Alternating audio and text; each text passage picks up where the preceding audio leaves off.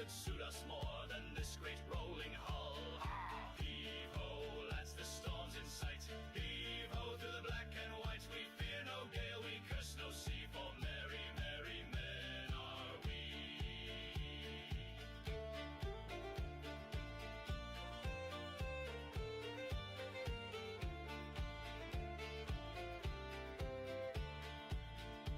So drink the spray and shout it loud, let all the land folk see. We serve no king but tide and cloud, and merry men are we. Heave-ho, lads, the storm's in sight. Heave-ho through the black and white. We fear no gale, we curse no sea, for merry, merry men are we. Aye, merry, merry men are we.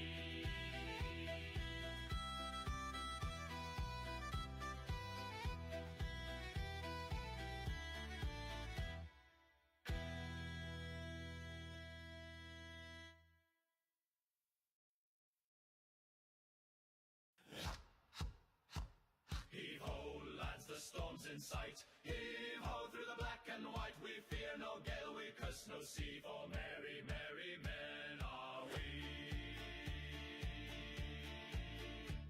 The sails are taut with morning mist, the stars are lantern light. She rides the waves like a dream set free, and thunders through the night. Oh, heave-ho, lads, the storm's in sight. Heave-ho through the black and white. We fear no gale, we curse no sea, for merry, merry men are we. The wind it howls, the sails are tight, the mast begins to bow, but still we laugh and trim the line, no time for fear, not now. Heave-ho, lads, the storm's in sight. Heave-ho through the black and white. We fear no gale, we curse no sea, for merry, merry men are we. Oh, gentle breeze, the landfolk pray with tea beside their fire, but give us gales and roaring waves, that's what our hearts require. Heave-ho, lads, the storm's in sight. Heave-ho through the black and white. We fear no gale, we curse no sea, for merry, merry men are we.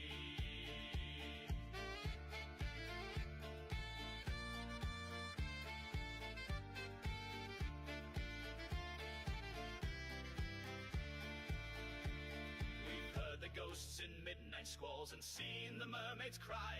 We've danced with death in hurricane halls, and still we won't say die. Ho, heave-ho, lads, the storm's in sight. Heave-ho through the black and white. We fear no gale, we curse no sea, for merry, merry men are we. The hollow oaks are palace proud, its planks are salt and soul. No throne or crown could suit us more than this great rolling hull. Heave-ho, lads, the storm's in sight. Heave-ho through the black and white. We fear no gale, we curse no sea, for merry, merry men are we.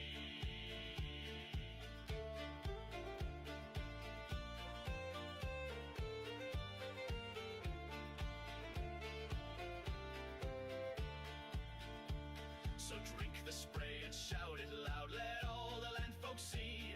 We serve no king but tide and cloud, and merry men are we. Heave-ho, lads, the storm's in sight. Heave-ho through the black and white. We fear no gale, we curse no sea, for merry, merry men are we. Aye, merry, merry men are we.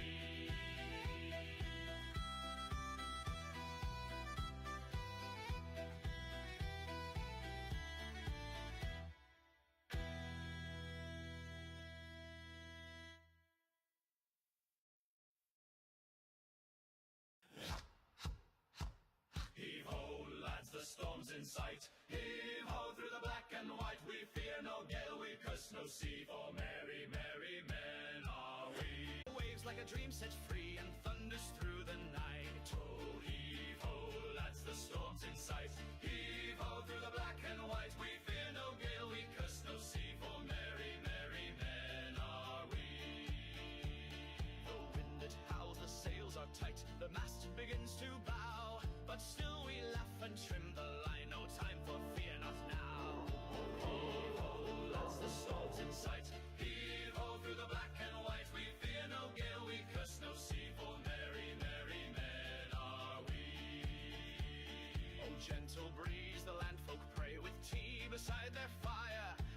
us gales and roaring waves, that's what our hearts require.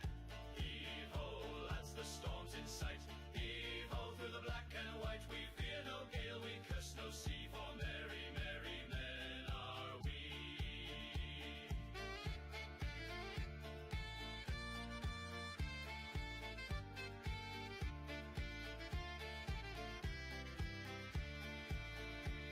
We've heard the ghosts in midnight squalls and seen the mermaids cry. We've danced with death in hurricane halls and still we won't say die. Ho! Heave-ho, lads, the storm's in sight.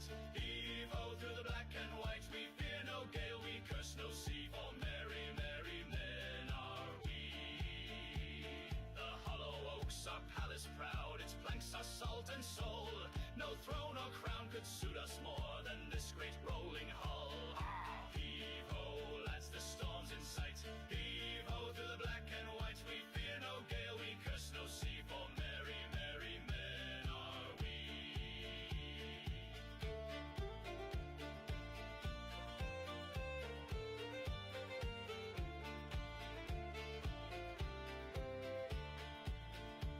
So drink the spray and shout it loud, let all the land folk see.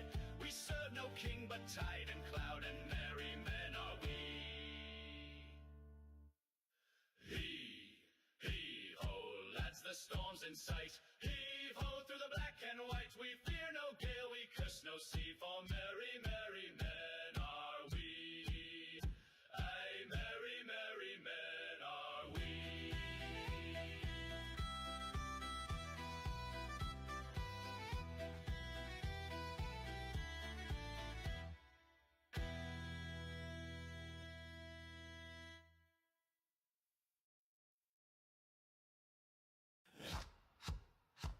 Heave-ho, lads, the storm's in sight. Heave-ho, through the black and white, we fear no gale, we curse no sea, for merry, merry men are we. The sails are taut with morning mist, the stars are lantern light. She rides the waves like a dream set free and thunders through the night. Oh, heave-ho, lads, the storm's in sight. Heave-ho, through the black and white, we fear no gale, we curse no sea, for merry, merry men are we. The wind it howls, the sails are tight, the mast begins to bow, but still we laugh and trim the line, no time for fear, not now. Heave-ho, lads, the storm's in sight. Heave-ho, through the black and white, we fear no gale, we curse no sea, for merry, merry men are we. Oh, gentle breeze, the landfolk pray with tea beside their fire, but give us gales and roaring waves, that's what our hearts require. Heave-ho, lads, the storm's in sight. Heave-ho, through the black and white, we fear no gale, we curse no sea, for merry, merry men are we.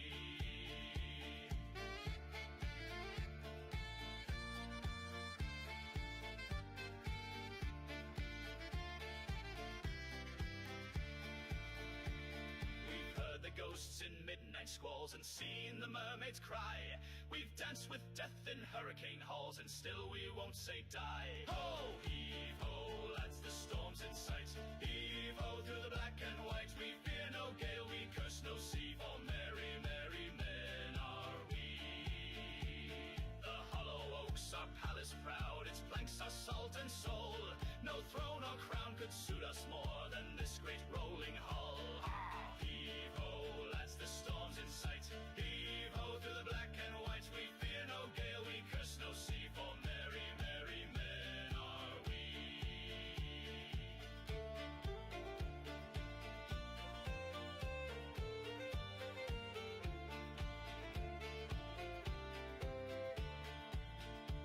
So drink the spray and shout it loud, let all the land folk see.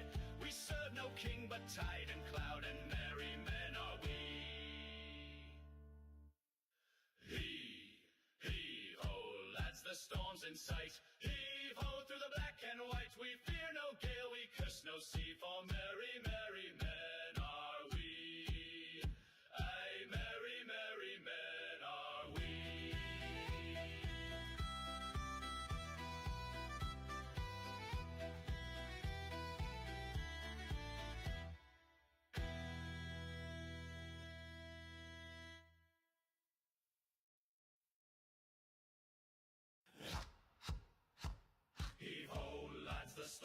sight. Heave-ho through the black and white, we fear no gale, we curse no sea, for merry, merry men are we.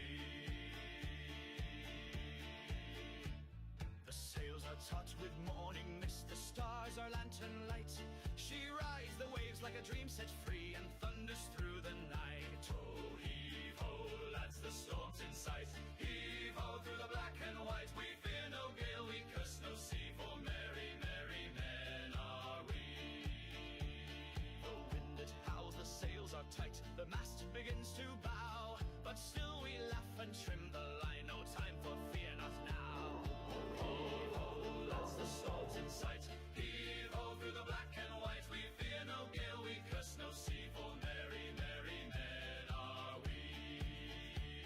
Oh, gentle breeze, the landfolk pray with tea beside their fire, but give us gales and roaring waves, that's what our hearts require.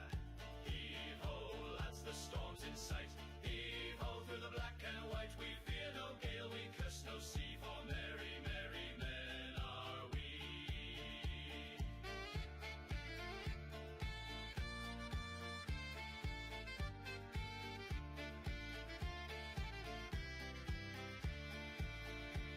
We've heard the ghosts in midnight squalls and seen the mermaids cry. We've danced with death in hurricane halls, and still we won't say die. Ho! Heave-ho, lads, the storm's in sight. Heave-ho through the black and white, we fear no gale, we curse no sea, for merry, merry men are we. The hollow oaks are palace proud, its planks are salt and soul. No throne or crown could suit us more than this great rolling hull. Heave-ho, lads, the storm's in sight. Heave-ho through the black and white, we fear no gale, we curse no sea, for merry, merry men are we.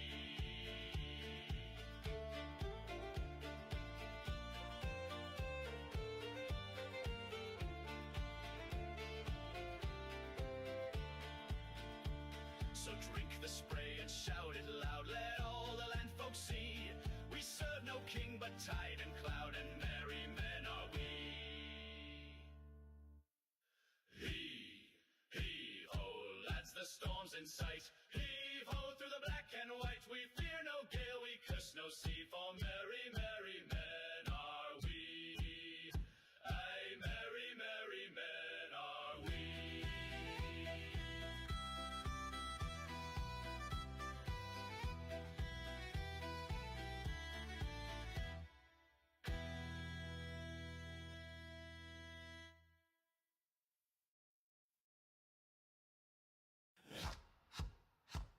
Heave-ho, lads, the storm's in sight. Heave-ho through the black and white, we fear no gale, we curse no sea, for merry, merry men are we. The sails are taut with morning mist, the stars are lantern light. She rides the waves like a dream set free, and thunders through the night. Oh, heave-ho, lads, the storm's in sight. Heave-ho through the black and white, we fear no gale, we curse no sea, for merry, merry men are we. The wind it howls, the sails are tight, the mast begins to bow, but still we laugh and trim the line, no time for fear, not now. Heave-ho, lads, the storm's in sight. Heave-ho through the black and white, we fear no gale, we curse no sea, for merry, merry men are we. Oh, gentle breeze, the landfolk pray with tea beside their fire, but give us gales and roaring waves, that's what our hearts require. Heave-ho, lads, the storm's in sight. Heave-ho through the black and white, we fear no gale, we curse no sea, for merry, merry men are we.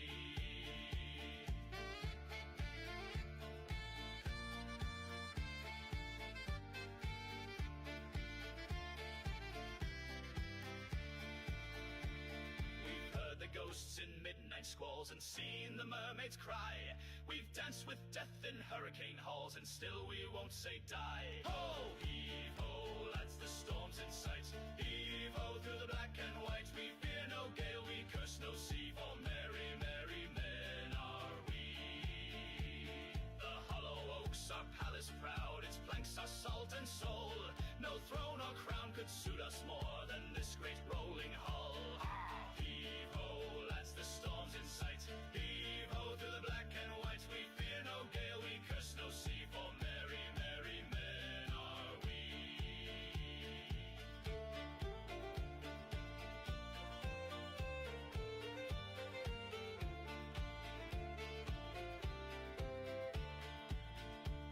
So drink the spray and shout it loud, let all the land folks see. We serve no king but tide and cloud, and merry men are we. Heave-ho, lads, the storm's in sight. Heave-ho, through the black and white. We fear no gale, we curse no sea, for merry, merry men are we. Aye, merry, merry men are we.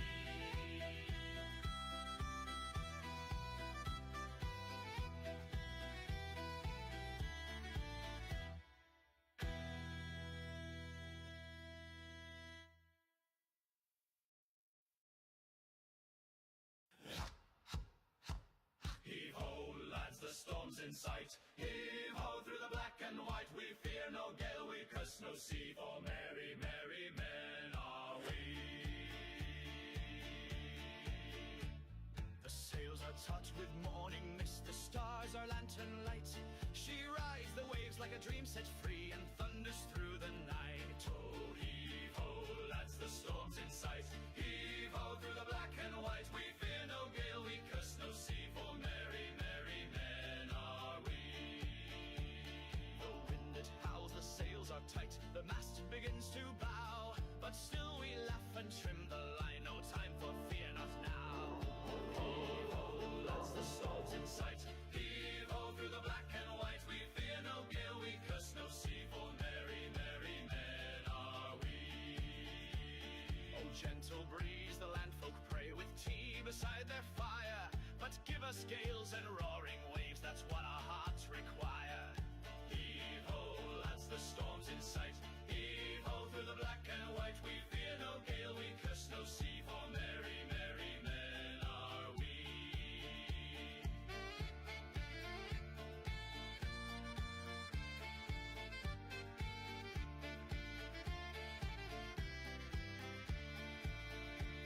We've heard the ghosts in midnight squalls and seen the mermaids cry. We've danced with death in hurricane halls, and still we won't say die. Ho, heave-ho, lads, the storm's in sight. Heave-ho, through the black and white. We fear no gale, we curse no sea. Okay, welcome back to Flash and Blood Indonesian Nationals Top 8 for today. Today is day 2, and we see some exciting lineup yesterday. We see that the top 8 heroes made up of quite a variety of heroes. There's total of 6 different heroes. Okay, so if we have the list, the list yang kemarin no? Yang mana? Yeah. Okay, can we have the list on the screen? The top 8 list. Okay. Yep.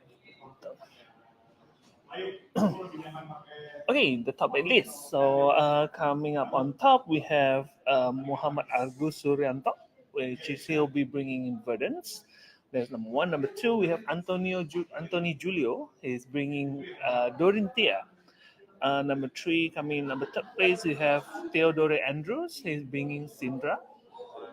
Number 4, we have Indra Martinez, bringing Victor. And number 5, we have Odi Winata, representing Arachne Sleepy.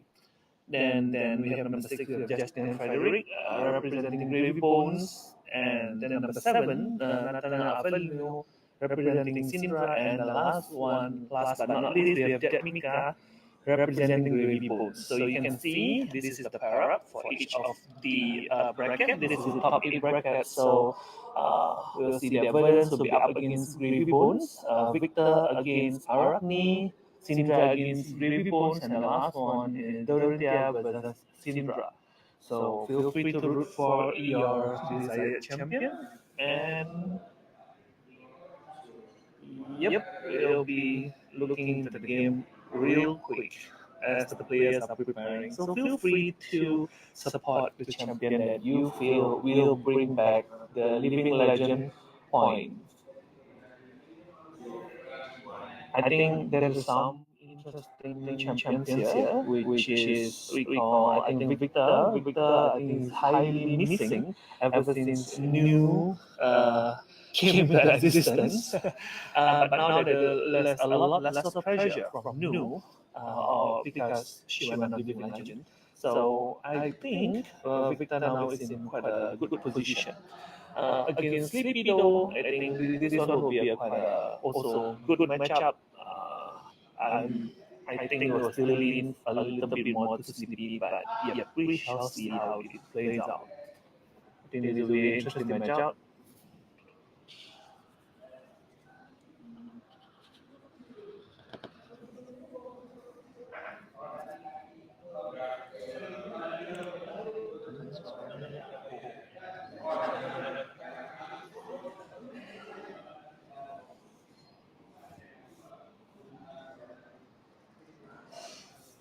Okay.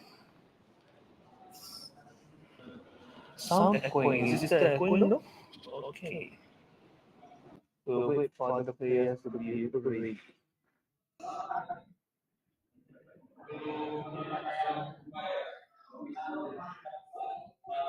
So, Odi and Martinez Indra.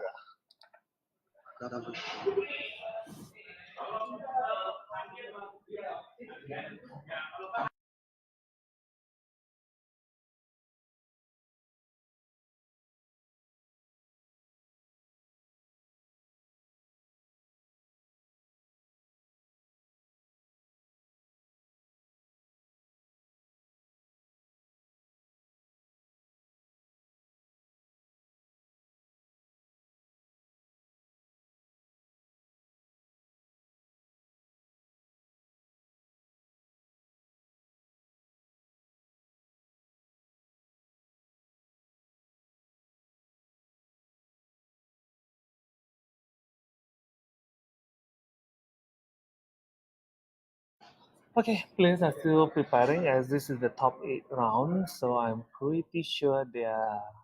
Uh, well, I think the pressure is high. Just waiting for it.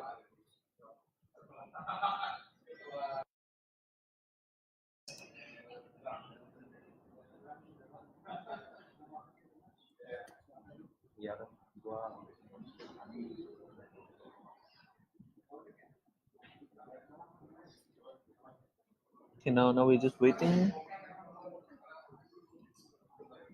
Okay, which champion do you think would make it to the semifinals? Uh, there's only 4 slots. 6 champions out of 4. Really looking forward to it. I think there's some dark horses in this matchup, which is I think Dorinthia and Victor. Seems to be gaining quite a few popularity of fans because you know not so commonly seen. And I think Victor is in a good position, except for fighting against Gravy. As for Dorinthia, I think is great against both Gravy and Simbra, quite favorite. So we shall see how the match will turn out.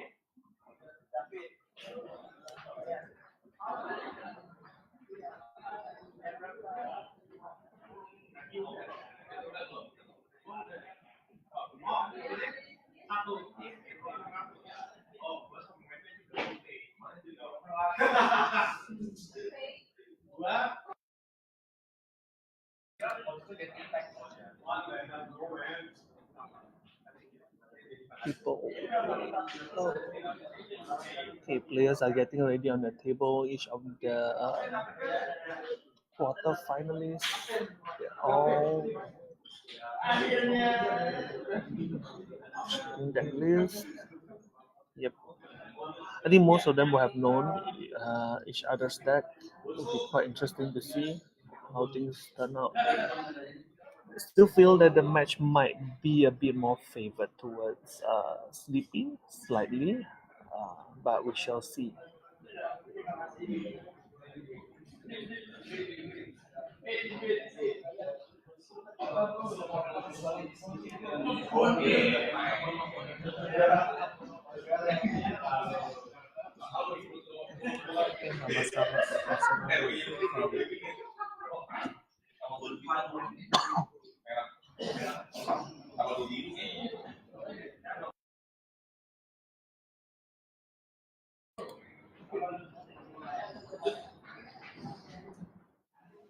Okay, so it's back to me for a moment while the players are getting ready, getting some more briefing, because yeah, so some briefing from the judges and whatnot.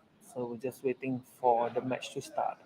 I think Victor versus Sleepy, like I said, heavily favored towards. I feel like it will be slightly tilted towards more for Sleepy. I think because Sleepy go wide and the attacks can be quite disruptive against Victor.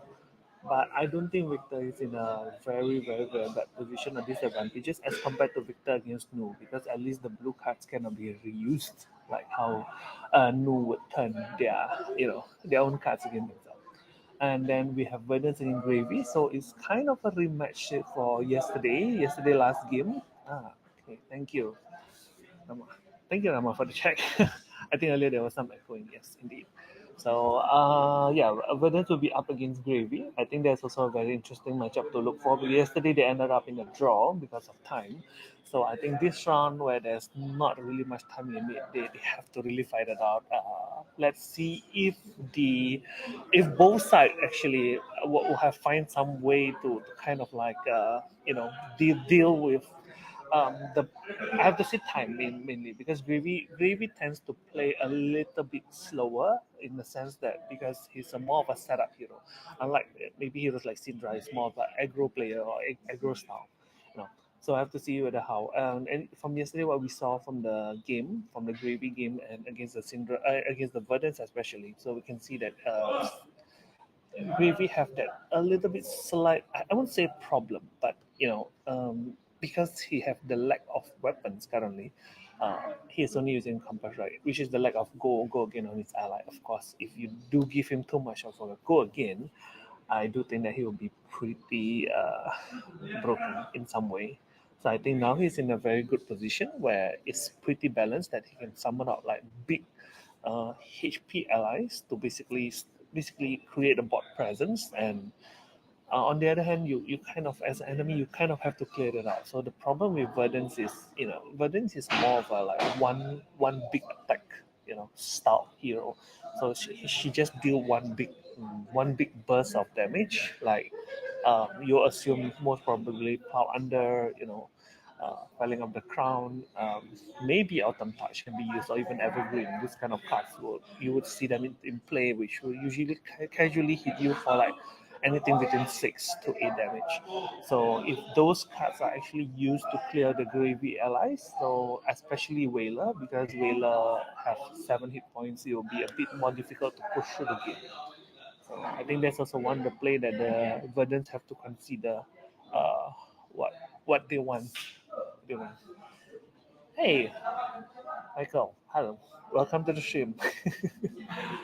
Would you be attending the event as well here? I think there's a side event later on. Yeah, and then there's a team seal event. Okay, guys, aside from the finals, the top eight, we have a team seal event which is coming soon as well. I think started at 10 or 9:30. Now is let's see, 9 plus. Okay, so now it's 9:30 already. I think you start at 10 or 10:30. There's a team seal event, pretty fun, high seas format. 3 players. You get yourself a team, come and join. And then I think there's also Blitz later on for the side event. So yeah, players are still receiving some briefing from the judge, especially the main table. So we will be waiting for a while more. Okay. Yep. So we'll just give them. Okay. 2, 1. Okay. So let's begin.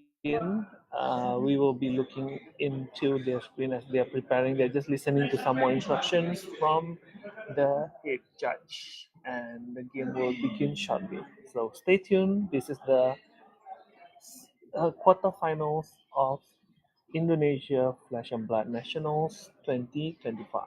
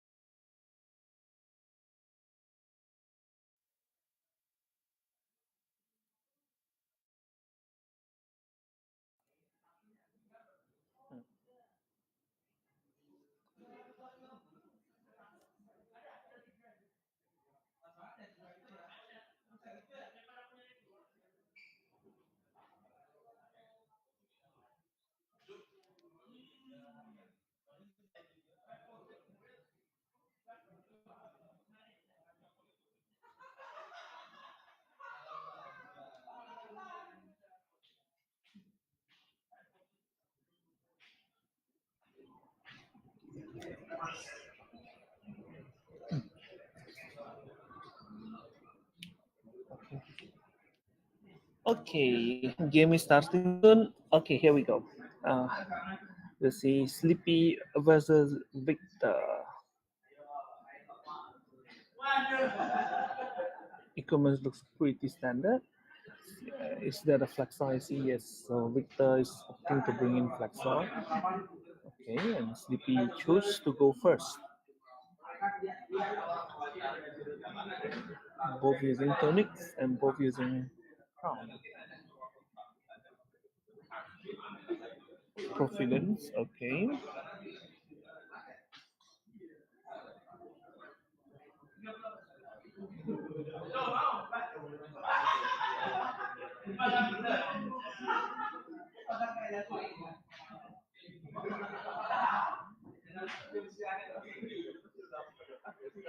Okay. Sleepy standing away out of desire. As it has stealth, it would go again and getting fully cleanly blocked by Indra.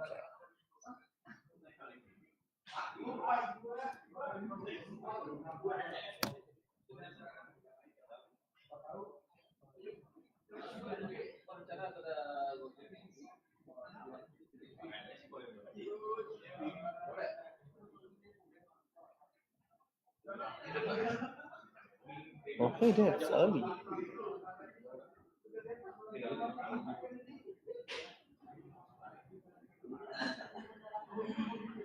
Full out Anthony, taking block. Okay, making 2 points of damage.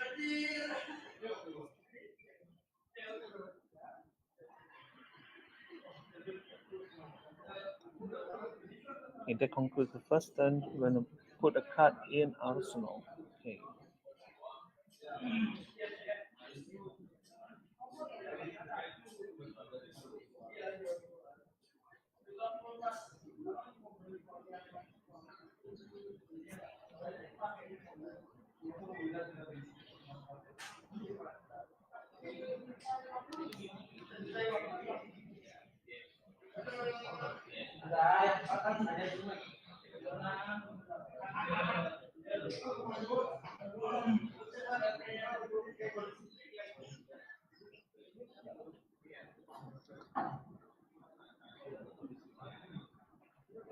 Okay, banishing top card. Considering one of the way that Sleepy would actually win in this game as well. I'm seeing that because he have the potential to basically fatigue the victor. So we'll see whether this will happen because of a desire. Out of desire, there's also bonds. Okay, under oh, undercover acquisition. That's interesting.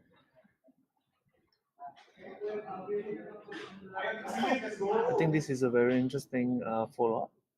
Five go again with East-Right and ending matching with a 7 crush. See, we have to consider whether we want to full block this or just take. Because it will at least demand 1, 2. Okay, he actually used just a nick to block it. Yes. Okay, they're sacrificing just a nick so early on to block.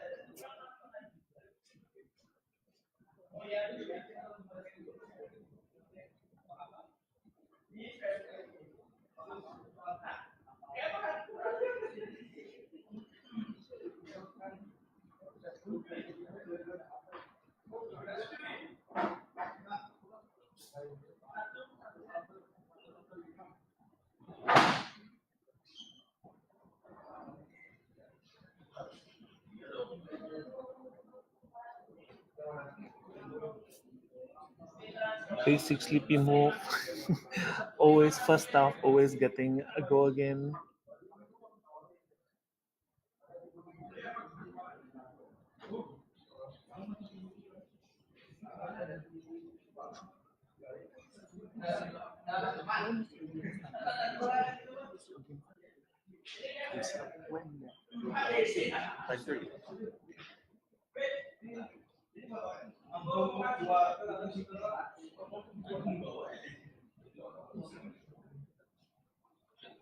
Since this is the quarterfinals, like every single card matters, or every single point of hell matters. We consider flicking a knife to and instantly marking the victor. Okay, and oh, ouch. Okay, it's gonna hurt a little bit.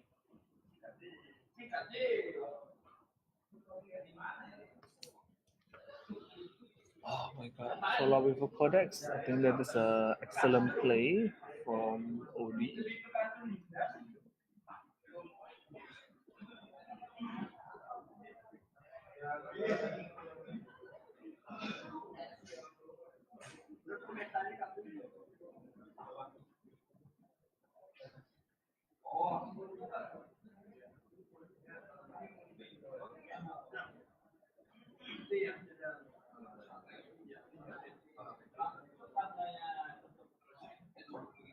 Considering what to bring back.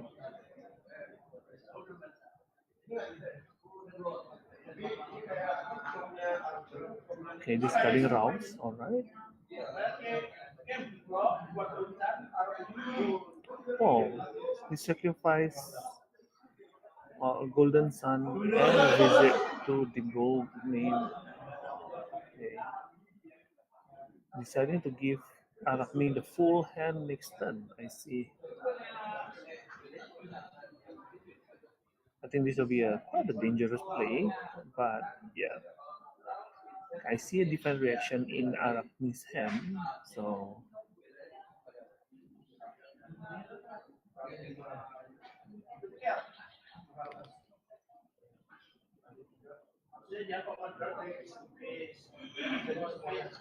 here we go. Prognosis, go again. Classic move, always.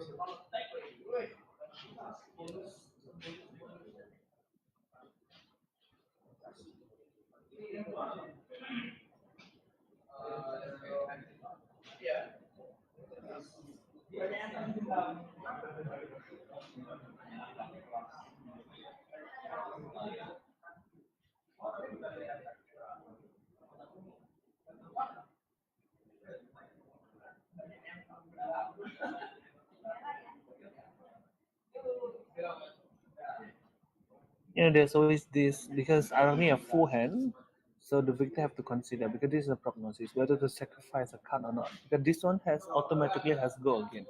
So if he like blocks heavily on this attack, it is very possible that he would choose not to continue on this chain and just use another attack. Can create another attack chain and following attack chain. Or if he doesn't block, he can be heavily punished if he have just a nick. Although we already see one just a nick earlier getting used to was discarded or it's using to block. So it's two left. We also see one of the two key cards of Victor, which is Golden Sun and Visit the Goldmid Estate, both using to block as well. So yep. So this prognosis it will nip a card out of the hand of Victor either way, and then banishing it, even though it's not as devastating as Bonds of Agony, but it's still hand disruption, which is something that Victor does not want to receive. So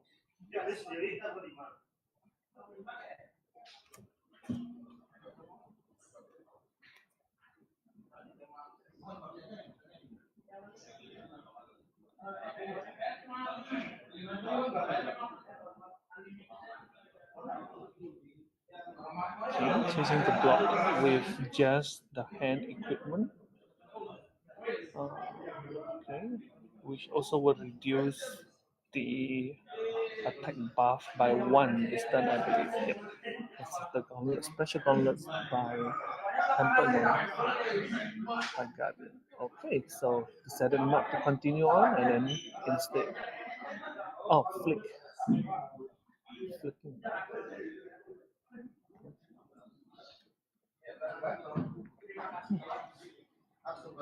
Okay, say pitch double rate.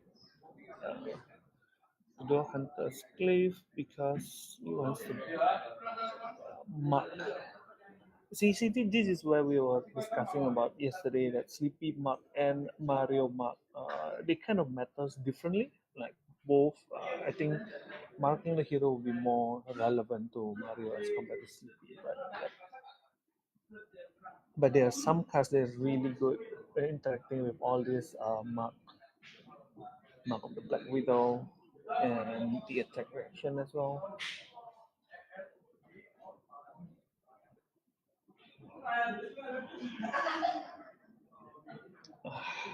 There you go. Finishing off with a leave no witness, threatening to remove the arsenal if it doesn't get fully blocked up. So now you have to consider what he can do. And for assassin, they always want the leave no witness in the graveyard because they can easily call it back with. Okay, I think that's a nice choice. Basically, uh, putting the arsenal back using the crown of providence in back into the bottom deck. So yeah, and then get something get banished. Okay, I think that's an excellent choice.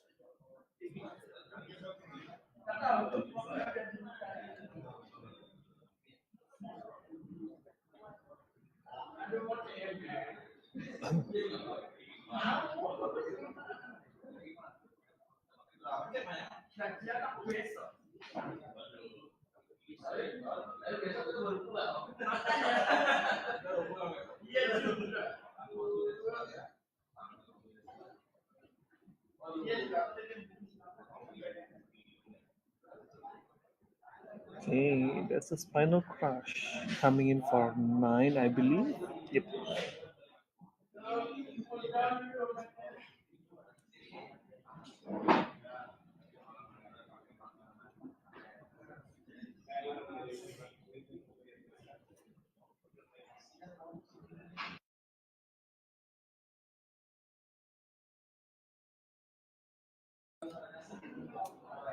Okay. I think this is a very interesting crash because spinal crash prevents. Yep, as expected. Spinal crash will prevent a all the activated ability of hero. Basically, they can gain go again, which is a very crucial. I think crucial part of the sleepy component. Okay, so he just decided to sure fully block out and just sending a Sigil of Solace to just gain the life advantage. I think that is a good turn. Okay, now Victor have full hands. It's just a matter of whether he could fully utilize the hand or not. I think I see a sink below. I see CNC.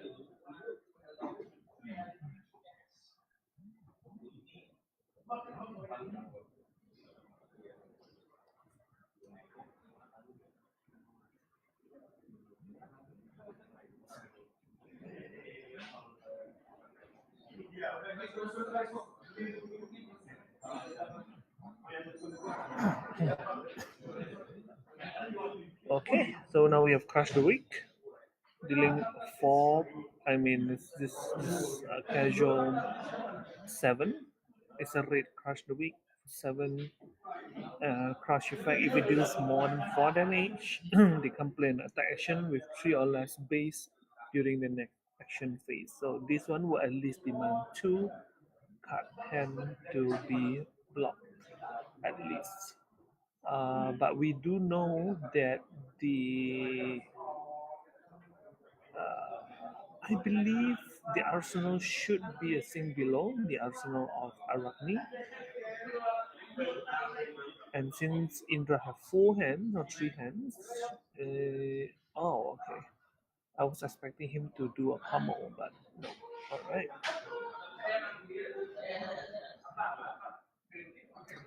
So I think both players are really taking it a little bit slower.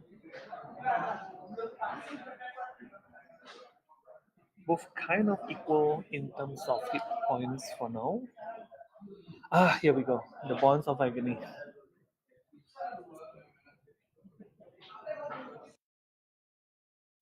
This is it. Bonds of Agony. We do know that Flick Knife is definitely a reaction, and also Black Tag is also a reaction. That is already two. So easily, if he have one just a nick in the hand, it would make Bonds of Agony ability comes. It would turn the Bonds of Ability turn to be online. So now it's looking at it. It's deciding whether to overblock or not. I think this is a major mind games. But we do know that I think earlier we saw that for Victor he does have a single, so that one might be able to save him. We'll see what um, how he would decide to block this bonds of agony.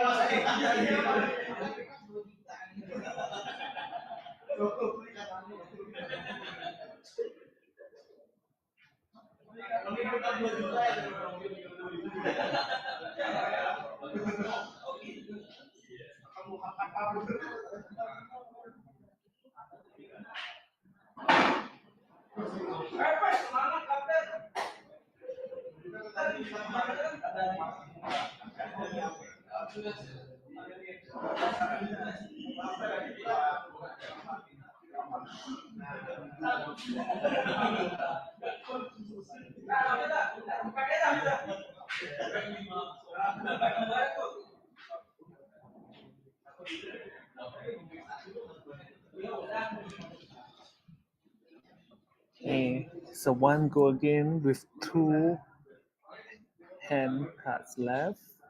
Like I said, it's a very possible turn of possible bonds of agony, like pretty easy. So you really have to consider like how he would turn this around, because if he doesn't block, as long as there's just one attack reaction, which I think since we've been seeing it since yesterday, there's also razor edge. So I think easily Arachne can turn this on, and then if Victor decided not to block at all, okay. All right, respecting by blocking with 4, which he would sacrifice his arm piece for this block and as well as blocking, and then follow up just with CNC. Okay, so there's a bluff. There is a bluff turn.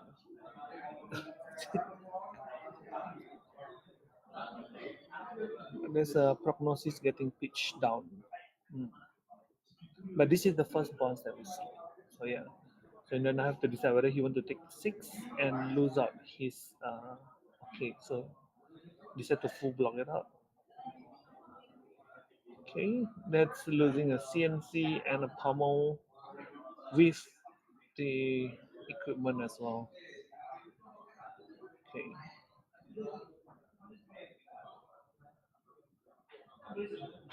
Okay, just a casual hammer 4.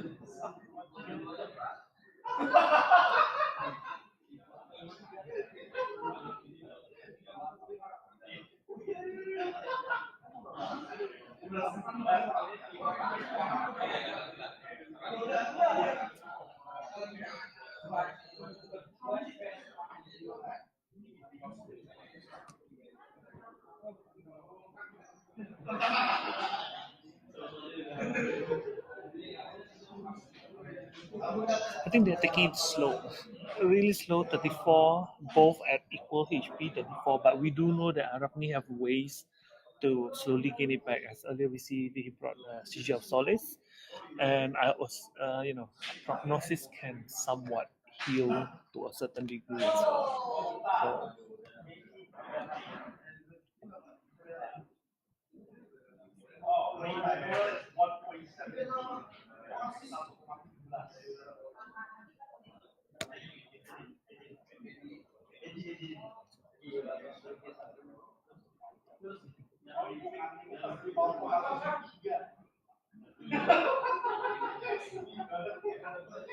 Both players really taking it slow, playing slowly to see whether there is.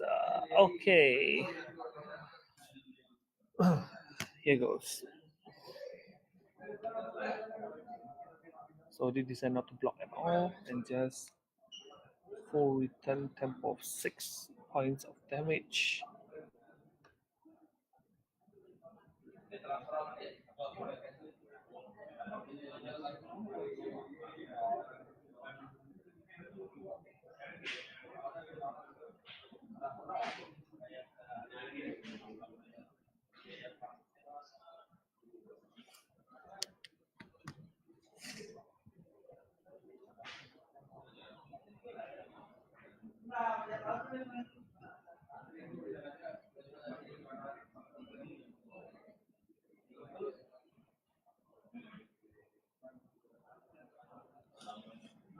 Okay, respecting damage, and once again, that is the third leave no witness we see here.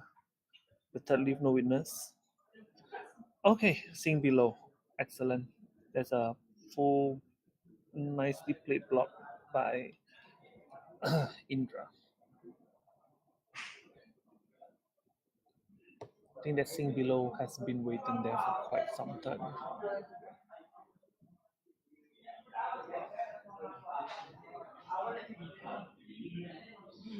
Okay, there's a casual 6 CNC. Trying to remove the arsenal, so now they have to decide. Okay, using. Alright, House Providence shipment as well. Swing 4.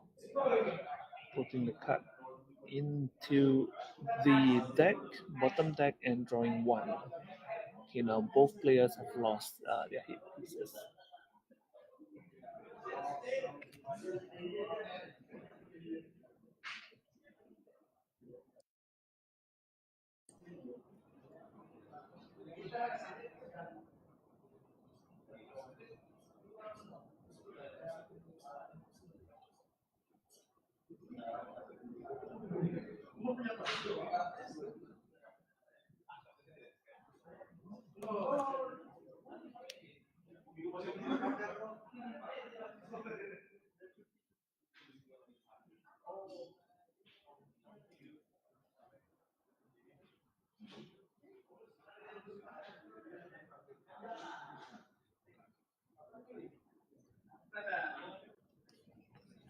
Okay, easy 3 attack the go again.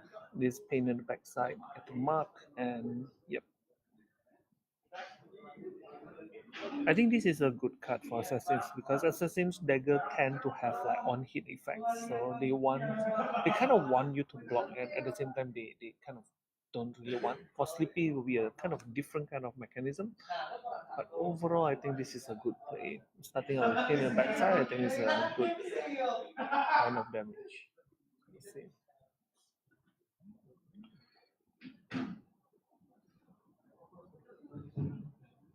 With the hunter knave, it will mark. So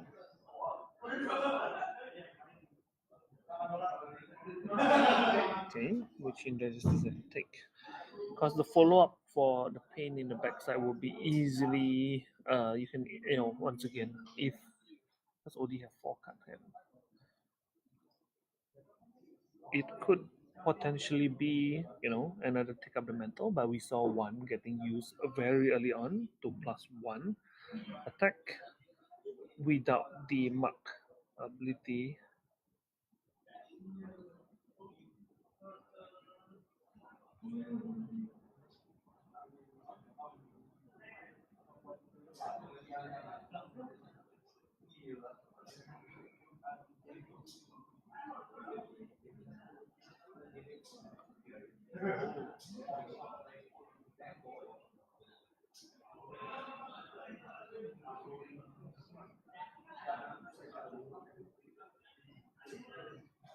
Okay, Now following up with Mark of the Black Widow, which is quite devastating because this is a mark.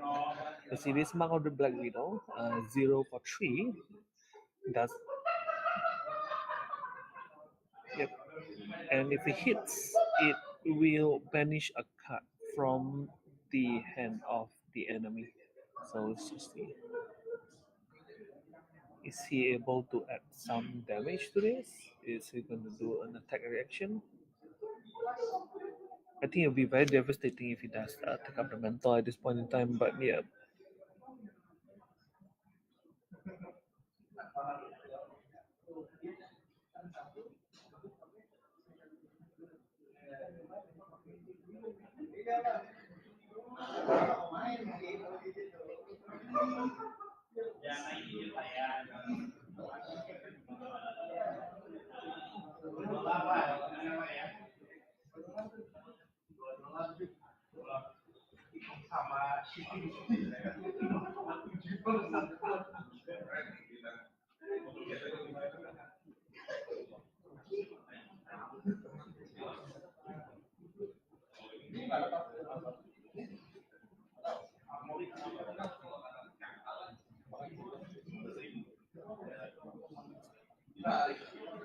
Griffin coming in for 5 because Saber Bloodshed give +4, and the next time if the dagger hits, it will allow them to draw a card. So instead of a flick. Okay. He draws either way. True, because yeah, cause it to hit. Okay. Indra is left with one card hand, I believe, because he brought with one, and then there's 2 more cards in his hand. Yep.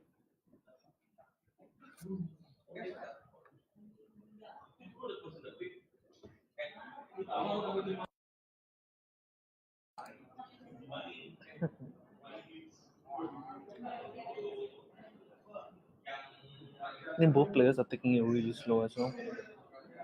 Graffin automatically has go again, so he's choosing to continue the chain. He still have 2 points of pitch left.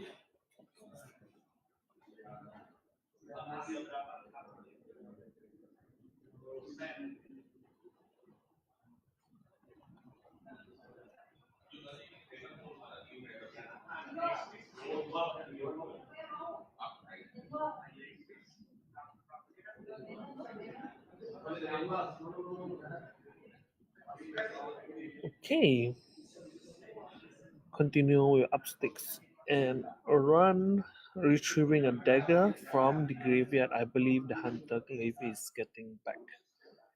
Yep, he retrieved it back. Next dagger get +4, but he decided not to pitch to attack. Alright. Oh no, he attacked with it. Yep, never mind. He attacked with it with 4/5. Yep. And still getting the mark. So just a casual. Oh, Tropal Danny, I see.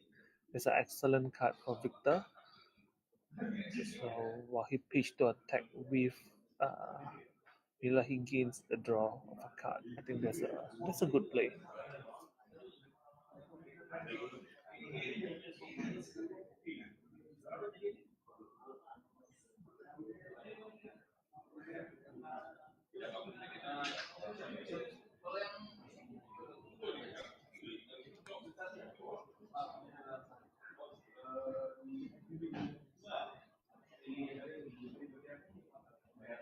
Okay, instead of just take 3, getting a card in arsenal because of Victor's ability. I think that's a good play.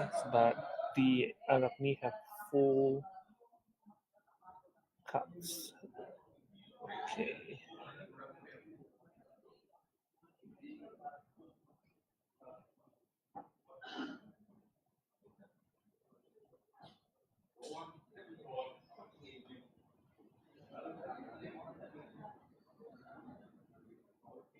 Okay, so the point +3, you get +4 instead.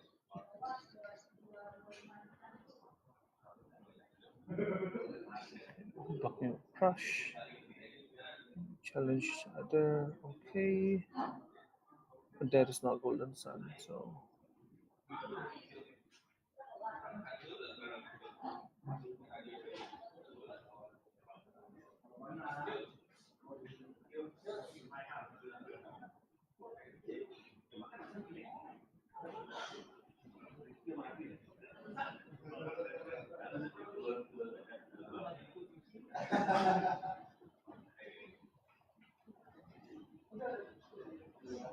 Giving a goal to Arachne instead because he lost. Okay. Oh no. Here we go. Take out the mental.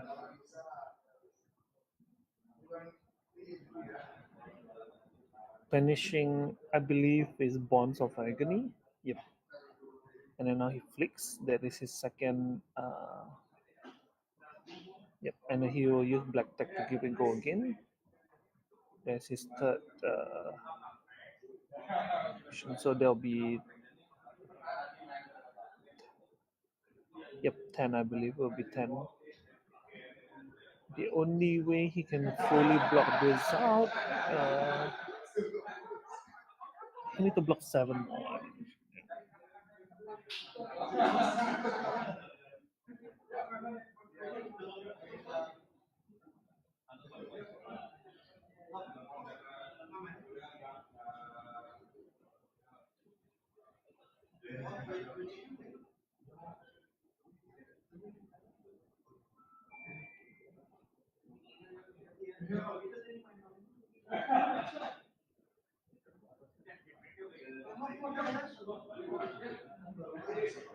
I think this is one of the biggest big turn for Sleepy. I think this is excellent. Even if he uses Flexor, I don't think he could potentially block out 7 points of damage unless he have no even attack reaction now. Unless you have 2 attack defense reaction in hand, which is kind of difficult as well.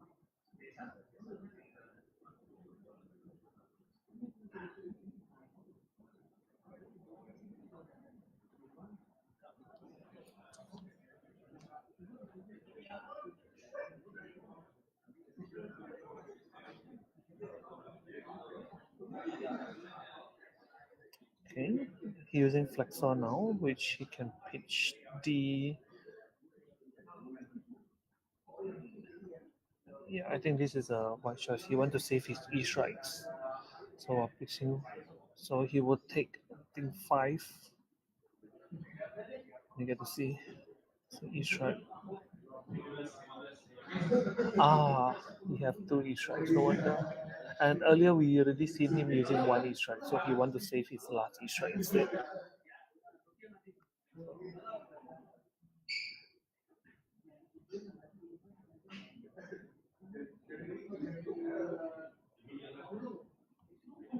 Okay, there's a choke slam getting removed. All the blue choke slam getting removed.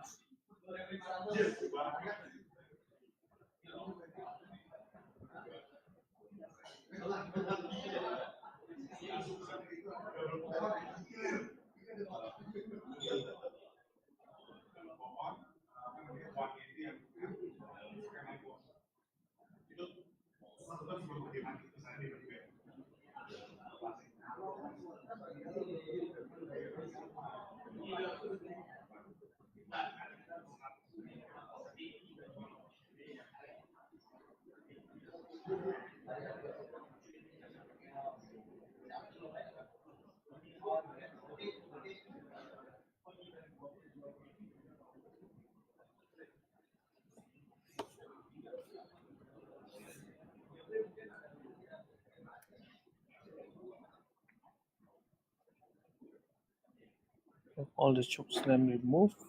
Yeah, Bonds of Agony, very strong card against most decks actually. It threatens to literally nip out some cards from hand. So all the choke slam gone. Okay, being banished.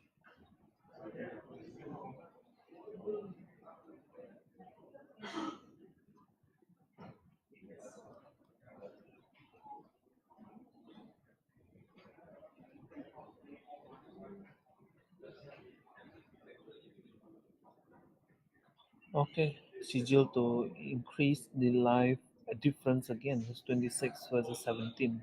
I think there's really a big, huge life gap. So let's see, with only one card, we know that is Ishra. What would he do? He will just draw back to 4. Okay. I think this will be quite a difficult round for Indra, but we shall see.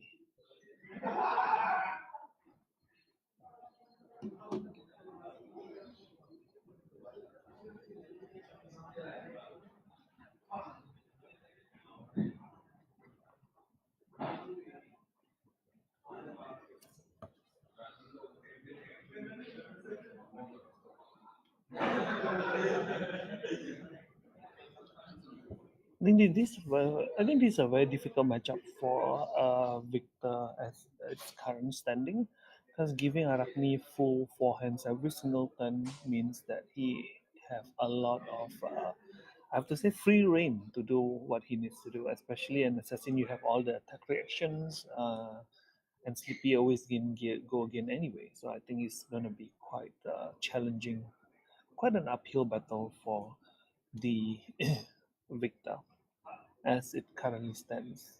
Uh, Victor is definitely looking for like that one opportunity where he can turn things around. But we can see that the equipments are he already have run out of all the equipment. I think both players, although Arachne will still have flick knives and tunic, while the Victor only have tunic left. So I think that's a bit of a challenge.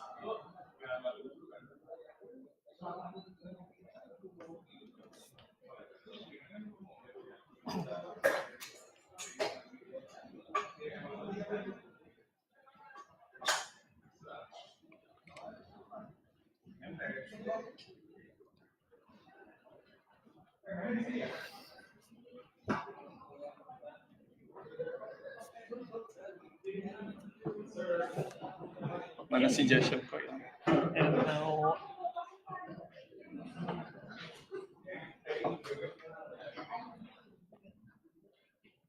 exciting game, but leaning towards more to Arachne at this point in time. Oh, I didn't expect Arachne to have this much of a life fleet. Is this but this is Indra's turn right now, right? Yes, Okay. no, it's Arachne's turn. Oh, it's Arachne's turn. Yes, What? correct. It's 10 been point life correct. fleet with tempo. Correct. Correct. He's Okay. been just the Victor has always been a defending edge. Earlier he just got hit by pick up the mantle into Bonds of Agony. Agony. I can feel the you agony. can feel the agony. And you know how easy it is to trigger, right? Yeah. Black tag and the flick knives. Yeah.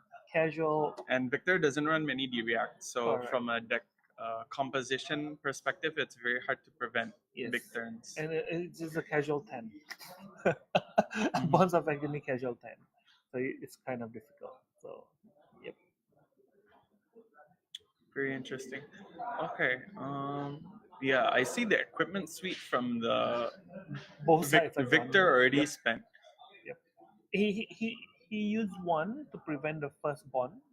So that one I think was good, but it was a block. So when he put the equipment block and everything, block, he just passed. He used a cut and block, and he just followed up with a CNC. You know, Sleepy, the fake out. Yeah, it's very tricky. I hate always playing have against Sleepy. that. You know, because he gains go again, so he can choose not to continue. Yep. And then he will continue later with the take up the mantle. Yeah, there's no wrong. There's no right answer. Like if you stop it, he pivots to another attack. If you don't stop it, yeah, you get hit by it, and it's agonizing. There's a potential that he can just, double. He would just basically gain the tempo from that card that you did not choose to block. So even the casual this one, even shed blood, saver bloodshed. casual 5. Yeah. It's The a casual safer 5. bloodshed is snatch on crack because it's Correct. basically 4 go again on hit draw, Yes. but the on hit stays until end of turn, and it applies with flick knives also, which is kind of nuts. Kind of nuts. So yeah, and it blocks 3. It blocks So 3. yeah, please stop supporting assassins. Give ninja more power. And now you see a Razor Edge. Yeah. It's, yeah. Banish another blue card and then gain 1 more hit Yeah. point. See, this out of body. Yeah, at this point in time, Sleepy looks like it's in a commanding lead. I think we should think like what the victor can do to crawl back into this game. I think it's kind of difficult at this point in time because he's always blocking with 3 cards every single round. Yeah. I think it's kind of difficult because this one, this one threatens just for casual Yeah. 4. He can Sleepy take it. He has just- so much just life take lead. it. Yeah. Yes, he has so much life advantage. that How he just many block draw cards like Test of Strength and Trounces has he blocked with? 2. I believe 2. it's So 2. there's still like 4 more in deck. I think those cards. He lost 1. You can He see lost- the goal. You can see the goal on the other side. He You see, lost. he oh, lost no, 1. that's so sad. and Okay, but he still has 4, and I think those cards are where he can like try to get back tempo because he can block but still keep some cards in hand to push back, because some cards in Victor like Crush the Weak is very very potent because every Slippy card is a 3 attack go again, exactly. and it prevents you from playing 3 attacks. So basically the whole deck except from CNC and Leave No Witnesses. He sacrificed his flexor earlier because his hand was a double Non-block. E-strike. No, 2 Oh. E-strike and 1 choke slam, a blue choke slam. Mhm. So the victor ended up pitching the E-strike to cast flexor. And then just at least he blocked for 5. Earlier the Bonds of Agoniton was 10, so he blocked for 5 with another card already blocking, and then with just he showed the E-strike and the choke slam, so he decided to. But this is how you see so the he choke blocked slam. with it, but still took the damage from the Bonds of He still Agony. took 5. Uh, and then yeah, I let him think I choose would've either made, A or B. I think it's a good choice because I think I would have made a different play though, because you want to save it for the next time you get bonded. Because okay, sure, you're taking 2 extra damage that turn, but the flexor could stop an important later, an on hit later. Well, this is just 2 life. The next time could be 2 life and an on hit. correct. So Good point. I think the equipment usage might. I think need to- he's considering because I think that was his last. Okay, so he used his E-strike on the first turn. Mhm. So he drew 2 E-strike in the hand. So he wanted to keep one of them Yeah. because it's one of the, this Victor O'Neill. I think he runs like 3 rounds, 3 E-strike. I don't think there's a lot of other go. Okay, there's Zealous Belting as well. Yeah, So but I don't think can you go run with- a lot of the other Gogans that you Yeah. side in versus Gravy against Slippy, because they're Slippy. mostly 2 blocks, and you Correct. don't want 2 blocks versus Slippy. And another body here goes. One. Yeah, Okay, but there's now the blood rod. So just like literally like an assassin, slowly whittling down the Yeah. enemy's health, like just bit by bit. 27 to 11. I think there's a huge. There's quite a big difference. and an update from the top 8 standings. As you can see, because I'm here, my match has concluded. No. So the opponent for the winner of this match between Odi and Indra will be versing Azuf, who's on Verdance. Verdance. A very spicy Verdance list. If you haven't seen it yesterday, I recommend watching the VOD where he played a Verdance using Talishar for the weapon, which is And- crazy. Yeah, me and Jeffrey, we were just like surprised. We're like, Yeah. Talisha, we're like, is this a new play of Verdance that we never seen before? It's like, but Very he interesting. played it well. So he played it well. That was interesting. So did he bring Talisha again? No. No. Okay. Today he completely pivoted, as I Okay. expect, because I got intel that he was running a lot of the arcane spells. He was running mind warps, and he was And running the Mamba, I think, is a staple for like Verdance and a lot of other Verdants are playing like Icelander. Oh, okay. They're removing out Bullander. So Bullander, the okay. arcane is very lean. They only use the earth one because it's also an earth non-attack 3 block, and the burn bear because it's Okay. very huge. Okay, and all right. maybe one American. Okay. Yep. Go down. Just go. Okay. Okay. Yep. So okay, Okay. now we have here Adia. So yeah. Okay. Yeah, co-hosting with me now. I'm here now. Yep. Okay. Okay. Uh, So as earlier we were saying, so a lot of Verdants are running the bull and the yeah, because they rely on like felling, Mhm. plow as very high value, high Okay. attack power cards that, okay, if you block everything, you don't get to play, and just whittle you down until you get into Storm Strider's range, because Oh, Verdance is a wizard still, so she yeah. gets access to that It's a card. Wizard Guardian. Yeah. Okay. Okay. So, I think the yeah. Judge card has been resolved. Oh, Let's okay, go back to cool. the main Let's screen and go back. Yep, let's go back and we'll see the match because I think they were resolving some of the Victor hero ability, I believe. Just questioning the Victor hero ability. Yeah. Let's see. Must be a tough match for you. I from what I heard earlier, I heard there's two channel the Oh, Millennium. Channel Millennium Tree. Yeah, he drew like felling, plow, channel. One stayed for 2 turns and another channel that stayed for another turn. That's just too much arcane damage since I'm only on AB1. Yep. And my hand didn't push enough go again damage. Okay. But we see OD pitching Bonds of Agony to start with the dagger. He's trying to save his Bonds of Agony at this Yeah, point. I think so. Because fatigue is a real possibility against Victor. Like, because his weapon is just superior. It's a blue for 4 compared to OD's. It's a blue for 2. For no, 1. blue for 1. Yeah. You need 2 blues for 2. Yeah, you need unless blue you or equip 2 Nick. the Yeah. graphene. Yeah, blue you it's can still like blue for 2. Yeah, 1 and 1. 1 Yeah. and 1. So it's like nothing a shelter will not solve. But yeah.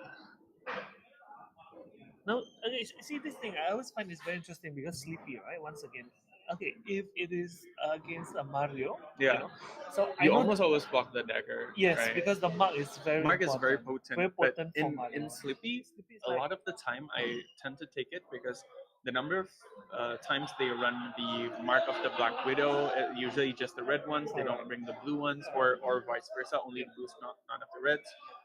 And the other Mark relevant cards are only Take Up the Mantle and Savor Bloodshed. and Savor Bloodshed. But usually you savor before you dagger. And, yeah. So yeah, Indra I think played it correctly, just choosing to take it. Now Odie's playing the up sticks and run to return the other dagger using the other resource. Let's see whether he's going to pitch another card, whether this is a resource heavy hand. Or, Saver. Wow. Okay, Wow. plus. Okay. Oh, wow. Okay. this is going to be 13. Plus 4, plus 4, plus 4. I think all are 4, red. 4, and 3. Oh, 3. Okay. But is it's it another yellow? Oh, okay. No. Yeah, 4 and 3. Yeah, 4, 4, and 3. There's a Kiss of Death, isn't it? Yeah, Kiss of Death. So I thought there was another saver. If that one is another saver, is disgusting. Yeah, it's crazy. But Kiss of Death is also very scary because it's the first stealth attack. It has go again. If you overblock, you get got by the second one because Odie can flick here to draw a card. To draw a card, I don't know. But he would flick it. I know. I'm but sure if he uses the flick here, he's not flicking. Oh, on top of the deck is Tarantula Toxin, which would be very nasty in this hand. But let's see if the last card in Odie's hand is something like that to push through, or another. Okay, he wins the test of strength, gets a gold, and draws a card. So Odie has the option here whether to flick. Oh no, he can't. Oh wait, he can't. Yeah, he can flick the dagger to draw a card and continue on. Yep, there you go. Flick this dagger. I think he should have flicked the dagger that he was the other one. Oh, holy! Double toxin. Yeah, because of course he's gonna flick because he's gonna draw the toxin, which is each toxin is 6 value. 6 value. So after an 11, he's another 12 value on top of that, which is insane. Okay, wow, good game. That was crazy. I tell you, Odie Winata on Assassin is not a combo you want to see across from you. He's always. I mean, ever since he pivoted from Bolton, I think that was Yeah, ever He's a since he pretty like stalwart. touched new and all the Arachnes, he's scared, very scary Very on that. scary now. So now we know that Sleepy got the round, won the round, Yep. and he will be facing up against Verdance Verdance. in the next round. Okay, I think this will be very interesting. We have to see how if Verdance can drop all the arcane damage Yeah, early, I think because Sleepy will be because Slippy is very redline, like Syndra, so he doesn't have a lot of pitch cards to utilize to pay for Arcane Barrier, and we know that Azuf deck is very arcane heavy, not very traditional Bulander style. So let's see if he can mount up enough pressure with go against and reactions to like disrupt to take Azuf off his Azuf tempo. Because if Azuf has the control of the game, I think he just has the unpreventable damage. Is very, very hard. It's gonna be very difficult. True. So yeah, I think a lot of the match is gonna hinge on how well Azuf blocks and how well Odie's hands line up, Yeah. right? Because like if like me, you can't pressure early, then you just get buried with true. arcane damage. Like you have cards in hand, but you can't do anything with it. So, all right. So while we can wait for the rest of the match to be done, we will see you guys in a bit. Yep. Heave ho, lads, the storm's in sight. Heave ho, through the black and white. We fear no gale, we curse no sea. For merry, merry men are we. The sails are taut with morning mist. The stars are lantern light. She rides the waves like a dream set free and thunders through the night. Oh, heave ho, lads, the storm's in sight. Heave ho, through the black and white. We fear no gale, we curse no sea. For merry, merry men are we.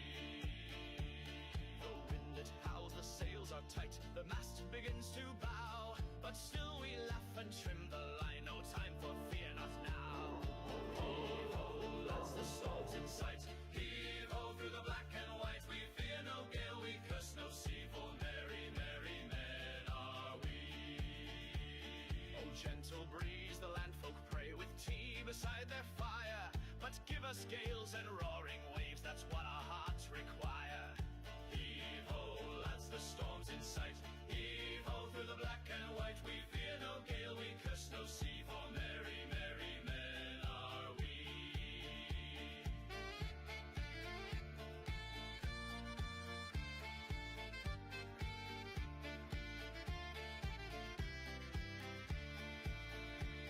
We've heard the ghosts in midnight squalls and seen the mermaids cry. We've danced with death in hurricane halls and still we won't say die. Ho, heave ho, lads, the storm's in sight. Heave ho, through the black and white. We fear no gale, we curse no sea. For merry, merry men are we. The hollow oaks are palace proud, its planks are salt and soul. No throne or crown could suit us more than this great rolling hull. Heave ho, lads, the storm's in sight. Heave ho, through the black and white. We fear no gale, we curse no sea. For merry, merry men are we.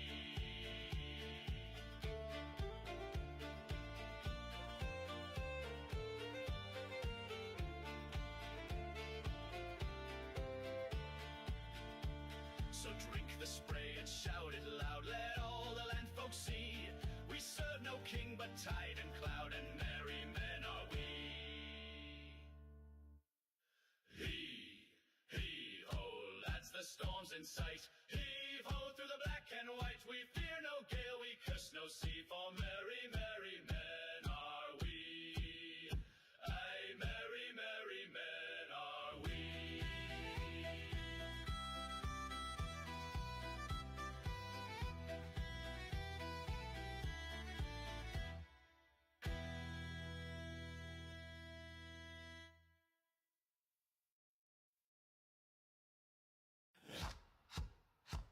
Heave ho, lads, the storm's in sight. Heave ho, through the black and white. We fear no gale, we curse no sea. For merry, merry men are we.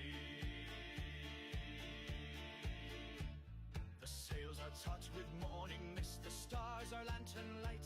She rides the waves like a dream set free and thunders through the night. Oh, heave ho, lads, the storm's in sight. Heave ho, through the black and white. We fear no gale, we curse no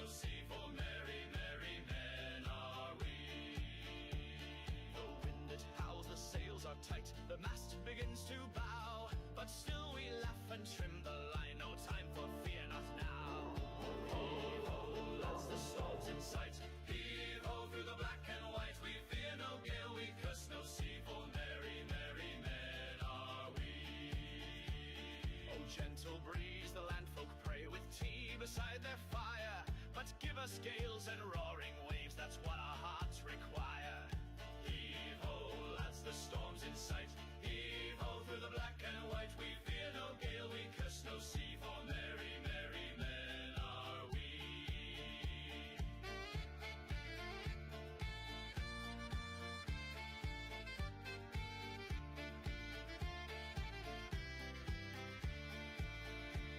We've heard the ghosts in midnight squalls and seen the mermaids cry. We've danced with death in hurricane halls, and still we won't say die. Ho! Heave-ho, lads, the storm's in sight. Heave-ho through the black and white. We fear no gale, we curse no sea, for merry, merry men are we. The hollow oaks are palace proud, its planks are salt and soul. No throne or crown could suit us more than this great rolling hull. Heave-ho, lads, the storm's in sight. Heave-ho through the black and white. We fear no gale, we curse no sea, for merry, merry men are we.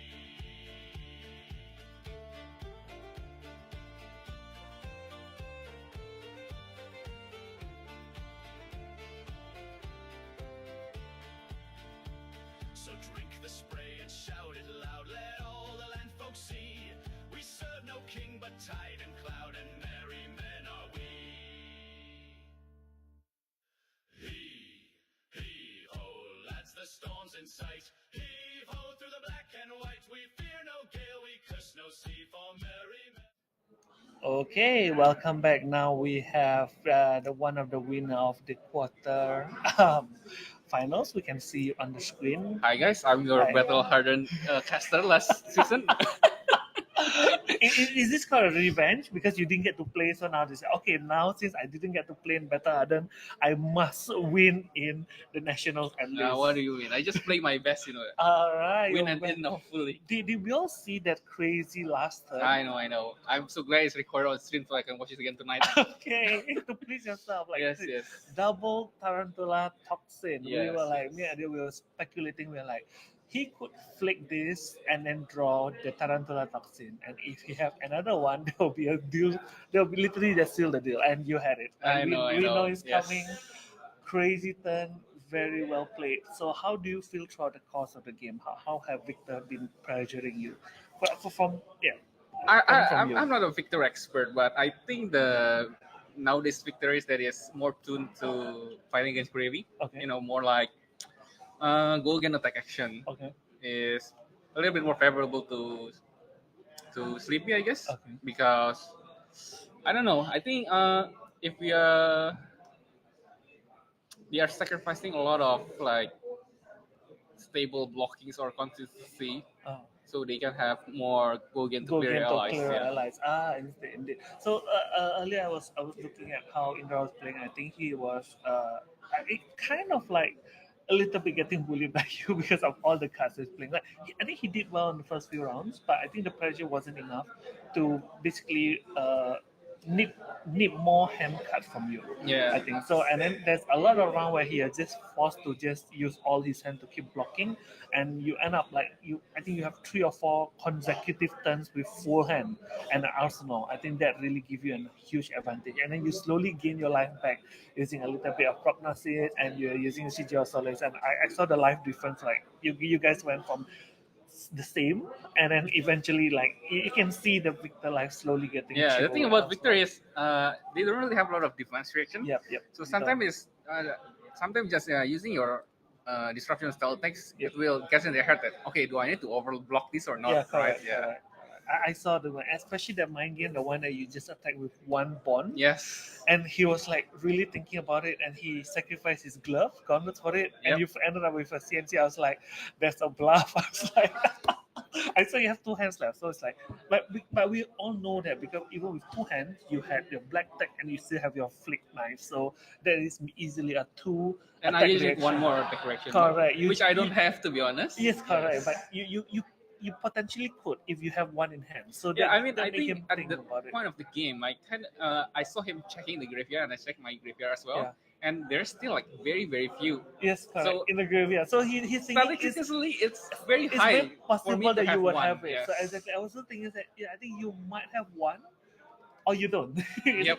And Sleepy always have that a little. Okay, it's a little bit different from Nu, right? You used to play Nu, right? You used to play Nu. Nu, I think it's a little bit more difficult for Nu to get that go again. You see, so usually it will be you'll try to use your Miss Blade, Yep. I believe, to try to give it go again. And some players will block the Miss Blade so that you don't get the go again. See. But for Sleepy Case, your bond, your prognosis, or whatever your blue is, basically is not even blue. Any red with stealth is all getting go again. So it's easy for you to play that little bit of mind game, especially I think bonds and prognosis. Overall, I think very well played. That last turn is crazy. I think congratulations Thank once you. again. Your next, you'll be up against Asdu, which will be bringing Verdance. Yep, I yep. think you might need to prepare some mental of Arcane I don't know, man. Barriers. I don't know. This for dance list is crazy. Okay, I'm expect normal for dance. Okay, I have played on Okay. Talishar and or some practice games, but Okay. this for dance, I'm not. I don't even You know don't what have I'm any getting into. factor. Okay, so this will be a bit, kind of a big surprise round. Just a little bit. We heard Adia earlier mentioning that it was a lot of crazy arcane damage. So, well, all the best. See how you overcome. We say it will depend on how well you draw, and how much you can disrupt the Asdu from chaining up his combo. I So know. wish you all the best and good luck. Thank you. See you guys soon. Heave ho, lads, the storm's in sight. Heave ho, through the black and white. We fear no gale, we curse no sea. For merry, merry men are we. The sails are taut with morning mist. The stars are lantern light. She rides the waves like a dream set free and thunders through the night. Oh, heave ho, lads, the storm's in sight. Heave ho, through the black and white. We fear no gale, we curse no sea. For merry, merry men are we. The wind it howls, the sails are tight. The mast begins to bow, but still we laugh and trim the line. No time for fear, not now. Heave ho, lads, the storm's in sight. Heave ho, through the black and white. We fear no gale, we curse no sea. For merry, merry men are we. Oh, gentle breeze, the landfolk pray with tea beside their fire. But give us gales and roaring waves, that's what our hearts require. Heave ho, lads, the storm's in sight. Heave ho, through the black and white. We fear no gale, we curse no sea. For merry, merry men are we.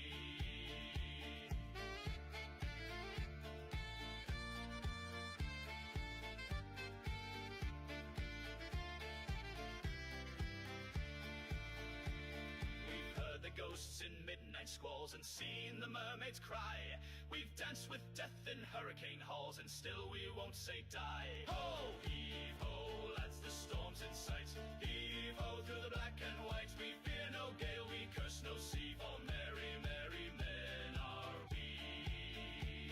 The hollow oaks are palace proud, its planks are salt and soul.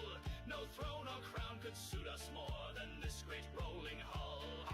Heave ho, lads, the storm's in sight. Heave ho, through the black and white. We fear no gale, we curse no sea. For merry, merry men are we.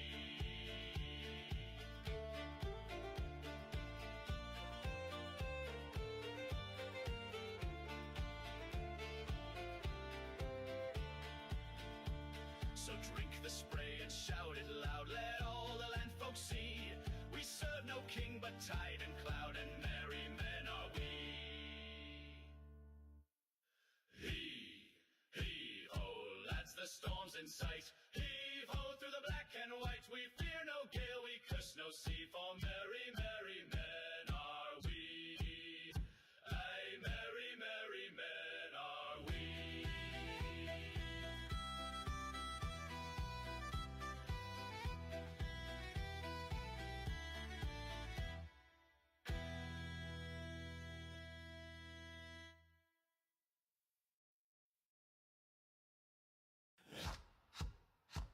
Heave ho, lads, the storm's in sight. Heave ho, through the black and white. We fear no gale, we curse no sea. For merry, merry men are we.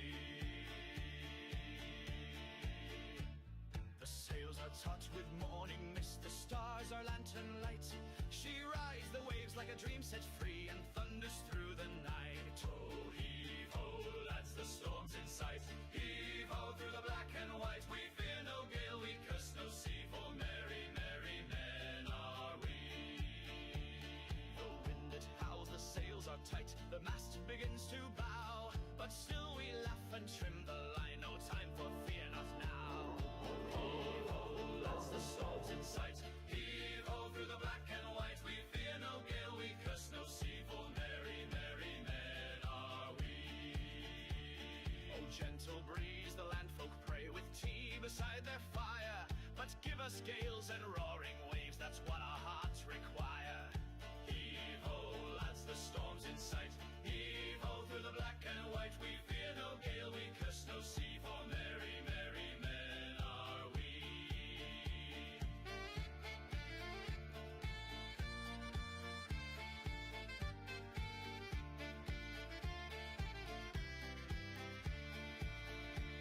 We've heard the ghosts in midnight squalls and seen the mermaids cry. We've danced with death in hurricane halls and still we won't say die. Ho, heave ho, lads, the storm's in sight. Heave ho, through the black and white. We fear no gale, we curse no sea, for merry, merry men are we. The hollow oaks are palace proud, its planks are salt and soul. No throne or crown could suit us more than this great rolling hull. Heave ho, lads, the storm's in sight. Heave ho, through the black and white. We fear no gale, we curse no sea, for merry, merry men are we.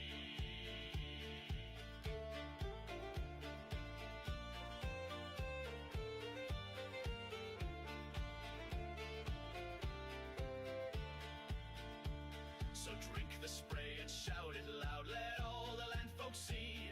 We serve no king but tide and cloud, and merry men are we. Heave ho, lads, the storm's in sight. Heave ho, through the black and white. We fear no gale, we curse no sea, for merry, merry men are we. Aye, merry, merry men are we.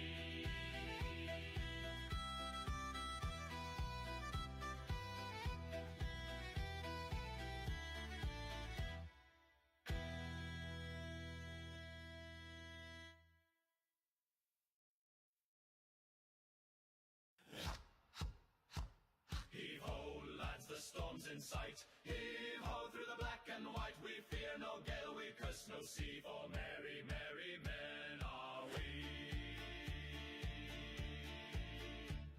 The sails are taut with morning mist, the stars are lantern light. She rides the waves like a dream set free and thunders through the night. Oh, heave ho, lads, the storm's in sight. Heave ho, through the black and white. We fear no gale, we curse no sea, for merry, merry men are we. The wind it howls, the sails are tight, the mast begins to bow, but still we laugh and trim the line, no time for fear, not now. Heave ho, lads, the storm's in sight. Heave ho, through the black and white. We fear no gale, we curse no sea, for merry, merry men are we. Oh, gentle breeze, the landfolk pray with tea beside their fire, but give us gales and roaring waves, that's what our hearts require. Heave ho, lads, the storm's in sight. Heave ho, through the black and white. We fear no gale, we curse no sea, for merry, merry men are we.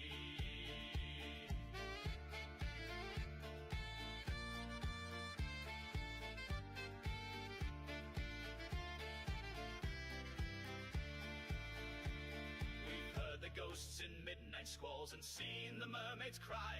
We've danced with death in hurricane halls and still we won't say die. Ho, heave ho, lads, the storm's in sight. Heave ho, through the black and white. We fear no gale, we curse no sea, for merry, merry men are we. The hollow oaks are palace proud, its planks are salt and soul. No throne or crown could suit us more than this great rolling hull. Heave ho, lads, the storm's in sight. Heave ho, through the black and white. We fear no gale, we curse no sea, for merry, merry men are we.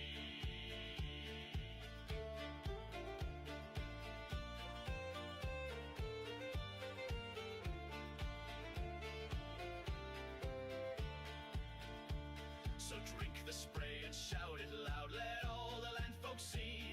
We serve no king but tide and cloud, and merry men are we. Heave-ho, lads, the storm's in sight.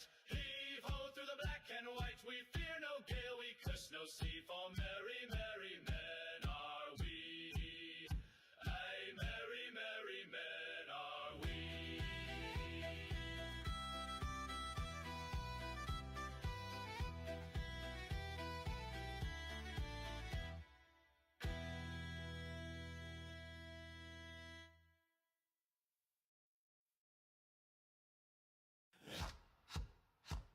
Heave-ho, lads, the storm's in sight. Heave-ho, through the black and white. We fear no gale, we curse no sea, for merry, merry men are we. The sails are taut with morning mist, the stars are lantern light. She rides the waves like a dream set free, and thunders through the night. Oh, heave-ho, lads, the storm's in sight. Heave-ho, through the black and white. We fear no gale, we curse no sea, for merry, merry men are we. The wind it howls, the sails are tight, the mast begins to bow, but still we laugh and trim the line, no time for fear, not now. Heave-ho, lads, the storm's in sight. Heave-ho, through the black and white. We fear no gale, we curse no sea, for merry, merry men are we. Oh, gentle breeze, the landfolk pray with tea beside their fire, but give us gales and roaring waves, that's what our hearts require. Heave-ho, lads, the storm's in sight.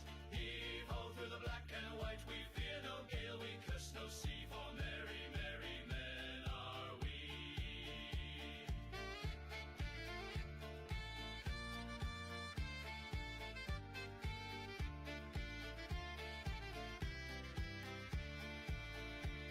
We've heard the ghosts in midnight squalls and seen the mermaids cry.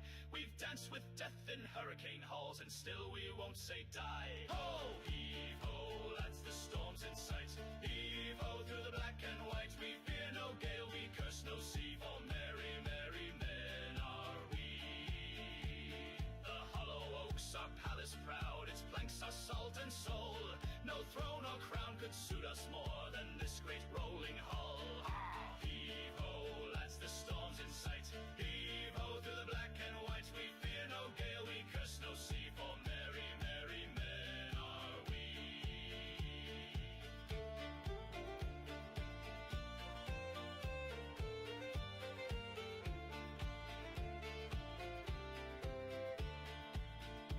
So drink the spray and shout it loud, let all the land folks see. We serve no king but tide and cloud, and merry men are we. Heave-ho, lads, the storm's in sight. Heave-ho, through the black and white. We fear no gale, we curse no sea, for merry, merry men are we. Aye, merry, merry men are we.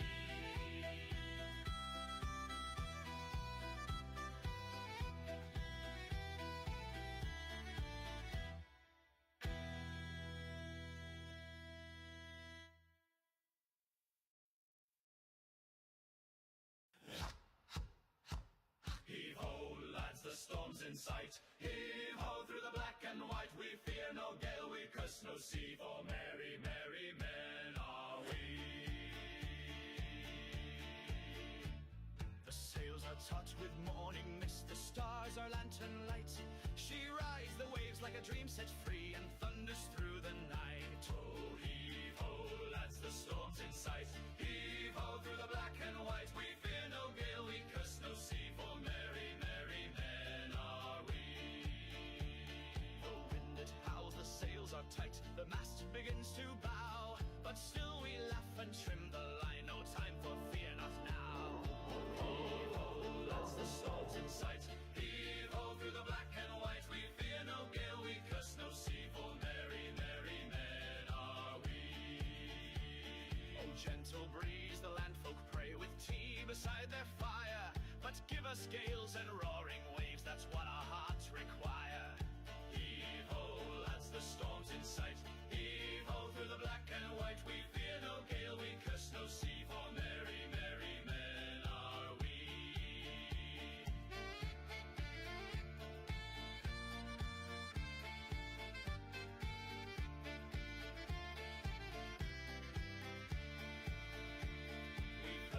ghosts in midnight squalls and seen the mermaids cry.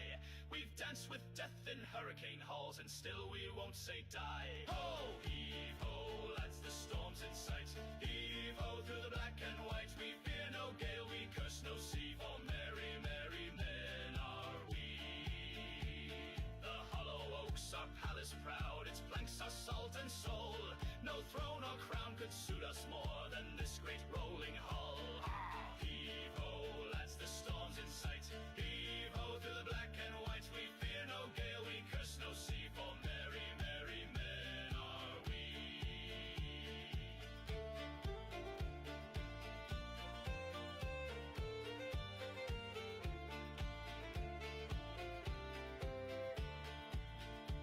So drink the spray and shout it loud, let all the land folks see.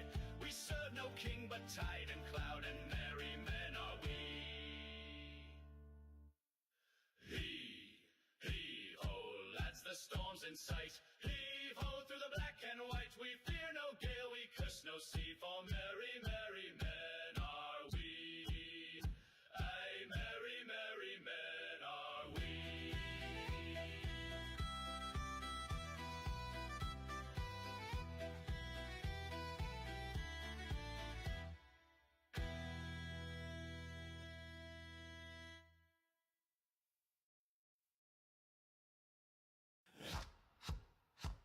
Heave ho, lads, the storm's in sight. Heave ho through the black and white. We fear no gale, we curse no sea, for merry, merry men are we.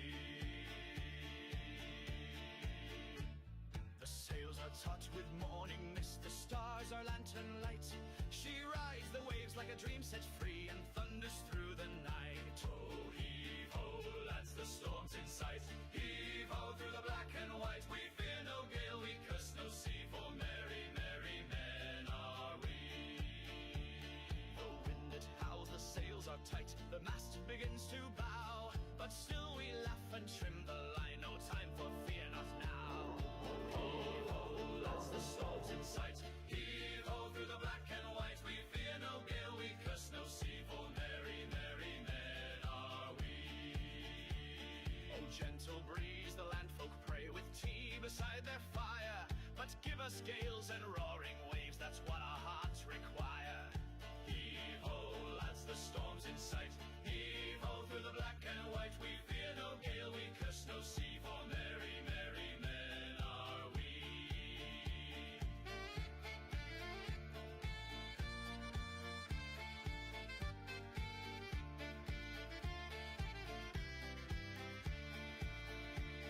We've heard the ghosts in midnight squalls and seen the mermaids cry.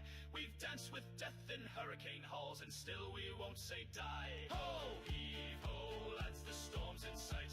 Heave ho through the black and white. We fear no gale, we curse no sea, for merry, merry men are we. The hollow oaks are palace proud, its planks are salt and soul. No throne or crown could suit us more than this great rolling hull. Heave ho, lads, the storm's in sight. Heave ho through the black and white. We fear no gale, we curse no sea, for merry, merry men are we.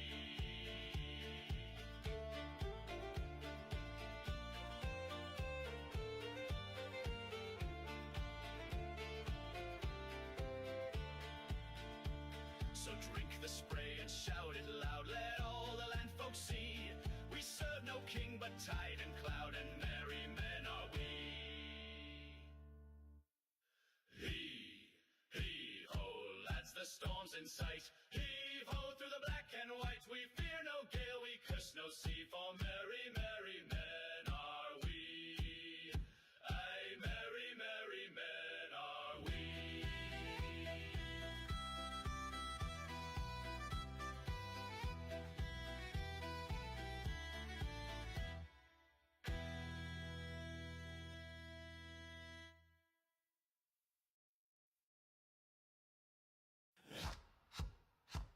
Heave-ho, lads, the storm's in sight. Heave-ho through the black and white. We fear no gale, we curse no sea, for merry, merry men are we. The sails are taut with morning mist, the stars are lantern light. She rides like a dream set free and thunders through the night. Oh, heave ho, lads, the storm's in sight. Heave ho through the black and white. We fear no gale, we curse no sea, for merry, merry men are we. The wind that howls, the sails are tight, the mast begins to bow, but still we laugh and trim the line, no time for fear, not now. Heave ho, lads, the storm's in sight. Heave ho through the black and white. We fear no gale, we curse no sea, for merry, merry men are we. Oh, gentle breeze, the landfolk pray with tea beside their fire, but give us gales and roaring waves, that's what our hearts require. Heave ho, lads, the storm's in sight. Heave ho through the black and white. We fear no gale, we curse no sea, for merry, merry men are we.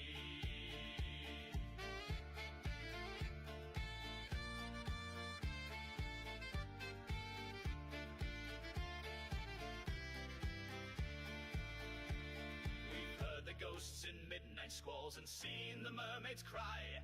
We've danced with death in hurricane halls and still we won't say die. Ho, heave ho, lads, the storm's in sight. Heave ho through the black and white. We fear no gale, we curse no sea, for merry, merry men are we. The hollow oaks are palace proud, its planks are salt and soul. No throne or crown could suit us more than this great rolling hull. Heave ho, lads, the storm's in sight. Heave ho through the black and white. We fear no gale, we curse no sea, for merry, merry men are we.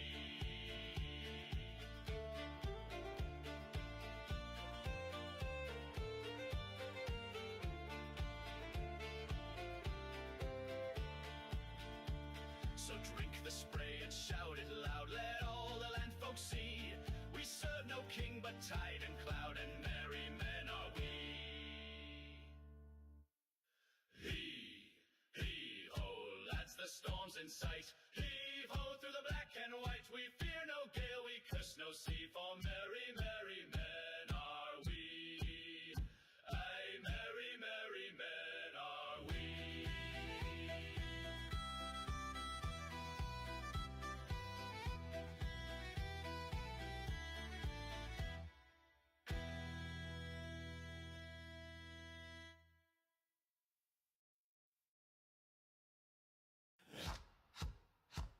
Heave-ho, lads, the storm's in sight. Heave-ho through the black and white. We fear no gale, we curse no sea, for merry, merry men are we. The sails are taut with morning mist, the stars are lantern light. She rides the waves like a dream set free and thunders through the night. Oh, heave-ho, lads, the storm's in sight. Heave-ho through the black and white. We fear no gale, we curse no sea, for merry, merry men are we. The wind that howls, the sails are tight, the mast begins to bow, but still we laugh and trim the line, no time for fear, not now. Heave-ho, lads, the storm's in sight. Heave-ho through the black and white. We fear no gale, we curse no sea, for merry, merry men are we. Oh, gentle breeze, the landfolk pray with tea beside their fire, but give us gales and roaring waves, that's what our hearts require. Heave-ho, lads, the storm's in sight. Heave-ho through the black and white. We fear no gale, we curse no sea, for merry, merry men are we.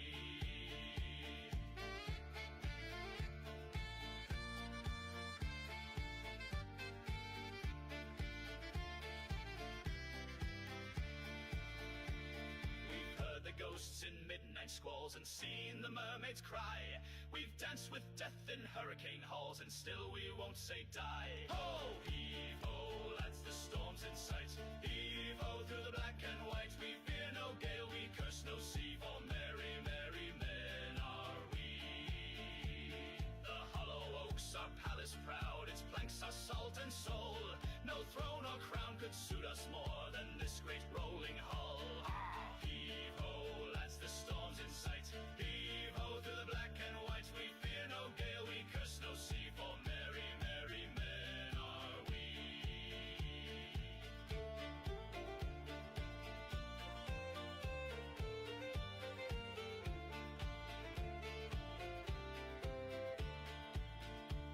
So drink the spray and shout it loud, let all the land folk see. We serve no king but tide and cloud, and merry men are we. Heave-ho, lads, the storm's in sight. Heave-ho, through the black and white, we fear no gale, we curse no sea, for merry, merry men are we. Aye, merry, merry men are we.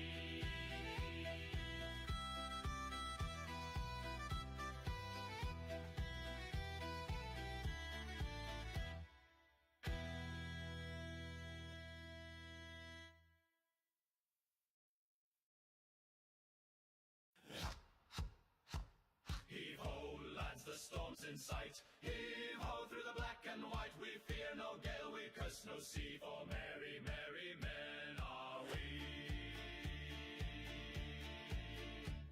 The sails are taut with morning mist, the stars are lantern light. She rides the waves like a dream set free, and thunders through the night. Oh, heave-ho, lads, the storm's in sight. Heave-ho, through the black and white, we fear no gale, we curse no sea, for merry, merry men are we. The wind it howls, the sails are tight, the mast begins to bow, but still we laugh and trim the line, no time for fear, not now. Heave-ho, lads, the storm's in sight. Heave-ho, through the black and white, we fear no gale, we curse no sea, for merry, merry men are we. Oh, gentle breeze, the land folk pray, with tea beside their fire, but give us gales and roaring waves, that's what our hearts require. Heave-ho, lads, the storm's in sight. Heave-ho, through the black and white, we fear no gale, we curse no sea, for merry, merry men are we.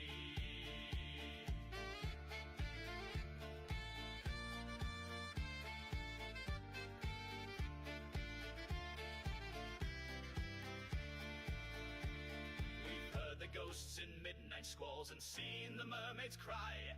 We've danced with death in hurricane halls, and still we won't say die. Ho, heave-ho, lads, the storm's in sight. Heave-ho, through the black and white, we fear no gale, we curse no sea, for merry, merry men are we.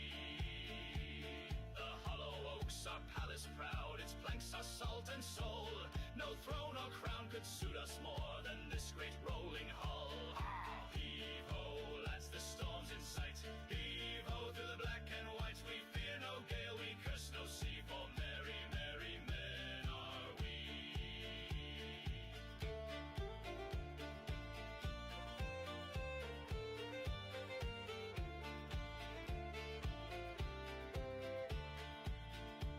So drink the spray and shout it loud, let all the land folk see. We serve no king but tide and cloud, and merry men are we. Heave-ho, lads, the storm's in sight. Heave-ho, through the black and white, we fear no gale, we curse no sea, for merry, merry men are we. Aye, merry, merry men are we.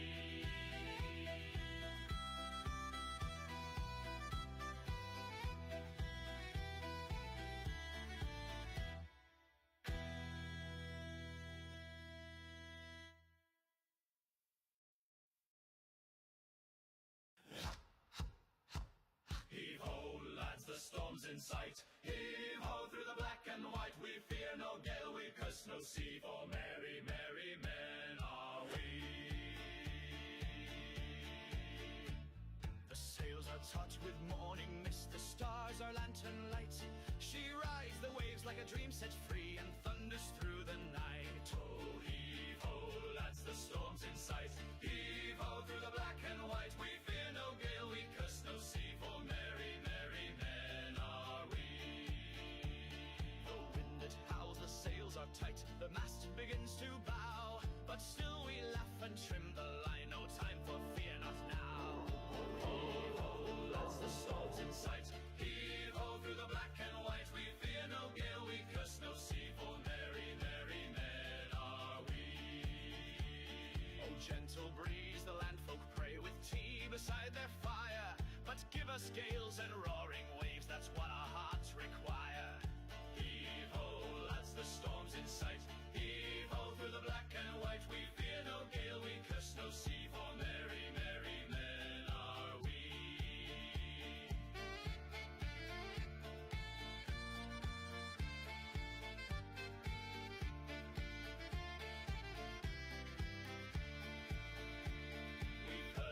ghosts in midnight squalls and seen the mermaids cry. We've danced with death in hurricane halls and still we won't say die. Ho, heave ho, lads, the storm's in sight. Heave ho through the black and white. We fear no gale, we curse no sea, for merry, merry men are we. The hollow oaks are palace proud, its planks are salt and soul. No throne or crown could suit us more than this great rolling hull. Ah, heave ho, lads, the storm's in sight. Heave ho through the black and white. We fear no gale, we curse no sea, for merry, merry men are we.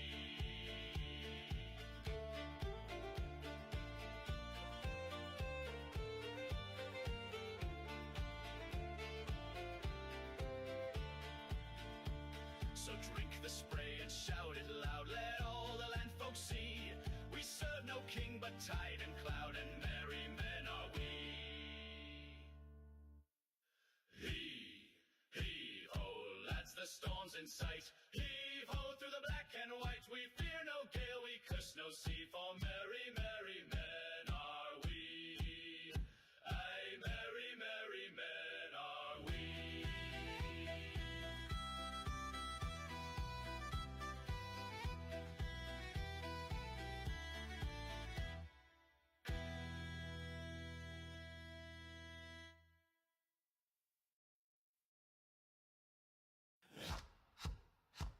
Heave ho, lads, the storm's in sight. Heave ho through the black and white. We fear no gale, we curse no sea, for merry, merry men are we. The sails are taut with morning mist, the stars are lantern light. She rides the waves like a dream set free and thunders through the night. Oh, heave ho, lads, the storm's in sight. Heave ho through the black and white. We fear no gale, we curse no sea, for merry, merry men are we. The wind it howls, the sails are tight, the mast begins to bow, but still we laugh and trim the line, no time for fear, not now.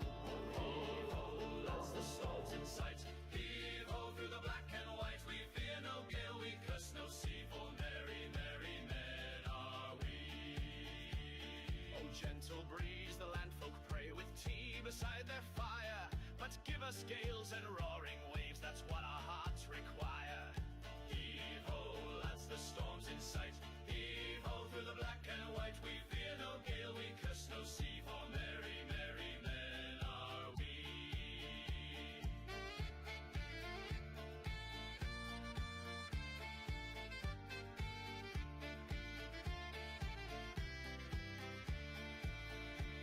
We've heard the ghosts in midnight squalls and seen the mermaids cry.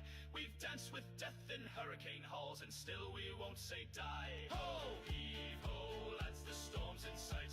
Heave ho through the black and white. We fear no gale, we curse no sea, for merry, merry men are we.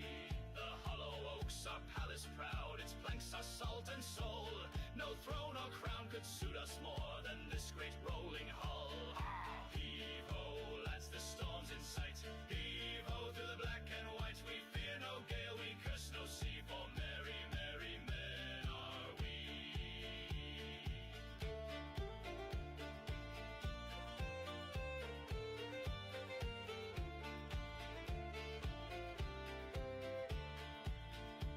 So drink the spray and shout it loud, let all the land folk see.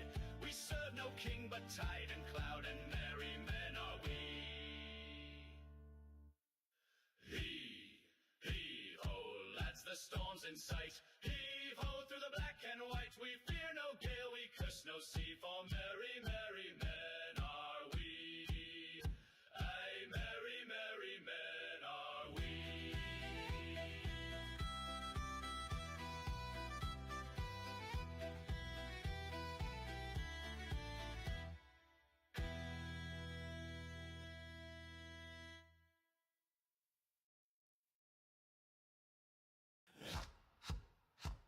Heave ho, lads, the storm's in sight. Heave ho through the black and white. We fear no gale, we curse no sea, for merry, merry men are we.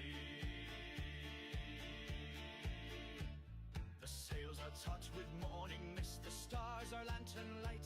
She rides a dream set free and thunders through the night. Oh, heave ho, lads, the storm's in sight. Heave ho through the black and white. We fear no gale, we curse no sea, for merry, merry men are we.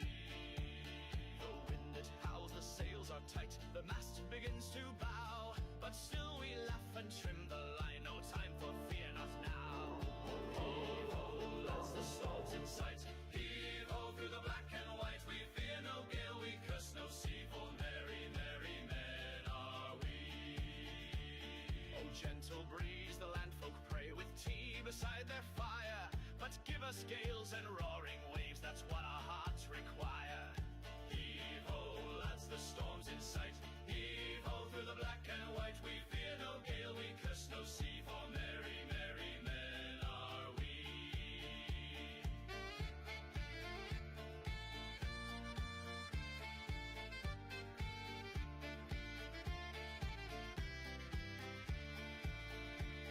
We've heard the ghosts in midnight squalls and seen the mermaids cry. We've danced with death in hurricane halls and still we won't say die. Ho, heave ho, lads, the storm's in sight. Heave ho through the black and white. We fear no gale, we curse no sea, for merry, merry men are we.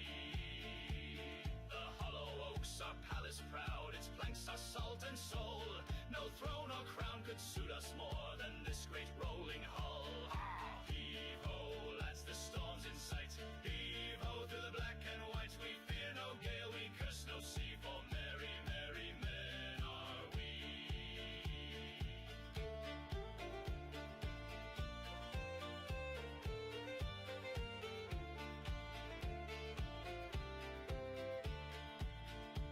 So drink the spray and shout it loud, let all the land folk see.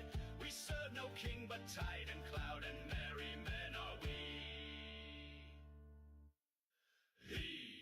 Heave-ho, lads, the storm's in sight. Heave-ho through the black and white. We fear no gale, we curse no sea, for merry, merry men are we. Aye, merry, merry men are we.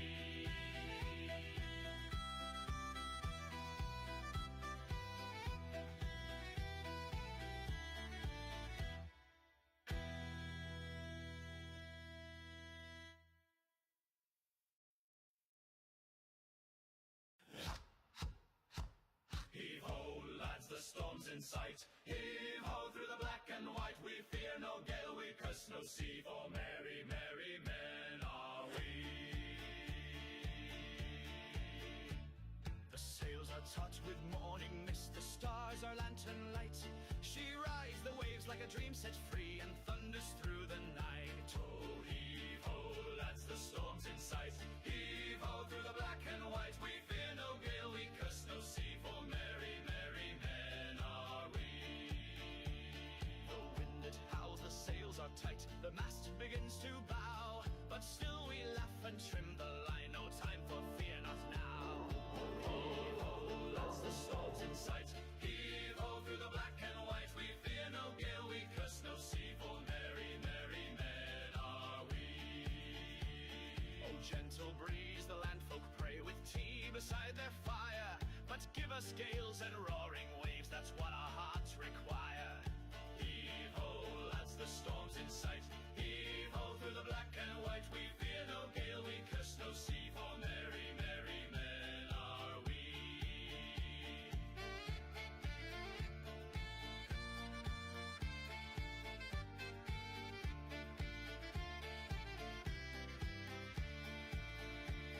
We've heard the ghosts in midnight squalls and seen the mermaids cry.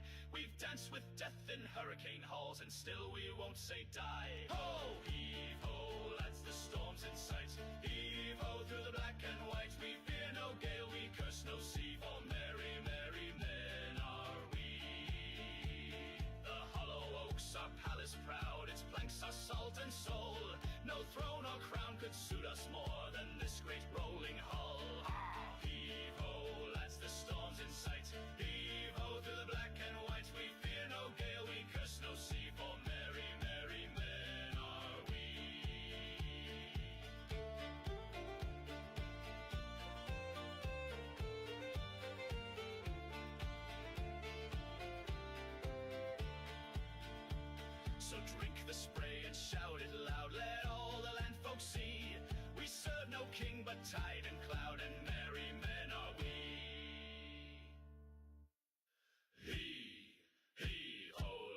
storms in sight. Heave ho through the black and white. We fear no gale, we curse no sea, for merry, merry men are we. Aye, merry, merry men are we.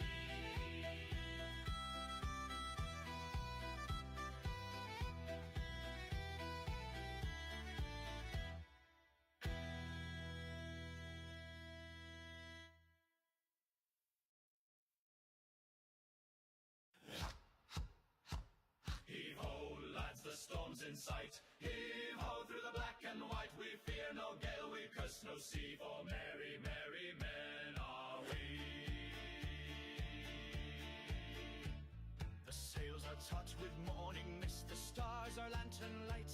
She rides the waves like a dream set free and thunders through the night. Oh, heave ho, lads, the storm's in sight. Heave ho through the black and white. We fear no gale, we curse no sea, for merry, merry men are we.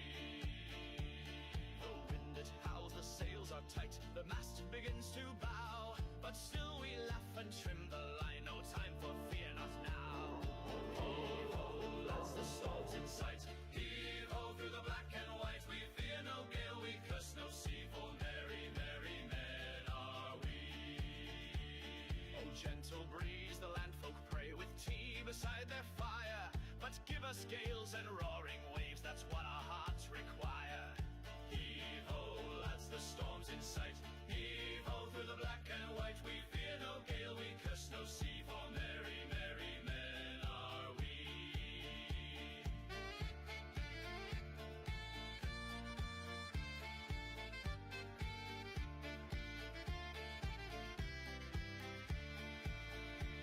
We've heard the ghosts in midnight squalls and seen the mermaids cry. We've danced with death in hurricane halls and still we won't say die. Ho, heave ho, lads, the storm's in sight. Heave ho through the black and white. We fear no gale, we curse no sea, for merry, merry men are we. The hollow oaks are palace proud, its planks are salt and soul. No throne or crown could suit us more than this great rolling hull. Heave ho, lads, the storm's in sight. Heave ho through the black and white. We fear no gale, we curse no sea, for merry, merry men are we.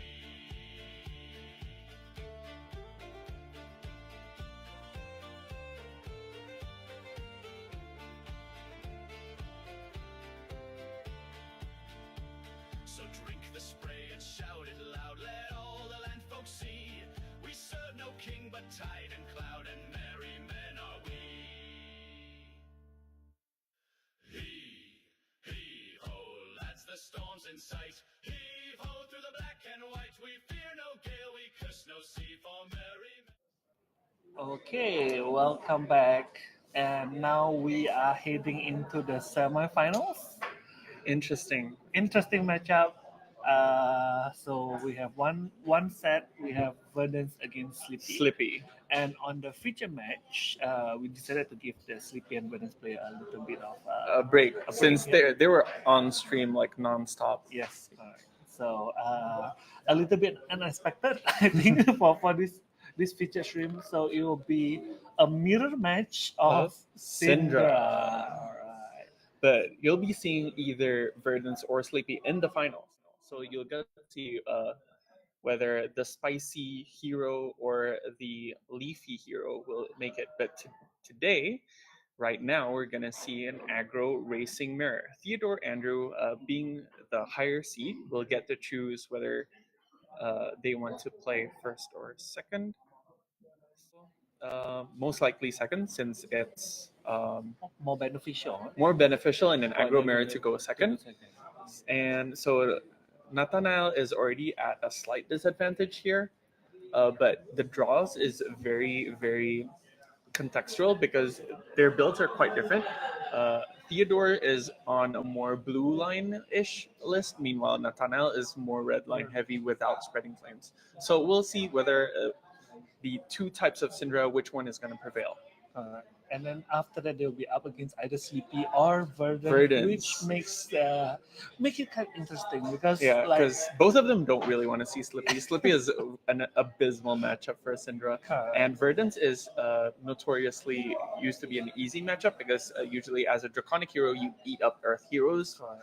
So yeah, but those with yeah. Asduf Verdance though, I think Yeah, Azuf is Verdance his is Verdance is different. built It's different. just It's built different. whenever he builds decks, it's always minimum 8D reacts. No matter the hero, 8D reacts, and then a lot of spice, a lot of one-ofs. Like when I was reading his deck list, it was just like, okay, he has one of this, one of that, one of yellow evergreen. I was like, what the hell is a yellow evergreen? Which one is that? So yeah, it's very very interesting. Okay. Yeah. So I think the players are preparing. They are getting a little bit of briefing from the judges as a mirror match. I think you also get to read each other's deck list, kind of. Yes. So for this format, we have an open deck list. So before they decide how to sideboard, players choose first or second, and then they look at each other's deck list. So they're gonna know. So there's gonna be like no tricks, no hidden information. Everything's out in the open. It's just up to them whether they can remember it, and whether if it's relevant or not. Yeah. So I think it's going to be an interesting format. So we'll just have to see because the Syndrome mirror match. I assume that they, as an, I mean, all the aggro decks, they don't really want to. You don't really want to block. No, So I you assume don't. that the match would kind of like be, and in a flash. Yeah, Or in it's gonna be flames. gone in a flash. Gone in a flash. Yeah. Like Aurora, she's gone in a flash, but I think she'll come back. I heard Ella. Yeah, she will come back next year, so I'm So- waiting for that since I'm an Aurora main also because she's an honorary ninja. Okay. Yeah, true. People call her like she's Lightning not a room ninja. Ninja. She's lightning ninja, Yeah. right? So, yeah, hoping for her to come back. I think she's in a very strong position. Previously, so now we shall see. As for Syndra, I think the only thing that is stopping Syndra from being so good, I think, is because of that shelter. Shelter from the really Storm kind of is a very strong card against Syndra because it locks out all breakpoints and flicks. And the important thing here is Theodore Andrews' list, if I'm not mistaken, has shelters in the sideboard, meanwhile Nathaniel's doesn't. So that's another point of advantage to Theodore. But let's see whether Nathaniel can pull it off using managing chain links, blocks, and draws, and whether he can weather the storm that is an Syndra mirror. Because red line is notoriously less likely to brick. Yes, exactly. I think And the blue line will meanwhile, have- blue line, you have like more clunky hands with multiple finishers or multiple blues. Like you're forced to block with one of it to not lose value usually. And then if you're blocking with one, your offense is kind of half-assed. But Theodore's deck is going to be more consistent in triggering massive momentum triggers because you can, with one card, you can dagger to provide 2 draconic chain links. Meanwhile, on red line lists, the number of chain links is usually limited to the number of cards. Maximum +1 if you have ignite into dagger. True. So we have to see how it turns out. Mhm. So I think we can go back to the pre-game screen in a bit. We'll be waiting to see. I think other players are they are feeling the heat from each Yeah. other. Both are draconic fire heroes, so they're gonna like see. Okay, so what do I set in? What do I not? Because I think it's literally a very different kind of matchup as the previous. As long as you rarely mirror, or do you actually fight? Have you fought a lot of mirror as a Syndra Quite player? a lot. Since I'm on the same team as Nathana, I verse him quite a lot. We use different Syndra lists, and every time we mirror, it's like whoever gets the blowout turn first, and usually it involves Wrath of Retribution. Like whoever draws that one first usually is in a very good spot, and the other is on the back foot. But there are many intricacies. It's you see like Syndra is very like Fi, but it's actually not. How you manage your daggers, if you mismanage even one resource, or you take a resource from your chest when you don't need it, that's when turns really Get awkward as well. get awkward because you really need it for your 1-cost attacks whenever you don't have the blue. Actually, how about fire? I think, like you said, because Sintra is a little bit more like fire, right? Mm. But why I don't see as much fire as compared to like Because Fi thrives in a more um, defensive meta, like Defensive where meta, more okay. decks want to block and not convert their hands. Okay. Fi is very, very consistent pressure, and with his Phoenix Flame, like if you just keep trading 4 cards versus 4 cards against Fi, you're gonna lose out because he gets that extra value from the Phoenix Flame and Shuko, and then you can set up a really big turn thanks to the new Draconic defense reaction, Loyalty Beyond the Grave, which enables you to have a 6-card hand with 4-card hand, arsenal, and then the draw from the Loyalty Beyond the Grave, plus Mass of the Pouncing Link. So you can have like one huge turn to just blow the opponent out of the water and get a huge tempo lead from there. But if the decks are racing you, then you don't have the runway to set up like that big turn. And if your hands don't line up, you get out aggroed because Syndra is better in aggro mirror. Because when decks don't want to block, she's basically a 5 intellect hero thanks to Mass of Momentum. And so if you a 5 versus a 5 intellect 5, I think that I'm gonna bet my money on the 5 intellect 5. Okay, now we're into the match. I will assume that Theodore is going to be second. Yep. Okay, wait. This is interesting setup. I see Mass of the Pouncing Links. Yeah, Nathaniel's on the mount, Mass of the Pouncing Links, with which we came to that conclusion that if you're on the back foot, you want to be bursting your opponent, because if you're trading mass for mass, if you keep the game short and they only draw like 2 times from their Mass of Momentum and each draws 3 value, it means they're only getting 6 value. And your Mass of Pouncing Links, you can be like a 1-card 6 value also, so you're not losing out. Meanwhile, if you're both on momentum and you're behind, you won't have the momentum, get it, to actually utilize your Mass of Momentum. Because if you're both trading 5 for 5, the one going second, they're starting the damage race ahead. So I think this is a correct choice.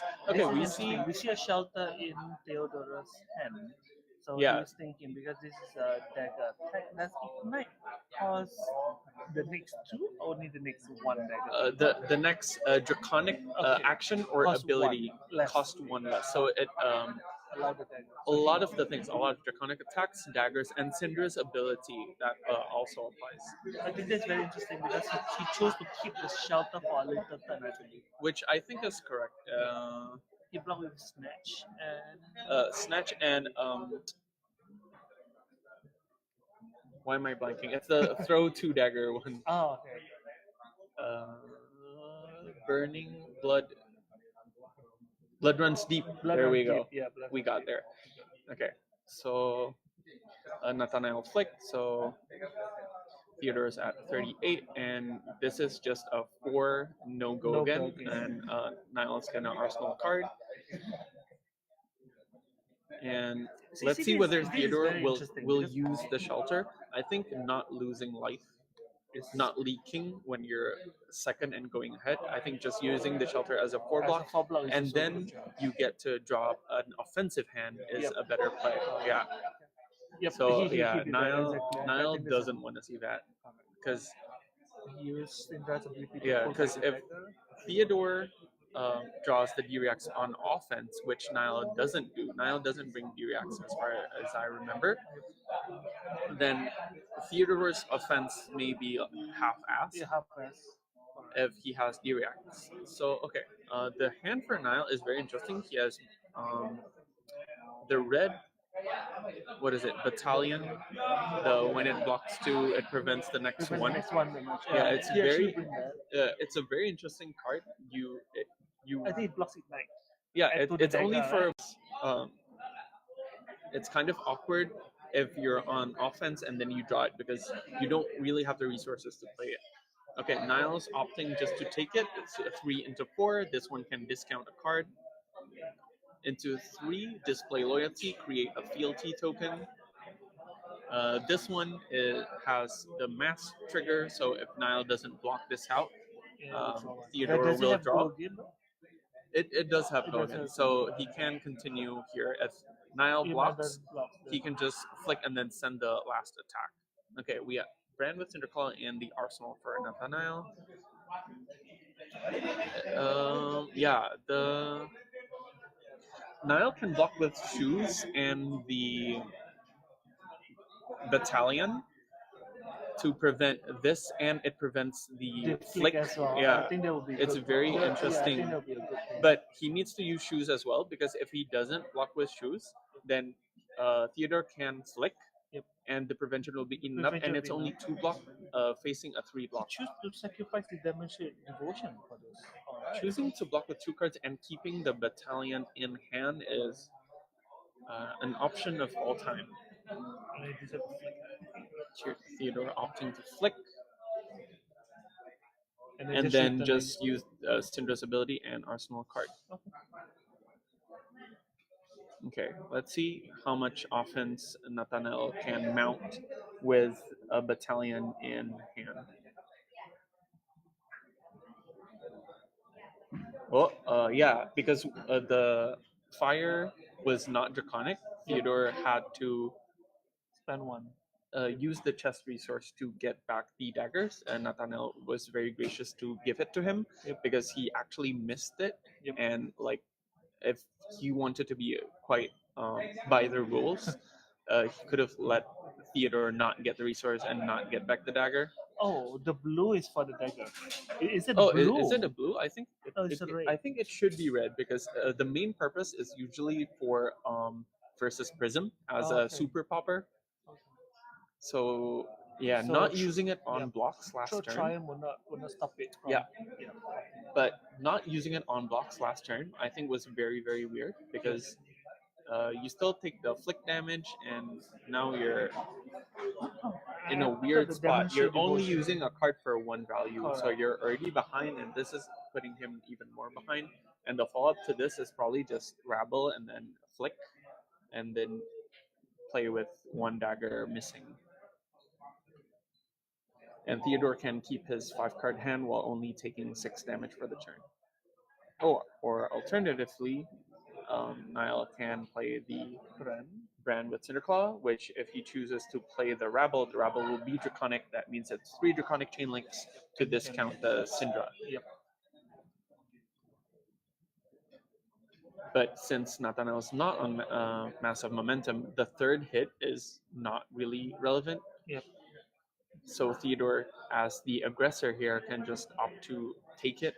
There's nothing threatening about this. We see just ignite on top of the deck. If he can convert his hand, I think he should just take it. But I think it's a bit awkward. He has 2 reactions and an Oath of Loyalty. And those reactions don't play well with Oath of Loyalty. That's the cost of having a 4-power 3-block go again Draconic card. Yeah, exactly. It has those clunky moments, especially if you're on blue line more so than red line.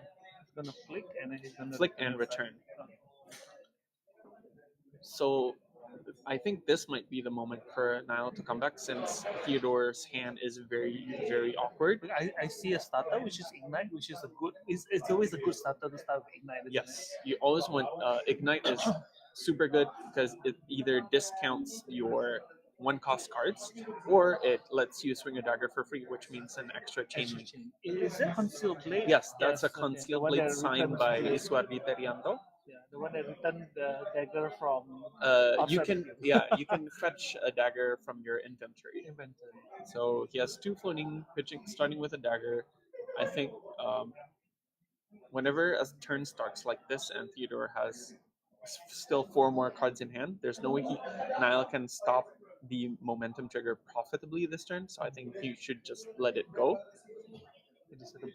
Yeah, but blocking on the first chain link as well, Theodore, he can close the chain link so the dagger goes to the graveyard, and then swing with the second dagger, and then he can flick one of them, and since one of them is already in the graveyard, he can get both back. Yeah, because the chain link is already blocked anyway.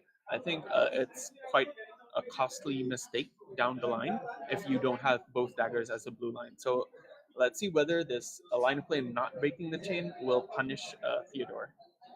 Okay, it's the Fire Tenant strike first with Ancestral Empowerment, draw 1. coming in for 4. There's no need to block because it's still the second chain link. Yep. If Niall wants to stop, he needs to block on the 3rd. He's gonna flip. Yeah. Okay. But it's very weird. But why would he flip? Yeah, I don't understand. Unless he has like 2/1 costs, Yeah. then maybe. But I still just flick. His hand is full of reactions. Full of reactions. I see. That's why he's flicking to create room for the second dagger that he's gonna fetch. So Correct. even though he's on a huge hand, but it's all one blue is only converting for 2 value with 2 daggers, and one of it is only converting for 1 value. So this is the awkward thing that you mentioned. this is the awkward part of being blue, and getting the draconic spellvoid dagger, I think, is a huge punt because it doesn't have go again naturally, so you can only use it as a chain ender. Meanwhile, in the blue line, you usually have a lot more chain enders. So if he doesn't flick it or get rid of it in the next turn, it's gonna clunk up his dagger zone. This Blaze Headlong is coming for 5. Blaze Headlong is coming for 5 due to the Fire Tenant Strike First, giving the +1 to the next Draconic. So Niall, if he has a 3 block and a 2 block, can like try to block this out cleanly. Using 3 cards though. Using 3 cards. Meanwhile, I think Niall's hand could convert like into a head jab. Theodore shouldn't be able to get the daggers back because one was still on the chain link. One was still on the chain link. One was still on the chain link. One was flicked, but one of the zone is occupied by the Spellvoid dagger. Yep.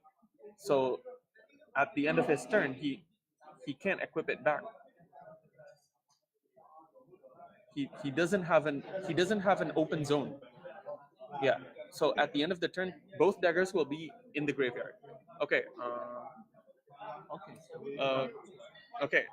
Let's judges intervening here. Yeah. I think they're spotting the mistake that the dagger, the Syndra dagger, the kunai shouldn't be in the zone because the dagger was still in the chain link. One dagger was still on the chain link, so there's no open equipment zone.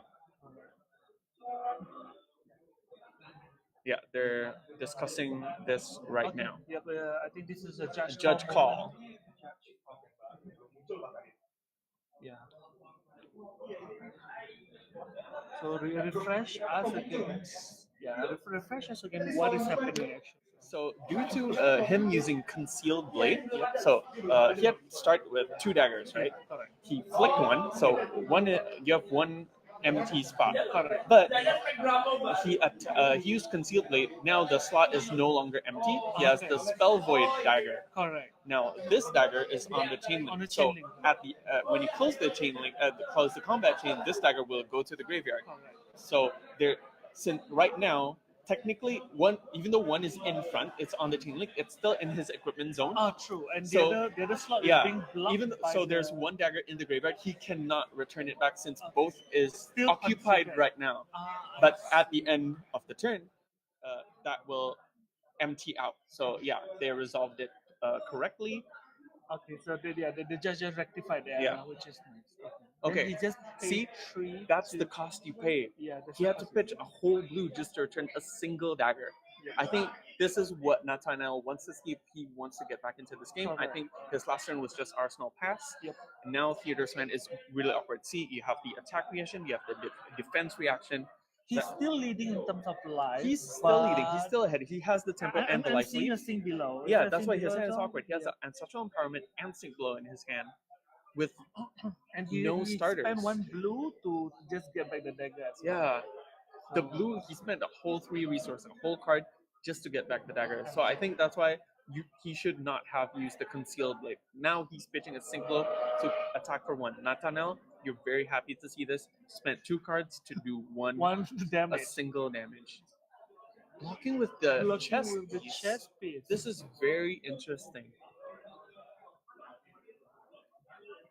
Okay, now with Burning Blade Dance, Theodore can get rid of his stupid Spellvoid dagger that's clunking up his equipment zone. Let's see whether he flicks the correct dagger.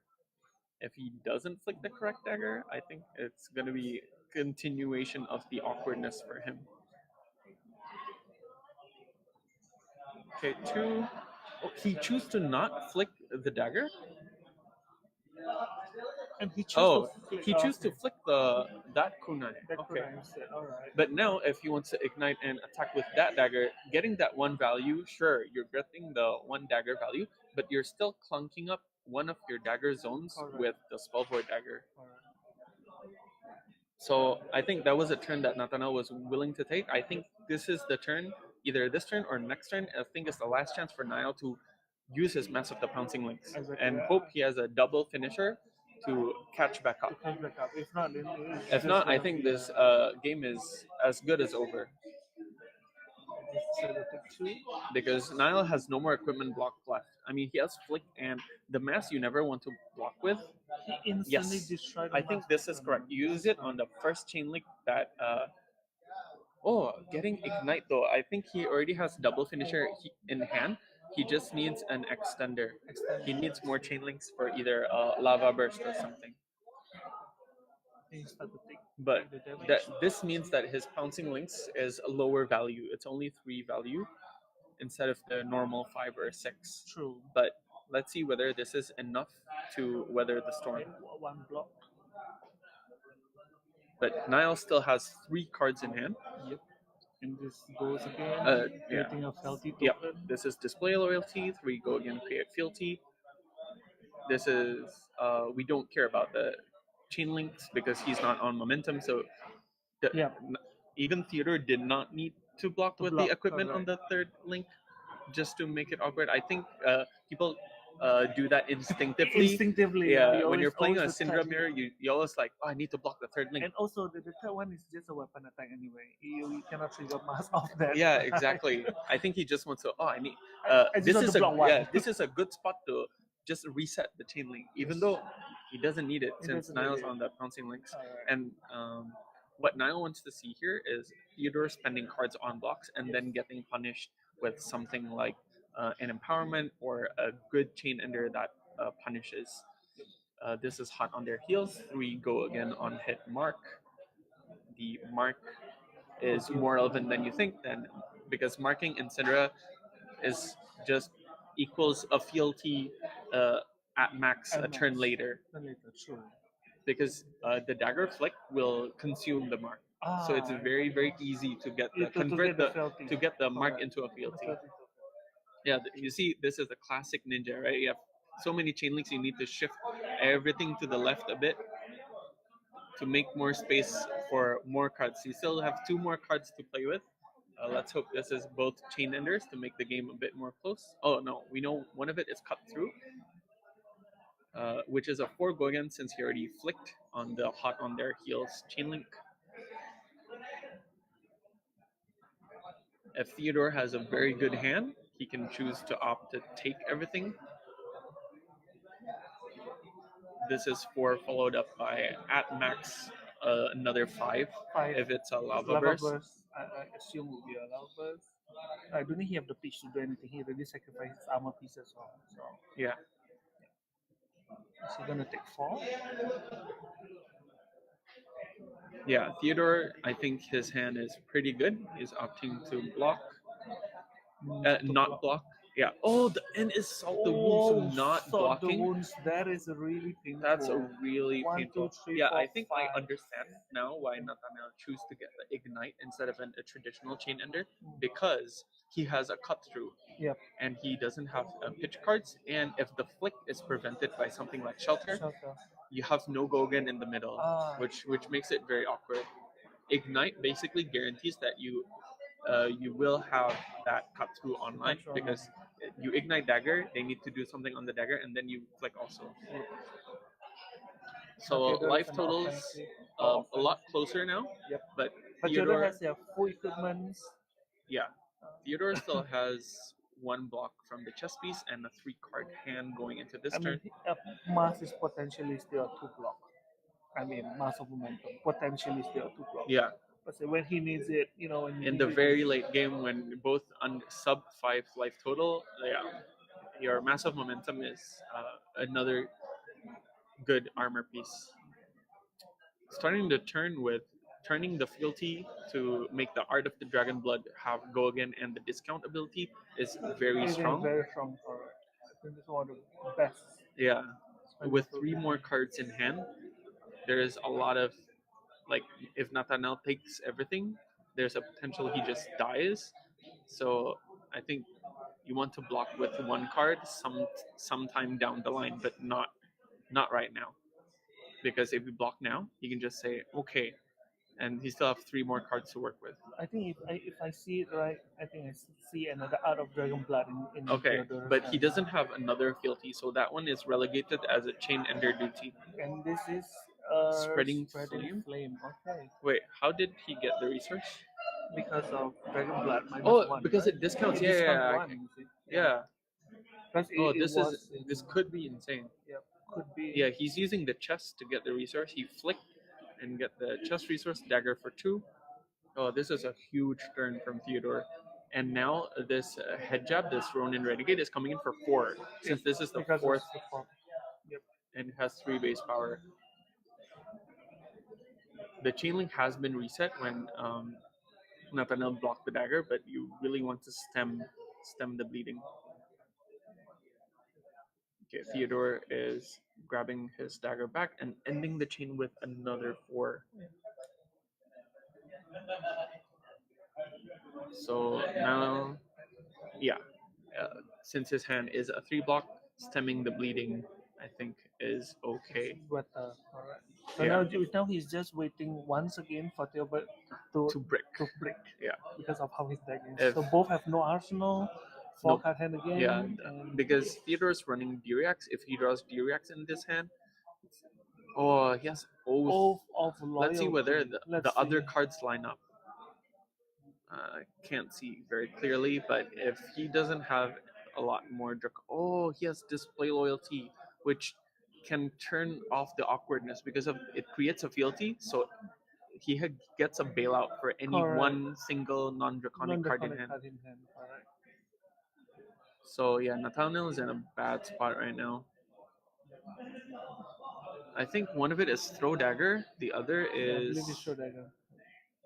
let's see whether Theodore wants to use the fealty to commit Throw Dagger here, but if he draws into another non-draconic, it gets really awkward really fast. Yep. And this one is fully blocked, right? This So, one is blocked fully by Hot on their heels for 3. So, he needs to So yeah, reset I think everything. the other card in hand might also be non-draconic, so Yep. Theodore is contemplating how to fully utilize utilize his cards. He can. because I think ending it now is also a bad idea because then Yeah, you have one I- IP. yeah, you don't want to IP. I see. I think He's flicking it. he's using the flick knives. You I see, think he wants to utilize the throw dagger just as a blue. Oh, the other card is a brand with Claw. I think it's a yellow coming in for 2. Go again. So I think he can use his last blue to get back the daggers and just swing with it or arsenal it. because see, 4 HP is the thing. Right? 4 'Cause HP with with flick yeah. knives, you are just he's just gonna pitch his blue to just dagger, I believe. But if he daggers and he loses both daggers and he doesn't get a starter next hand, It's gonna be a bit yeah, awkward. So gonna it's be also awkward. wise to keep. He have I 11 think, life, and as if I were Theodore here, I'll just arsenal the just throw dagger arsenal and just because with flick knives and throw dagger, that's already 2 true Alright. damage, and Nathaniel's at 4, alright. and you still have 11 life. You can take like 2 or 3 hits and still not die. Yeah, Nathaniel has 2 cards left in hand. He decided to just Oh. throw it. To throw it on the chain link, consuming the fealty. And he draws into a finisher, into a lava burst. I think there's no way that Theodore is not going to be using this lava burst, and it's going to take both cards from hand from Nathaniel, and that's going to be lights out. I think Theodore is deliberating whether to take the resource to swing with the dagger before lava burst, but I think that's a bad idea. Just swing with lava burst is GG's. Yeah. Yeah, Niles forced to block here because this is lethal. Yep. And I For think reset this is and lights out. tempo. Yep, tempo still in Theodore. Oh, we see the D-React in hand, plunking it up. Oh, Nile also has a shelter. Yeah, I think he modified the deck list A little a little bit before the event. Being at 3 life, this too is lethal. He's just discarding it. I think he's using it for the ability. For the ability. So there's 3, so he takes 1. At least he prevents all the other dagger hits after Yeah, this. because if he blocks with real cards here and not shelter, it's just too awkward. Because it's 2 into 1, and Theodore has still 3 cards left, and you don't have many cards left to block with. Okay, so you know that Theodore have 1 D-React, so he's pitching it just for Razor Reflex as the spicy reaction. Yeah. Yep. The draws has just been lining up for Theodore, even though he's running attack reactions, defense reactions. They never seem to be too awkward. Yeah, it doesn't seem to break. I was like I'm running a deck that's similar to his with less reactions, and it still it always breaks, right? breaks a lot. That's why I'm off Syndra. I see. But congratulations to Theodore. Congratulations, Theodore. I think he played well. It's just I was also thinking that with all these reactions, because I know that Syndra always every turn usually you want to go wide. You want to be able to 3, 4, 2, whatever. Because you just continue like just now, like what Niall did, like the whole chain link. Yeah. We saw the one. I think that was satisfying to watch. And with all these DVX and whatnot, I think it should be clunky up the deck like you mentioned. Yeah, I think. Oh yeah. Yeah, the DVX seems to be aligning in perfectly. Yeah, even the one turn where he pitched the sink below just for 1 point of damage, it was still enough since he was so far ahead. I think how Nathaniel could have played it a little bit differently is taking the risk on grabbing Salt the Wound from Mask and then trying to do a double Salt turn, or at least a Lava Burst Salt. Yeah. Because grabbing only Ignite from your mask means your mask is 3 value. Meanwhile, Theodore's mask is a lot more than 3 value because he is drawn Nile prevented almost all the draws, I think. But it means that he's spending the cards that attack for 4, attack for 3, instead use it to block 2. Yeah, so the hidden value there's implied value that he's losing out, leaking out every turn, trying to stop the blocks. And at the end, if Theodore needed it, the massive momentum can still block 2. From the headpiece game, I think not using it for a chain ender could have been quite fatal. All right, so that was the game of a Syndra mirror match. It's quite fast as we expected. Very fast as we expected. So we'll see you guys in a bit. We'll see whether Sleepy or Invaders make it to the finals. See you. See ya.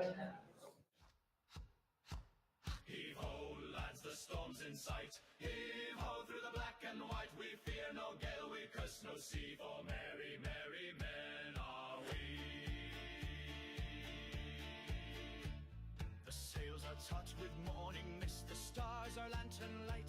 She rides the waves like a dream set free and thunders through the night. Oh, heave ho, lads, the storm's in sight. Heave ho through the black and white. We fear no gale, we curse no sea, for merry, merry men. Tight, the mast begins to bow, but still we laugh and trim the line. No time for fear, not now.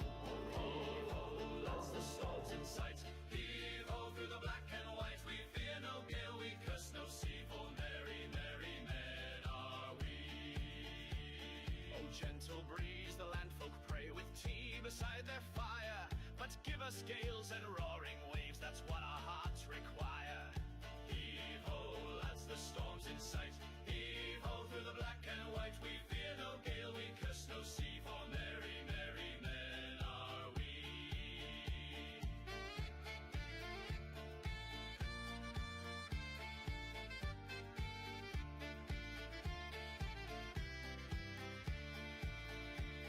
We've heard the ghosts in midnight squalls and seen the mermaids cry. We've danced with death in hurricane halls, and still we won't say die. Ho! Heave ho, lads, the storm's in sight. Heave ho through the black and white. We fear no gale, we curse no sea, for merry, merry men are we. The hollow oaks are palace proud, its planks are salt and soul. No throne or crown could suit us more than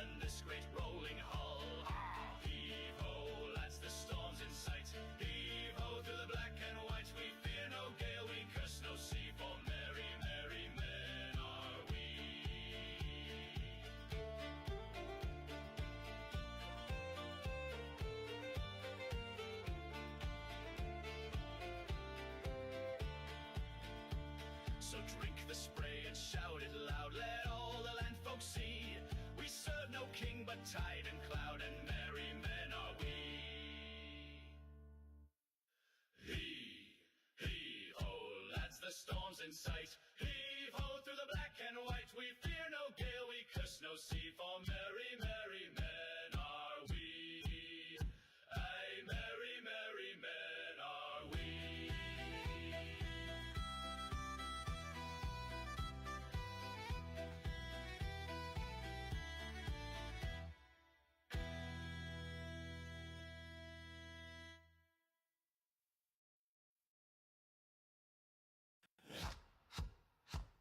Heave-ho, lads, the storm's in sight. Heave-ho, through the black and white. We fear no gale, we curse no sea, for merry, merry men are we.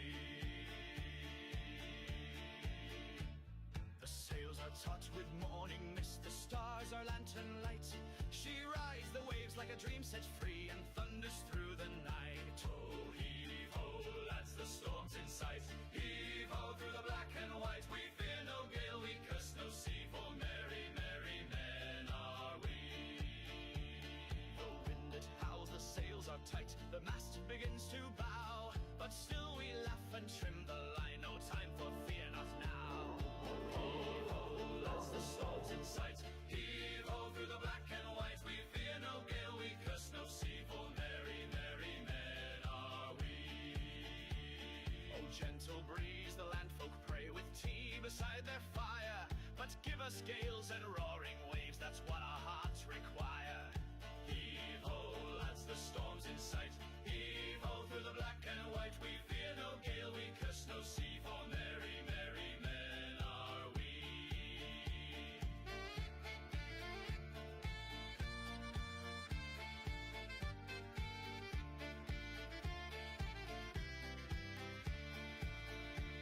We've heard the ghosts in midnight squalls and seen the mermaids cry.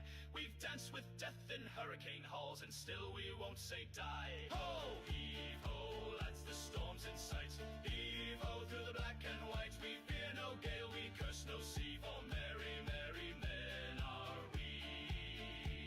The hollow oaks are palace proud, its planks are salt and soul. No throne or crown could suit us more than this great rolling hull. Heave-ho, lads, the storm's in sight. Heave-ho, through the black and white. We fear no gale, we curse no sea, for merry, merry men are we.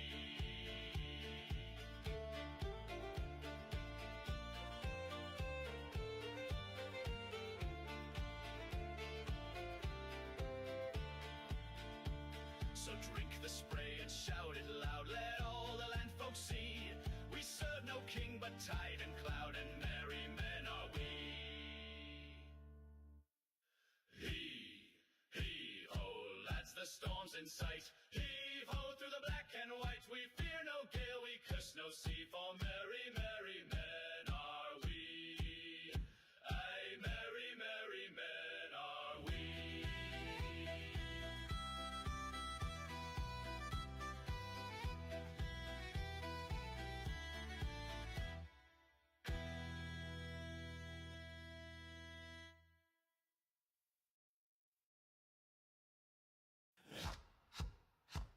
Heave-ho, lads, the storm's in sight. Heave-ho, through the black and white. We fear no gale, we curse no sea, for merry, merry men are we. The sails are taut with morning mist, the stars are lantern light. She rides the waves like a dream set free, and thunders through the night. Oh, heave-ho, lads, the storm's in sight. Heave-ho, through the black and white. We fear no gale, we curse no sea, for merry, merry men are we. The wind it howls, the sails are tight, the mast begins to bow, but still we laugh and trim the line, no time for fear, not now. Heave-ho, lads, the storm's in sight. Heave-ho, through the black and white. We fear no gale, we curse no sea, for merry, merry men are we. Oh, gentle breeze, the landfolk pray with tea beside their fire, but give us gales and roaring waves, that's what our hearts require. Heave-ho, lads, the storm's in sight. Heave-ho, through the black and white. We fear no gale,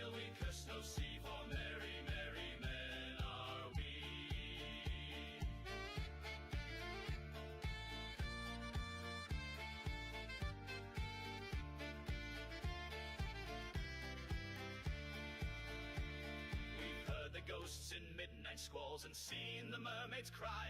We've danced with death in hurricane halls and still we won't say die. Ho, heave ho, lads, the storm's in sight. Heave ho through the black and white. We fear no gale, we curse no sea, for merry, merry men are we. The hollow oaks are palace proud, its planks are salt and soul. No throne or crown could suit us more than this great rolling hull. Heave ho, lads, the storm's in sight. Heave ho through the black and white. We fear no gale, we curse no sea, for merry, merry men are we.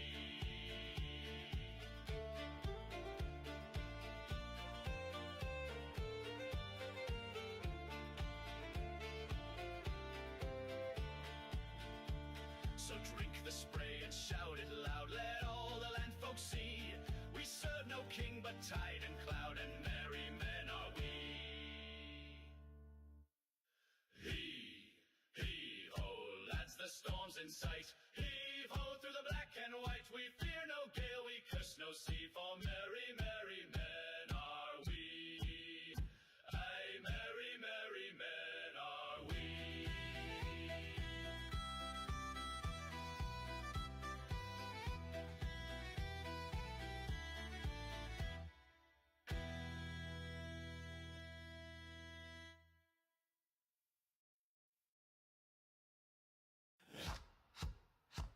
Heave ho, lads, the storm's in sight. Heave ho through the black and white. We fear no gale, we curse no sea, for merry, merry men are we.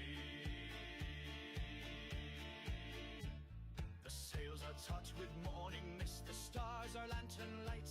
She rides the waves like a dream set free and thunders through the night. Oh, heave ho, lads, the storm's in sight. Heave ho through the black and white. We fear no gale, we curse no sea, for merry, merry men are we. The wind it howls, the sails are tight, the mast begins to bow, but still we laugh and trim the line, no time for fear, not now. Heave ho, lads, the storm's in sight. Heave ho through the black and white. We fear no gale, we curse no sea, for merry, merry men are we. Oh, gentle breeze, the landfolk pray with tea beside their fire, but give us gales and roaring waves, that's what our hearts require. Heave ho, lads, the storm's in sight. Heave ho through the black and white. We fear no gale, we curse no sea, for merry, merry men are we.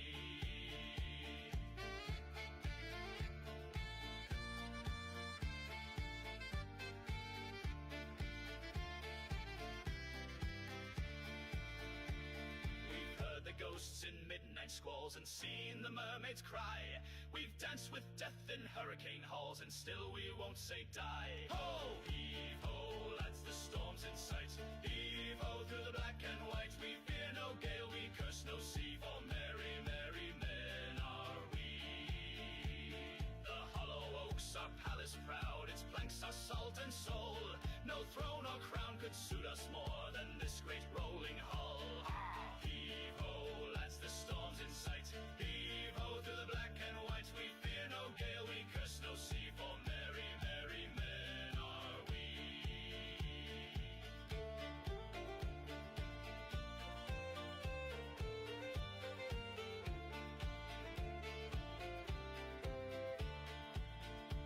So drink the spray and shout it loud, let all the land folks see.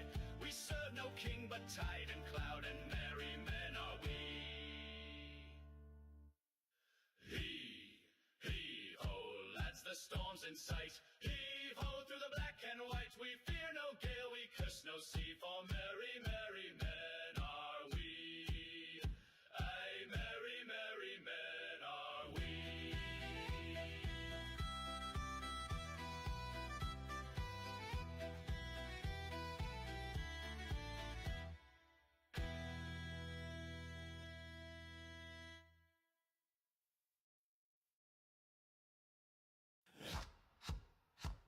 Heave-ho, lads, the storm's in sight. Heave-ho through the black and white. We fear no gale, we curse no sea, for merry, merry men are we. The sails are taut with morning mist, the stars are lantern light. She She rides the waves like a dream set free and thunders through the night. Oh, heave ho, lads, the storm's in sight. Heave ho through the black and white. We fear no gale, we curse no sea, for merry, merry men are we. The wind it howls, the sails are tight, the mast begins to bow, but still we laugh and trim the line, no time for fear, not now. Heave ho, lads, the storm's in sight. Heave ho through the black and white. We fear no gale, we curse no sea, for merry, merry men are we. Oh, gentle breeze, the landfolk pray with tea beside their fire, but give us gales and roaring waves, that's what our hearts require. Heave ho, lads, the storm's in sight. Heave ho through the black and white. We fear no gale, we curse no sea, for merry, merry men are we.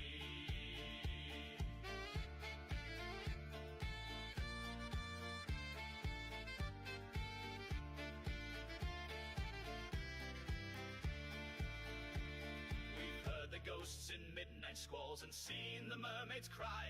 We've danced with death in hurricane halls and still we won't say die. Ho, heave ho, lads, the storm's in sight. Heave ho through the black and white. We fear no gale, we curse no sea, for merry, merry men are we.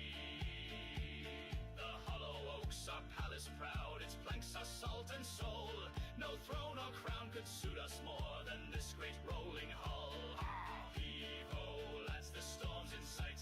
Heave ho through the black and white. We fear no gale, we curse no sea, for merry, merry men are we.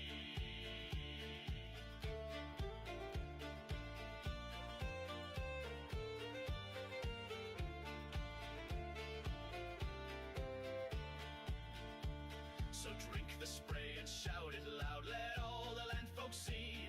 We serve no king but tide and cloud, and merry men are we. Heave ho, lads, the storm's in sight. Heave ho through the black and white. We fear no gale, we curse no sea, for merry, merry men are we. Aye, merry, merry men are we.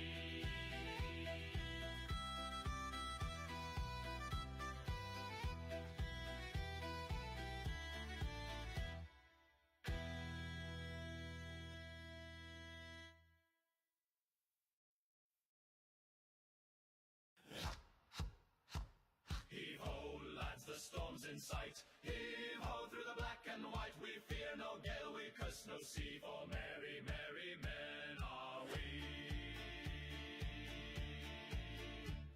The sails are taut with morning mist, the stars are lantern light. She rides the waves like a dream set free and thunders through the night. Oh, heave ho, lads, the storm's in sight. Heave ho through the black and white. We fear no gale, we curse no sea, for merry, merry men are we. The wind it howls, the sails are tight, the mast begins to bow, but still we laugh and trim the line, no time for fear, not now. Heave ho, lads, the storm's in sight. Heave ho through the black and white. We fear no gale, we curse no sea, for merry, merry men are we. Oh, gentle breeze, the landfolk pray with tea beside their fire, but give us gales and roaring waves, that's what our hearts require. Heave ho, lads, the storm's in sight. Heave ho through the black and white. We fear no gale, we curse no sea, for merry, merry men are we.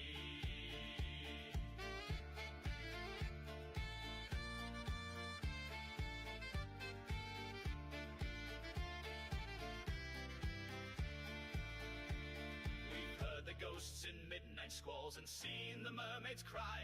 We've danced with death in hurricane halls and still we won't say die. Ho, heave ho, lads, the storm's in sight. Heave ho through the black and white. We fear no gale, we curse no sea, for merry, merry men are we. The hollow oaks are palace proud, its planks are salt and soul. No throne or crown could suit us more than this great rolling hull. Heave ho, lads, the storm's in sight. Heave ho through the black and white. We fear no gale, we curse no sea, for merry, merry men are we.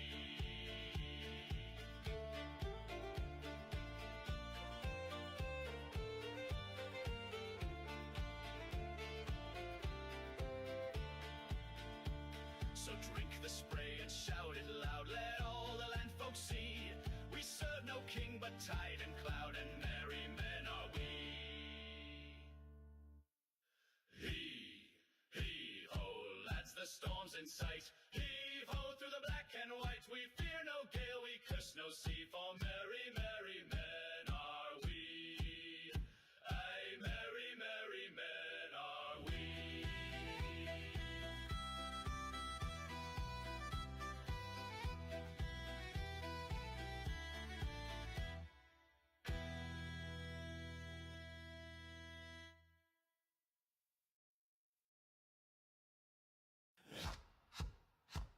Heave ho, lads, the storm's in sight. Heave ho through the black and white. We fear no gale, we curse no sea, for merry, merry men are we.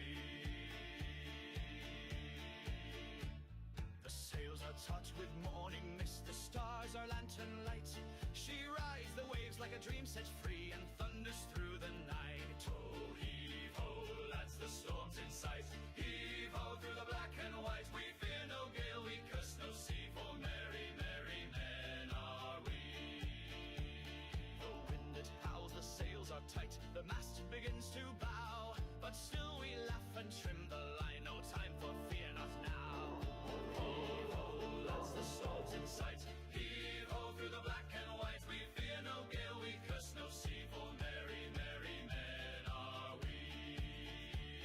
Oh, gentle breeze, the landfolk pray with tea beside their fire, but give us gales and roaring waves, that's what our hearts require.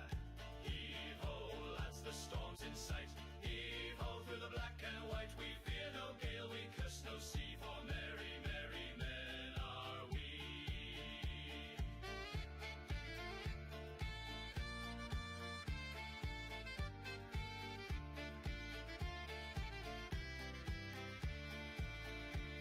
We've heard the ghosts in midnight squalls and seen the mermaids cry. We've danced with death in hurricane halls, and still we won't say die. Ho, heave ho, lads, the storm's in sight. Heave ho through the black and white. We fear no gale, we curse no sea, for merry, merry men are we. The hollow oaks are palace proud, its planks are salt and soul. No throne or crown could suit us more than this great rolling hull. Heave ho, lads, the storm's in sight. Heave ho through the black and white. We fear no gale, we curse no sea, for merry, merry men are we.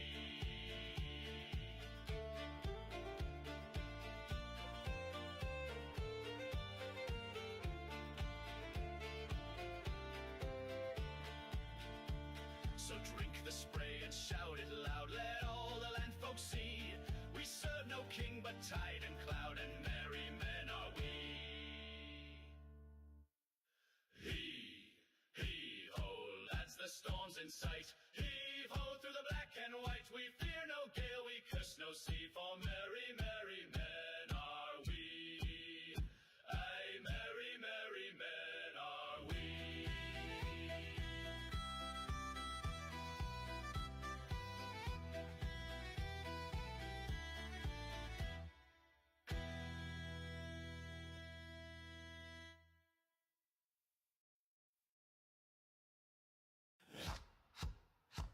Heave-ho, lads, the storm's in sight. Heave-ho through the black and white. We fear no gale, we curse no sea, for merry, merry men are we. The sails are taut with morning mist, the stars are lantern light. She rides the waves like a dream set free, and thunders through the night. Oh, heave-ho, lads, the storm's in sight. Heave-ho through the black and white. We fear no gale, we curse no sea, for merry, merry men are we.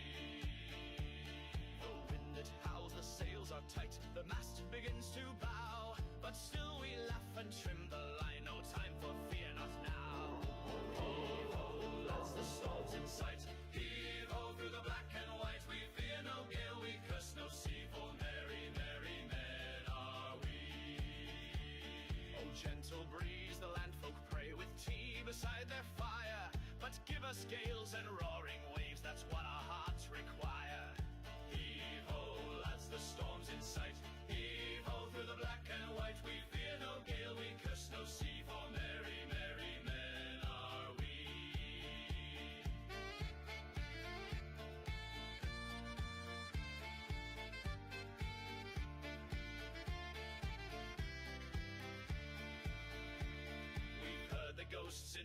midnight squalls and seen the mermaids cry. We've danced with death in hurricane halls and still we won't say die. Ho, heave ho, lads, the storm's in sight. Heave ho through the black and white. We fear no gale, we curse no sea, for merry, merry men are we. The hollow oaks are palace proud, its planks are salt and soul. No throne or crown could suit us more than this great rolling hull. Heave ho, lads, the storm's in sight. Heave ho through the black and white. We fear no gale, we curse no sea, for merry, merry men are we.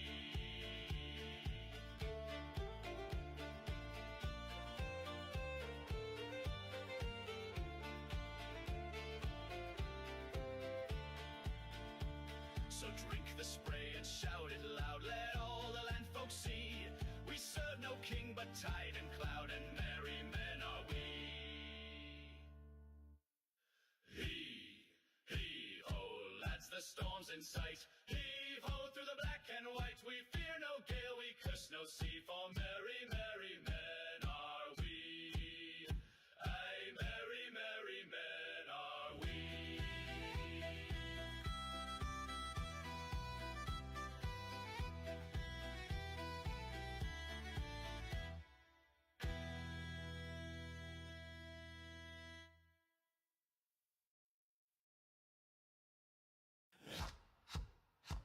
Heave ho, lads, the storm's in sight. Heave ho through the black and white. We fear no gale, we curse no sea, for merry, merry men are we. The sails are taut with morning mist, the stars are lantern light. She rides the waves like a dream set free and thunders through the night. Oh, heave ho, lads, the storm's in sight. Heave ho through the black and white. We fear no gale, we curse no sea, for merry, merry men are we.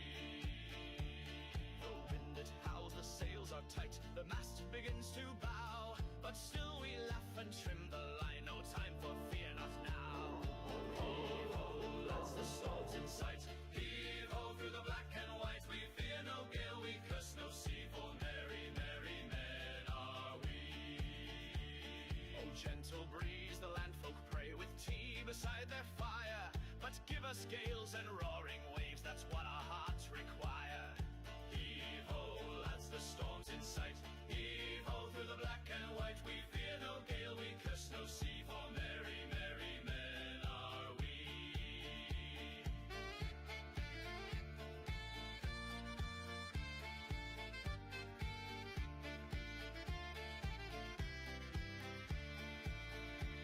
We've heard the ghosts in midnight squalls and seen the mermaids cry. We've danced with death in hurricane halls and still we won't say die. Ho, heave ho, lads, the storm's in sight. Heave ho through the black and white. We fear no gale, we curse no sea, for merry, merry men are we. The hollow oaks are palace proud, its planks are salt and soul. No throne or crown could suit us more than this great rolling hull. Heave ho, lads, the storm's in sight. Heave ho through the black and white. We fear no gale, we curse no sea, for merry, merry men are we.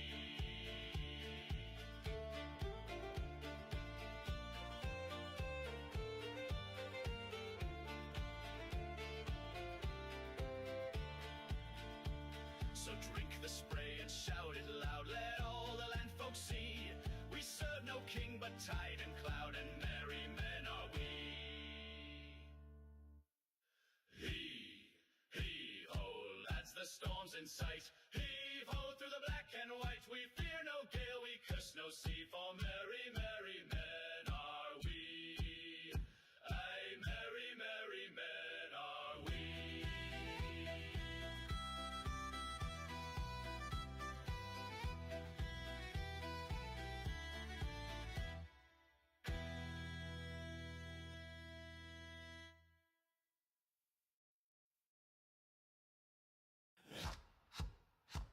Heave ho, lads, the storm's in sight. Heave ho through the black and white. We fear no gale, we curse no sea, for merry, merry men are we. The sails are taut with morning mist, the stars are lantern light. She rides the waves like a a dream set free and thunders through the night. Oh, heave ho, lads, the storm's in sight. Heave ho through the black and white. We fear no gale, we curse no sea, for merry, merry men are we.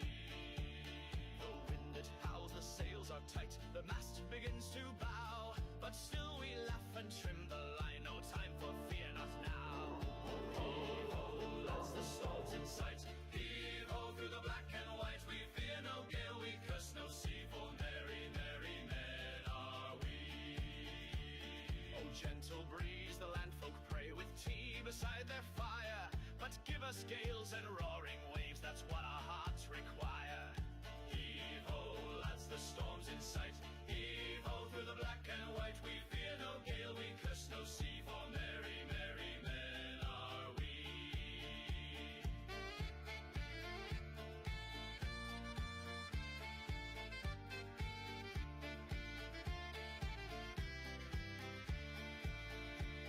We've heard the ghosts in midnight squalls and seen the mermaids cry.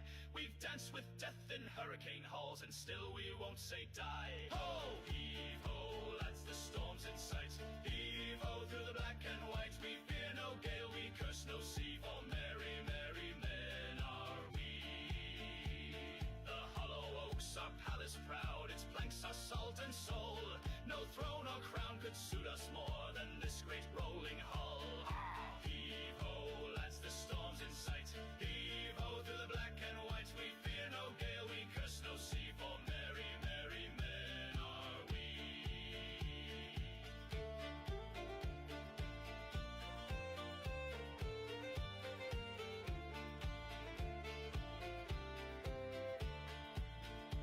So drink the spray and shout it loud, let all the land folks see.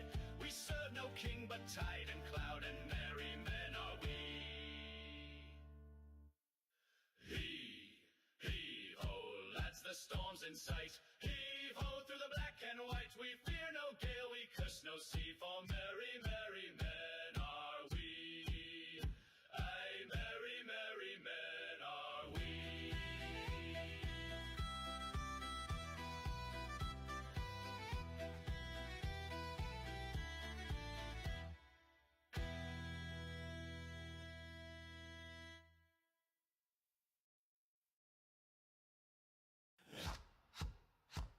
Heave ho, lads, the storm's in sight. Heave ho through the black and white. We fear no gale, we curse no sea, for merry, merry men are we. The sails are taut with morning mist, the stars are lantern light. She rides the waves like a dream set free and thunders through the night. Oh, heave ho, lads, the storm's in sight. Heave ho through the black and white. We fear no gale, we curse no sea, for merry, merry men are we. The wind it howls, the sails are tight, the mast begins to bow, but still we laugh and trim the line, no time for fear, not now. Heave ho, lads, the storm's in sight. Heave ho through the black and white. We fear no gale, we curse no sea, for merry, merry men are we.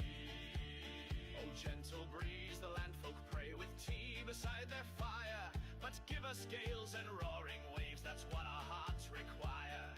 Heave ho, lads, the storm's in sight. Heave ho through the black and white. We fear no gale, we curse no sea, for merry, merry men are we.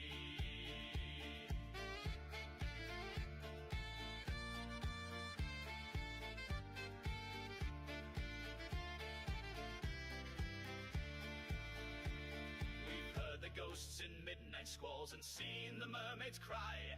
We've danced with death in hurricane halls and still we won't say die. Ho! Heave ho, lads, the storm's in sight.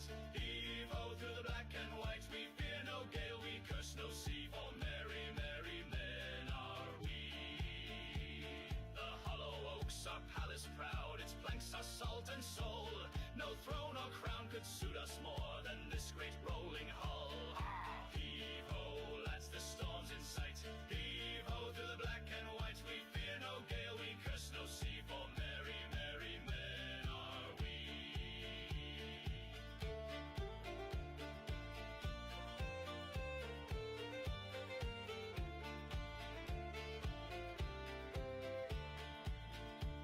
So drink the spray and shout it loud, let all the land folk see. We serve no king but tide and cloud, and merry men are we. Heave-ho, lads, the storm's in sight. Heave-ho, through the black and white. We fear no gale, we curse no sea, for merry, merry men are we. Aye, merry, merry men are we.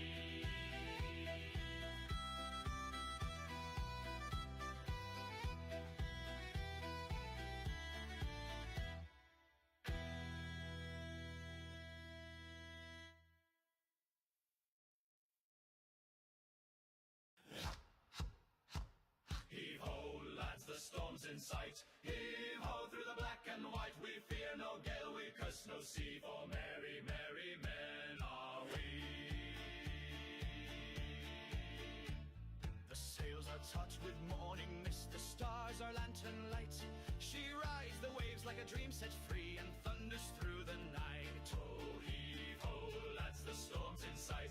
Heave-ho, through the black and white. We fear no gale, we curse no sea, for merry, merry men are we. The wind it howls, the sails are tight, the mast begins to bow, but still we laugh and trim the line, no time for fear, not now. Heave-ho, lads, the storm's in sight. Heave-ho, through the black and white. We fear no gale, we curse no sea, for merry, merry men are we. Oh, gentle breeze, the landfolk pray with tea beside their fire, but give us gales and roaring waves, that's what our hearts require. Heave-ho, lads, the storm's in sight. Heave-ho, through the black and white. We fear no gale, we curse no sea, for merry, merry men are we.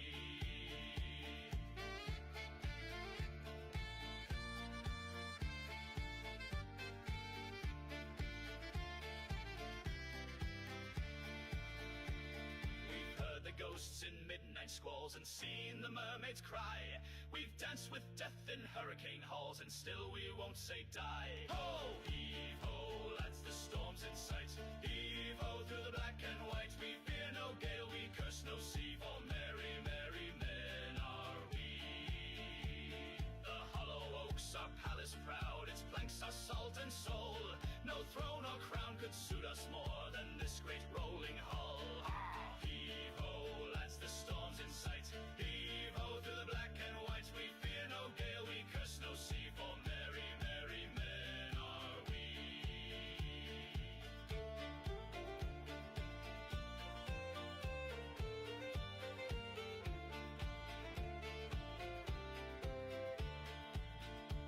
So drink the spray and shout it loud, let all the land folk see. We serve no king but tide and cloud, and merry men are we. Heave-ho, lads, the storm's in sight. Heave-ho, through the black and white. We fear no gale, we curse no sea, for merry, merry men are we. Aye, merry, merry men are we.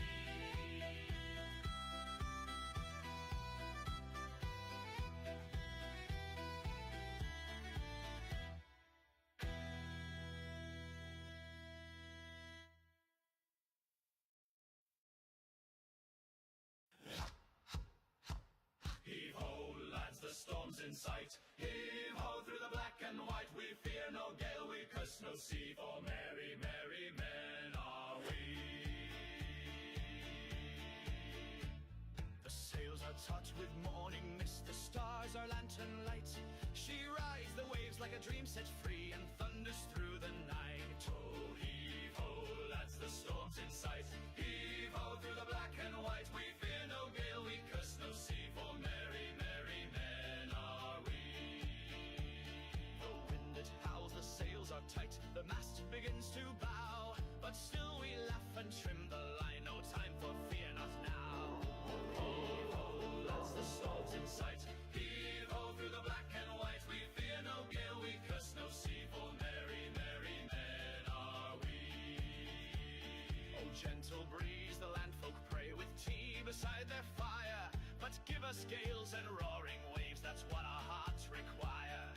Heave-ho, lads, the storm's in sight. Heave-ho, through the black and white. We fear no gale,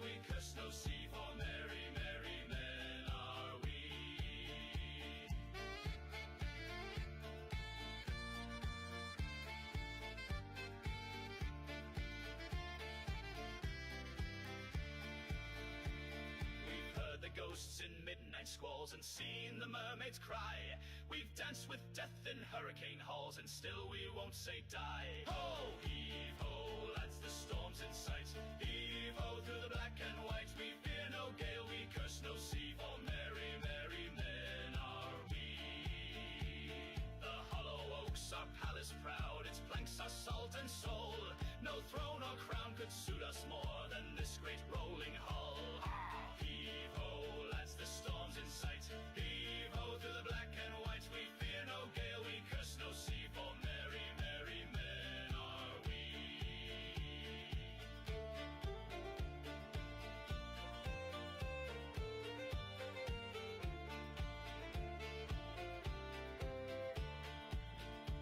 So drink the spray and shout it loud, let all the land folk see. We serve no king but tide and cloud, and merry men are we. Heave-ho, lads, the storm's in sight. Heave-ho through the black and white. We fear no gale, we curse no sea, for merry, merry men are we. Aye, merry, merry men are we.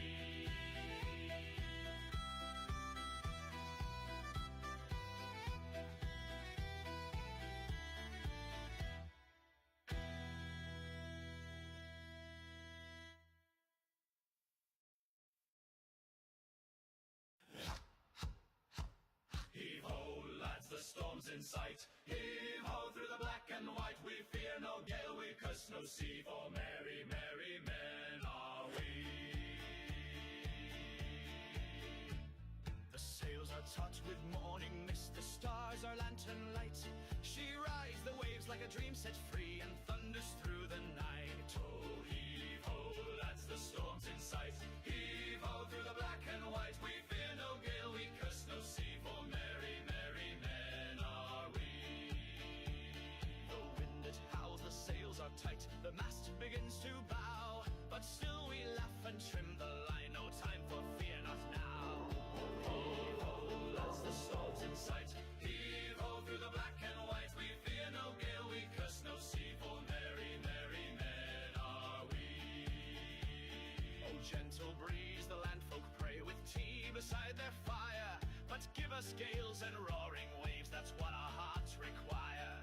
Heave-ho, lads, the storm's in sight. Heave-ho through the black and white. We fear no gale, we curse no sea, for merry, merry men are we.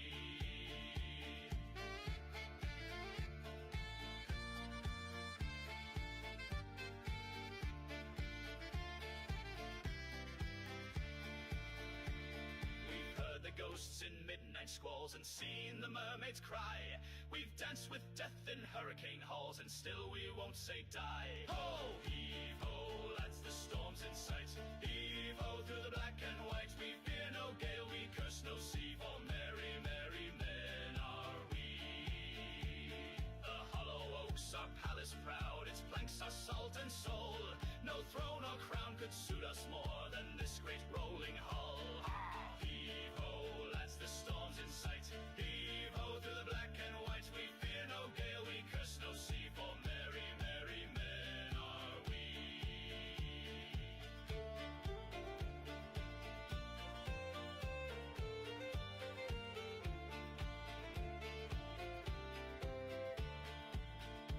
So drink the spray and shout it loud, let all the land folk see. We serve no king but tide and cloud, and merry men are we.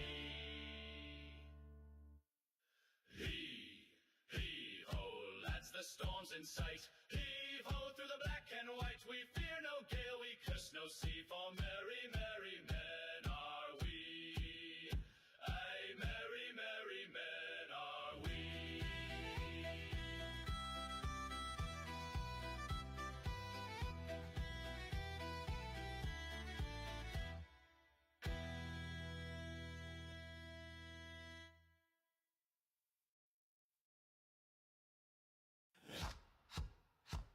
Heave-ho, lads, the storm's in sight. Heave-ho through the black and white. We fear no gale, we curse no sea, for merry, merry men are we.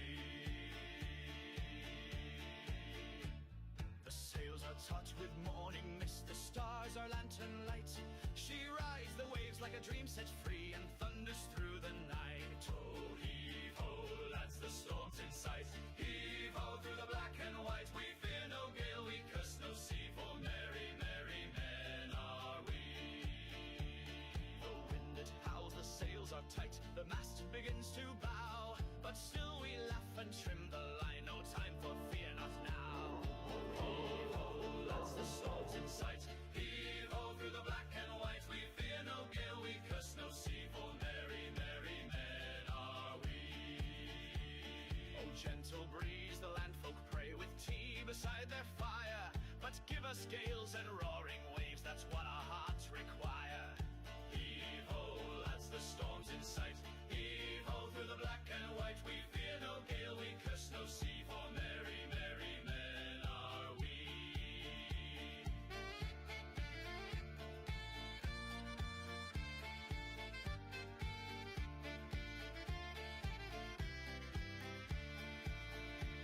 We've heard the ghosts in midnight squalls and seen the mermaids cry.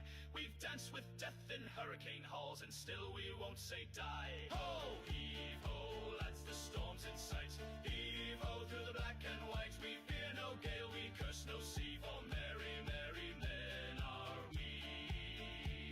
The hollow oaks are palace proud, its planks are salt and soul.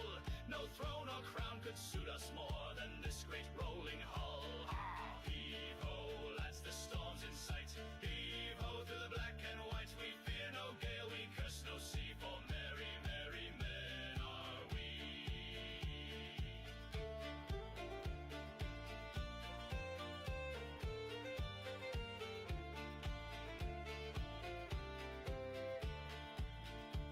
So drink the spray and shout it loud, let all the land folks see.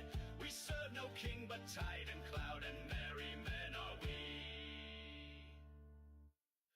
Heave ho, lads, the storm's in sight. Heave ho through the black and white. We fear no gale, we curse no sea, for merry, merry men are we. Aye, merry, merry men are we.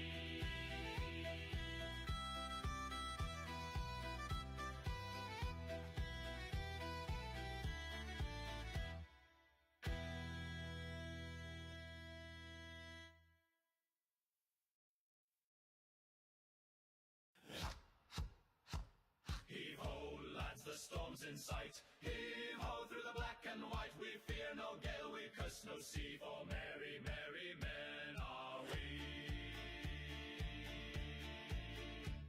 The sails are taut with morning mist, the stars are lantern light. She rides the waves like a dream set free and thunders through the night. Oh, heave ho, lads, the storm's in sight. Heave ho through the black and white. We fear no gale, we curse no sea, for merry, merry men are we. The wind it howls, the sails are tight, the mast begins to bow, but still we laugh and trim the line, no time for fear, not now.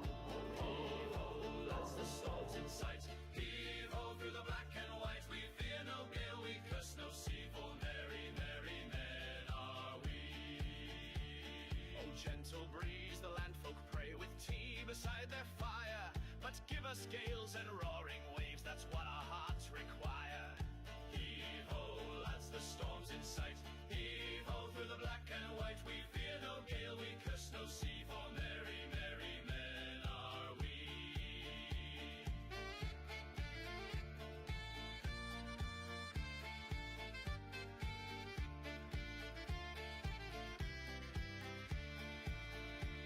We've heard the ghosts in midnight squalls and seen the mermaids cry. We've danced with death in hurricane halls and still we won't say die. Ho, heave ho, lads, the storm's in sight. Heave ho through the black and white. We fear no gale, we curse no sea, for merry, merry men are we. The hollow oaks are palace proud. It's Okay, so I have here with me the winner of the Syndra mirror match, pivoting Syndra into finals of the Indonesia Flash and Black Nationals 2025. So, how do you feel in the game? Syndra versus Syndra. Yeah, it was quite shocking because I faced him in round, I think round 8, 8, okay.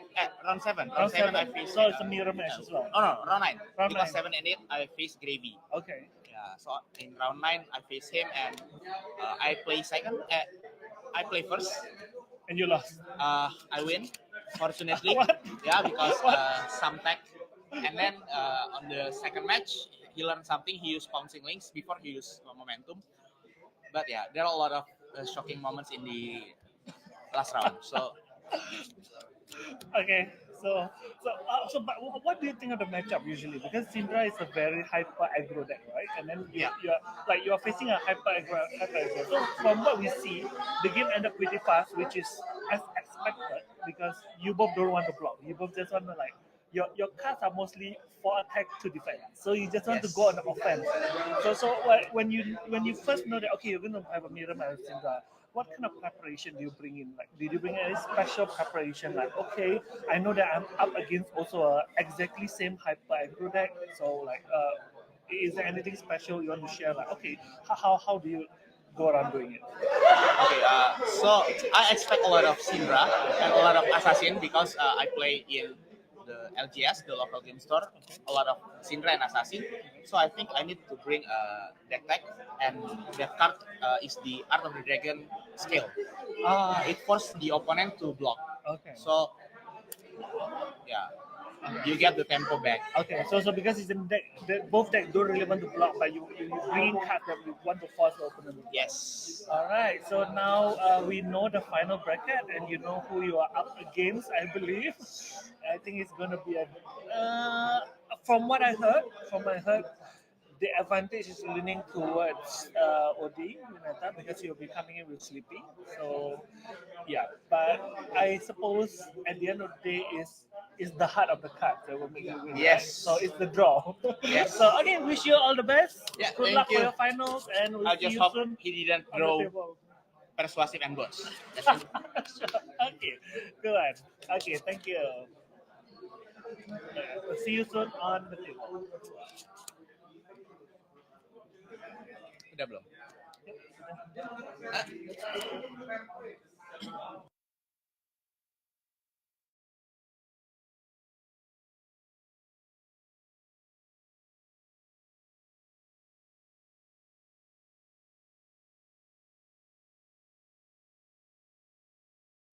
Okay, as we can see here, this is the finals bracket for the Indonesian National Championship. Verdance and Sleepy won. It was a really close game, guys, but Sleepy managed to take the kill, went for the kill and win the match. So, as a Syndra versus Syndra we see earlier, we know that it's gonna be one of the Syndra. So the finals, which will be commencing in probably about in a few minutes' time, would be Sleepy, represented by Odi Winata, and Theodore Andrews bringing in Syndra. So please stay tuned, and we'll leave this here for a bit. See you guys in a bit.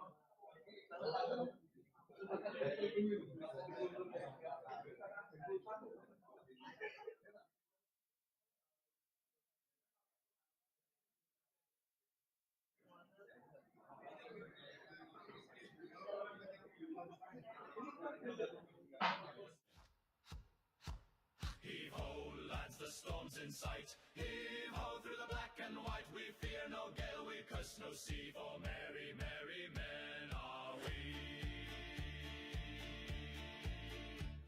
The sails are taut with morning mist. The stars are lantern light. She rides the waves like a dream set free and thunders through the night. Oh, heave-ho, lads, the storm's in sight. Heave-ho, through the black and white. We fear no gale, we curse no sea. For merry, merry men are we. The wind it howls, the sails are tight. The mast begins to bow, but still we laugh and trim the line. No time for fear, not now. Heave-ho, lads, the storm's in sight. Heave-ho, through the black and white. We fear no gale, we curse no sea. For merry, merry men are we. Oh, gentle breeze, the landfolk pray with tea beside their fire. But give us gales and roaring waves, that's what our hearts require.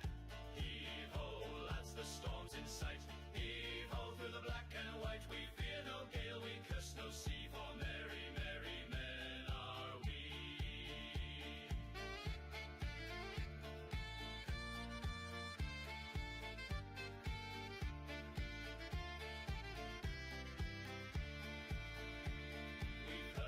ghosts in midnight squalls and seen the mermaids cry. We've danced with death in hurricane halls and still we won't say die. Ho, heave ho, lads, the storm's in sight. Heave ho through the black and white. We fear no gale, we curse no sea, for merry, merry men are we. The hollow oaks are palace proud, its planks are salt and soul. No throne or crown could suit us more than this great rolling hull.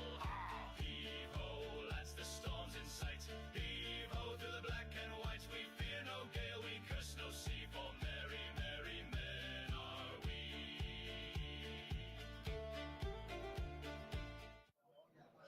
Okay, And we're back. welcome back. This is the final. This is the last. Finals. One is coming from the Draconic Nation, while the other one is coming from the Duck. Yeah, Chaos Nation. Chaos Nation. So yeah, it's exciting. Like 2 days, 64 players, full house, like 9 rounds of CC now with 2 rounds of the top 8. The top 8 and the top 4 concluded. We have the final match that will decide who will be 2025's Indonesia's Flesh and Blood national champion. Will it be Odi Winata, who is the last year's runner-up, also on Assassin. No, he was on Bolton He was last on year. Bolton last year. Yes. Yeah, and Theodore Andrew, who's our resident judge. He's judged at multiple international events. He judged at the world premiere, I believe, and he was a judge at last year's nationals. But now he's not judging, and he's playing, and he's quite good. So yeah, the matchup itself, Theodore Andrew has the higher seed, so he gets to choose, which is good, because Syndra versus Slippy is a very, very finicky and tricky matchup, especially for the Syndra side. One's up, and Sleepy gets you because it's really hard to block when a lot of your cards block only for 2. You don't run too many defense reactions. Usually, at most, you only bring in 6 at once, because if you bring more than 6, then you run the risk of not being able to put on offense when you're given space. For example, you full offense, the Slippy blocks out, and then you draw like 2D reacts, and then you IP1 and you can't push the damage through. So it's a very tight line to balance around. So from the Syndra side, from what I learned this matchup, it really hinges on whether Theodore can find that one turn where the disruption is not too bad, or he can work around it through an arsenal defense reaction and get through as much damage as possible. Because from the Slippy side, he can pull it into fatigue, because a lot of the cards randomly banishing from the top of your deck, or from the hand. Or from hand, Yep. it means he's trading 1 card for 2 cards from Syndra. So if the game goes long, the lower life total is precarious because he has attack reactions. The deck can run out faster for Syndra because of the banishes. So it's really on Theodore whether he can find the turn and find enough damage and consistent value with his Syndra hands. And we see that since he's running Blue Line Syndra, whether he will wreck, because he's running both blues that do nothing if you don't have daggers, attack reactions that require attack action cards. If you draw like a blue attack reaction and 2 defense reactions, that's not a functioning hand. But at least we know that I don't think Sleepy have any way to banish card from the graveyard, right? He does actually. There's one printed in the MST, the Mistveil.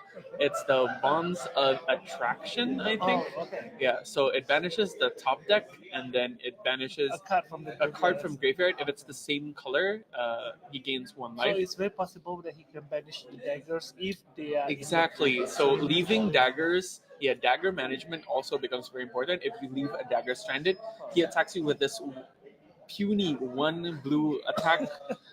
But if you don't block it, your dagger is gone. And as a blue line, you want both daggers. Unlike red line, which can function pretty well off of only 1 dagger, blue line with only 1 dagger means every blue you pitch is only 1 value. Okay. So 19 both players are checking each other decks out. Yeah, since it's open deck list. Yes, open deck list. I think it's quite an interesting system. So you give each other kind of like, I have to say, what, preemptive knowledge. Yeah, especially since there has been stream matches. Open deck list, I feel, is more fair, because if one player has been streamed and the other doesn't, if it's closed deck list, then the player who has been streamed is at a disadvantage, disadvantage plus because disadvantage. you can watch. Oh yeah, I can see from the stream you go through like probably half your deck. Half of the deck. I can infer probably like the other half Correct. pretty well. Meanwhile, the player who has not streamed, the opponent doesn't get that information. That's why on stream matches it is recommended to do open deck list for the top cut. And now I think thankfully because Flesh and Blood they integrated the online deck list, I think that Yes. really makes things so seamless. I think which is good because from I heard from the tournament organizer yesterday he was saying that the deck list will be open for everyone as well. So it's kind of easy if you want to really gain that information. Of course, I think there's also that's kind of a little bit of like an element of surprise, a little bit. But at the end of the day, even though you know that there's a card or what cards there is in the deck, but what cards comes out. Yeah, it's another different exactly. story, right? And the element of surprise, you can still get it during the Swiss rounds, right? Correct. Before you go into day 2 or top 8, Correct. the element of surprise, you still get some advantage there. Exactly. Okay, so now And more importantly, that I like to highlight, and with it moving to digital, is removing paper waste is really good for the environment. true, especially even LS is moving to the direction, right? The paper packs instead of all the plastic. Yes, Except for exactly. the Japan Less paper plastic ones, we waste. know. But I think that's fine. All right, so I think we'll throw it back to the player preparation screen. We can see their resolute. I have to say expressions. Yes. resolute expressions.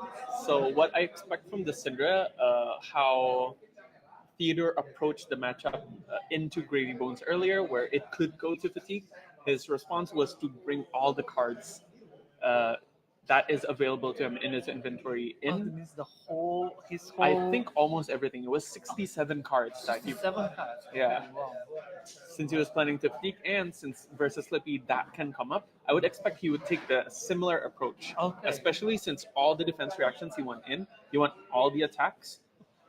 And I don't know if he wants all the attack reactions or not, but it can always just be a card for blocking. For blocking, yeah, true. Okay, so I think we'll pass it back to the table.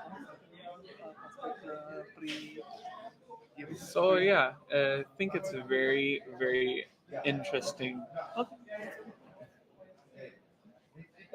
Oh, okay. I think one of them left. Okay, so it will just be us talking here for a bit.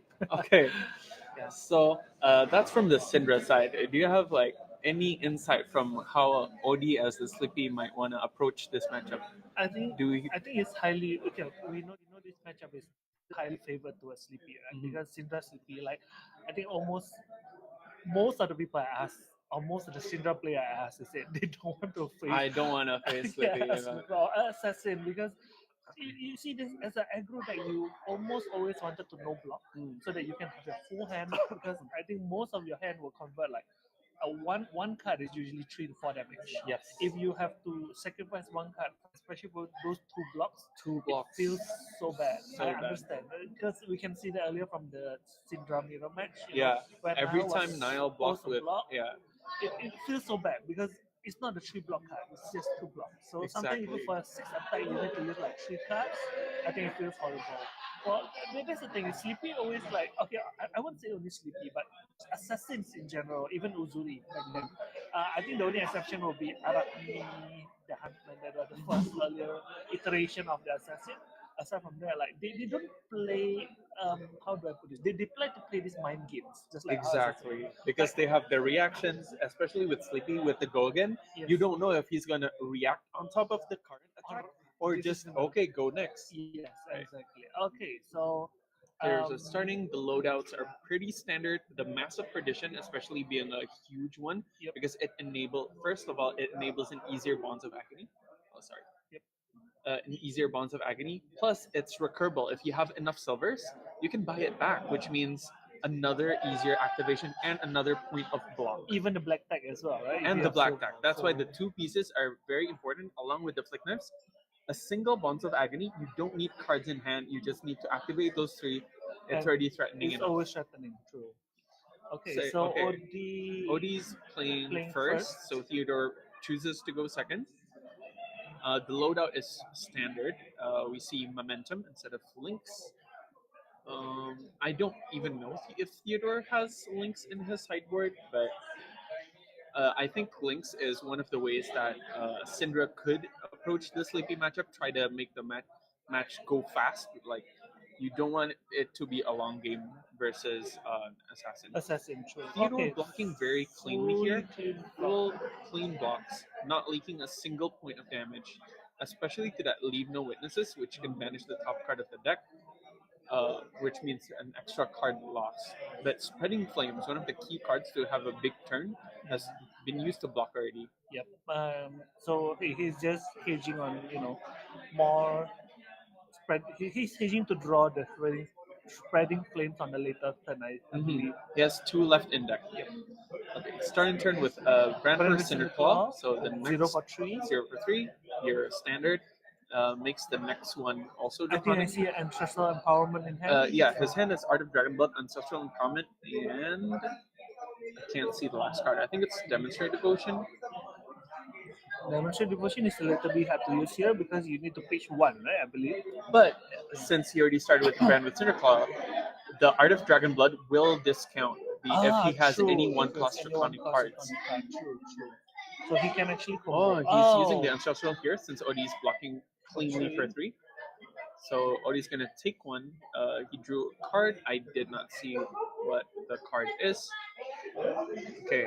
And here goes. Here goes the art. That's a really Booster, good combo. really good 4 combo. go again and discount. It's a really powerful card whenever you get to It turn discounts the next 3. the next 3 cards. It feels like a. But it doesn't Blood, discount daggers though. it doesn't discount daggers. But it feels like Blood of Draka on steroids, yeah. Yes. Because Blood of Blood of Draka is a pitch it. pitch card. Yeah. This one is an No attack block. for 4. Yes, it's a that's a 4 go again. Odie opting to take it Just down take to it. 33. This is a cut through, currently coming in for 3. However, if he chooses to ever use Flick Knives, this becomes a 4 go again, and then Which he definitely he did. he did. And this is on hit draw. Yep. Let's see whether Odie has a defense reaction to tackle this attack for 4. This is a very good opening hand for Theodore as a Syndra player. This is the types of hands that you want to see. Okay, Odie is well prepared. He's no stranger to these aggro matches. He's played a lot versus me and Niall as well. So he's ready He's well with, that, prepared. with the defense reaction. There's no way he's letting you draw for free. Yes. If you're going to draw with momentum, you have to earn it. Earn versus it, Odie. correct. I think this is actually where the ancestor empowerment would have mattered if you Yeah. could save it for this. But then again, maybe that was the card that he drew. Probably. Right? So Theodore, there's no way he's going to be drawing momentum since he already used the Flick Knives on an earlier chain link. Oh no, he used it on this chain link. Yeah. So he's deliberating whether to send the attack or Arsenal. I think he's opting to Arsenal, but he cannot return the dagger because there's only 2 draconic chain links. Well, he could if he had pitched the card, but he decided not to. Yeah. He decided to just Arsenal the card. Okay, here we go. Yeah, there we go. There we go. That's the nightmare. Nightmare. Odie still has 3 cards 3 in hand. cards in hand. Oh no, and 2 cards. 2 cards. He blocked with 1 card and a card from Arsenal. So it's 3 Oh, yeah, cards. So two 1 cards. is Bonds, 2 left. Yeah. Alright. But that's the thing, because you see now with how Assassin is, he doesn't mind sacrificing the bond early on because as long as he mark you, he can take out the mantle Exactly. and basically whatever that he decide to react to will suddenly change into Yeah, so another all your bond. puny, this has basically no on-hit. Banish top deck, I don't care. Yep. Suddenly it's a Bonds or suddenly it's Mark of the Black Widow. That's the stuff that you don't want to see. And Odie seeing the Bonds this early means he has access to it from the very get-go. This is the Odie's second turn of the game. And he has 2 cards left in deck. He can, if Theo declares no blocks, he can just use all the equipments and none of the reactions from hand. Oh my god. That's a Justinic for +5 and Razor's Edge for +3. That brings Bonds up to 4 due to itself. Yes. +5 from Justinic to 9. 9 and then another 3. Another 3 from Razor's Edge, so 12 damage. That banishes. Oh, and Theodore has the specialization, which is one of the strongest cards. and he It's will be stranded with interesting. 2 blues. Interestingly, he brought in the Warmongers, Warmongers is a mainboard blue right now. member blue Yeah, for because Syndra. yeah, because you just want good 3 block blues that are good and in the meta right now versus Gravy Bones and True, versus Boy Azalea, which is Azalea. also a bad matchup. The Warmongers help a lot, so being able to just mainboard it and not commit sideboard slots is fine. So now Odi gets to look through. Look through the deck, and then still because of just an Yeah. effect as well. Just so a it's nick and gonna banish one more card one from more the card top. from the top. So Now that's Odi nice. gets to look through, like, it doesn't matter like how you sideboard it. Now he knows the entire thing. He's looking through all of it, making sure to memorize any potential surprises, any outliers, and he gets to see how many of each card. Because sometimes, even though you have 3, you don't bring all 3. You bring only 1 or 2, and keep your opponent guessing. I think that is the power of Assassin. Or actually, no, that's the power of the Bonds of Bonds of Agony. Agony. It gives you so much information. Exactly. Although of course you have to spend that brain power to really memorize all those. Yes. But it gives you a rough. At least if you can't remember everything, Yes. at least you would have like So- you have known at least what is still remaining. Exactly. So a better player will be. That's why Assassins is quite popular among the very, very good players, because It they're just the gives ones who are so capable much to advantage. maximize the It value gives of so each much card. advantage. True. So that's a very insane turn. 3-card 13 value through the flick, the bonds, and then it's 13 damage plus it's ripping the best card from Theodore's deck. And the just a nick trigger is ripping a shelter from the top deck. That's not what you want to see. Alright. If you're a Syndra fan, you're hurting right now. Are you talking about yourself? Yeah. I can He, see that. he has 2 blues. Oh yeah, don't forget the mark. The mark is gone. gone. Because it hit. But you have 2 blues. But now you have 2 blues and 1 ignite. So yeah, it's redundant because ignite is the discount for the dagger, but you have blues to pitch for the dagger. I think with that hand, I probably would have blocked like 3 cards, the ignite and 2 blues. Hope it doesn't go up to that much. is it an oath of loyalty? Yes, it is. Yep, it's a 4 go again. Probably just followed up with the concealed blade, used as a +1 reaction somewhere along down the line. Oh wait, he can't due to the oath of loyalty. He can. Now his 2 blue cards in hand is dead. Yeah, he can only use it to pitch to maybe attack. With the Yeah, blade. but if he's using ignite, then the pitch is redundant. Exactly. He can't, so he's gonna arsenal a blue and IP a blue. So not blocking with any of the cards is Theodore really punished here for that play. Or He he's used it looking for the probably to arsenal the ignite. Another possible line is, since you have like 2 pitch left here, is He's trying to draw from the mass of momentum. He's forcing the Yeah. Sleepy to block at least. yeah, Because Slippy there's is forced to block here, but most assassins are fine with blocking with 1 or 2 cards Yeah, each hand true. anyway. And since it's only 2, an alternative is Odi can block with Black Tech and Perdition as well. True. And Go what violent. Theodore can do here is flick, bring back both daggers, and attack with maybe 1 dagger. I think that's how you utilize your excess pitch right now. But arsenaling the concealed blade is not the And best. he chose to attack again instead. Yes. One. So it's 1 pitch left. But again, you probably only want to attack with 1. Because if you attack with both, and since this hand you draw 2 blues, there's a likelihood you don't draw any blues next turn. And if you have no blues and no daggers, you're in a bad Yeah, spot. the best spot. So now he's I think like what you're saying about he is actually contemplating whether to do that attack or not. Yes. He's definitely thinking about it. Because their life total now is about almost equal, which is okay. I mean, evidently because that first turn from Syndra was so good. It was so good. You shocked the first turn. So yeah. Okay, so did Odi take the 1 from the dagger already? I'm sure he did. Yeah, so it's on Okay, he Theodore. decided to hit it instead. Okay, so Theodore is going all in. He's going daggerless, which is a scary place to be. It's a scary place to be.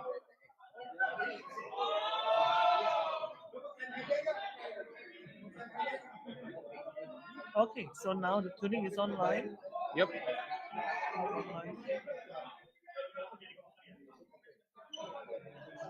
Starting off with Infect for 3 go again. Actually, go again.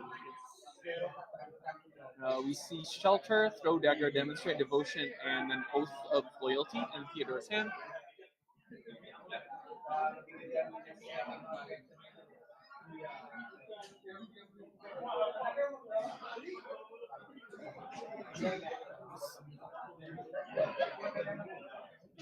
So yeah, this is a Theodore, I think, opting just to taking the Blood Rot. So this is a 0 for 5. 0 for 5, and just And Arsenal. Odie is just arsenaling. I think it's a decent play. I Because think it's 0 for 5, Theodore but- not utilizing like any of the cards to block, because Throw Dagger you can't use it unless you commit to like flick, get resource, get fealty, and then because he has no daggers. He has no daggers, The Throw exactly. Dagger doesn't work Doesn't work because for it's now. target dagger. And the turn starts with Oath. Another oath. That's why his Throw Dagger is functionless right now. Not blocking through with the Throw Dagger I'm is seeing weird. as well he have a shelter. Exactly. Like- This hand is awkward. This is Why where wouldn't he use it. Yeah, I think he was expecting a follow up. True. He was like, "Oh, I'm gonna save it for the next," and then there's no next. There's no next, yeah. That's the thing with Assassin. That's Exactly. the annoying part. That always, it's like you expect something, but it is nothing. You can just like, okay, sure. Like See, I'm not gonna do yeah, anything. this is where him not utilizing all the cards kept like really coming back to bite. Using the Throw Dagger just as one pit for the Demonstrate Devotion, and probably using the extra one to bring back both daggers. But it's still IP1 Unless he bring back both daggers and because the arsenal is Concealed Blade, right? correct. He And probably he can use he it cannot use it because of it's the oath. Yeah, it's an oath turn. But he does have a fealty token now because of Yeah, but demonstrate. it means he has no more fealty for the future. Correct. So it's really awkward. That's why like Blue Line and Oath really don't jam very well. But he made it work to the But finals. he made it all the way to the That's the finals. amazing part, you see? That's super interesting. Because I say, we say foregoing all logic, Yeah, putting all logic exactly. aside, he made Like it to the all my finals. testing has found like if you want a Blue Line, you run like at maximum 2 Oath. Exactly. So this basically just shows that even though like you see this is, I think this is the beauty of Flesh and Blood. Sometimes we test that you think this is the most like functional meta, but we have some players here like Asdoof, like his Verdance, like Talishar on Talisha Verdance, on which is Verdance, can you insane. imagine? Like always all of this. I can't say it's weird, but you what people We can have say it. We can say tested- it. It is we can weird. say It is weird. But It's weird. he made it work. He made Yeah, he it made work it all the work. way to top 4. Yeah, exactly. See, so you can't say that it doesn't work per se because it works. It simply is. So I think that's the amazing part, and this is just There's always so room wonderful. to brew. There's room to brew. Correct. Such an amazing game. Personally, I'm not a mechanologist player, but I really hope that Puffin someday, I think someone will like track her, and really, I do feel she have a lot of potential. Okay, so now we see the dagger. Odi opting to take both 4s. Yeah. Usually, if Odi takes both of That the means first his attacks, hand- that means his hand is cracked. Correct. Yeah. It's usually some sort of Kiss of Death, Chancellor Toxin, or some sort of Bonds of Agony with a obscene I follow-up. saw Justin. You saw Justin I Nick? saw Justin So Nick. there's a high chance that it could be a Take Up the Mantle or Bonds of Agony naturally. That's why I think it's Bonds because he's using the black tech here. Okay.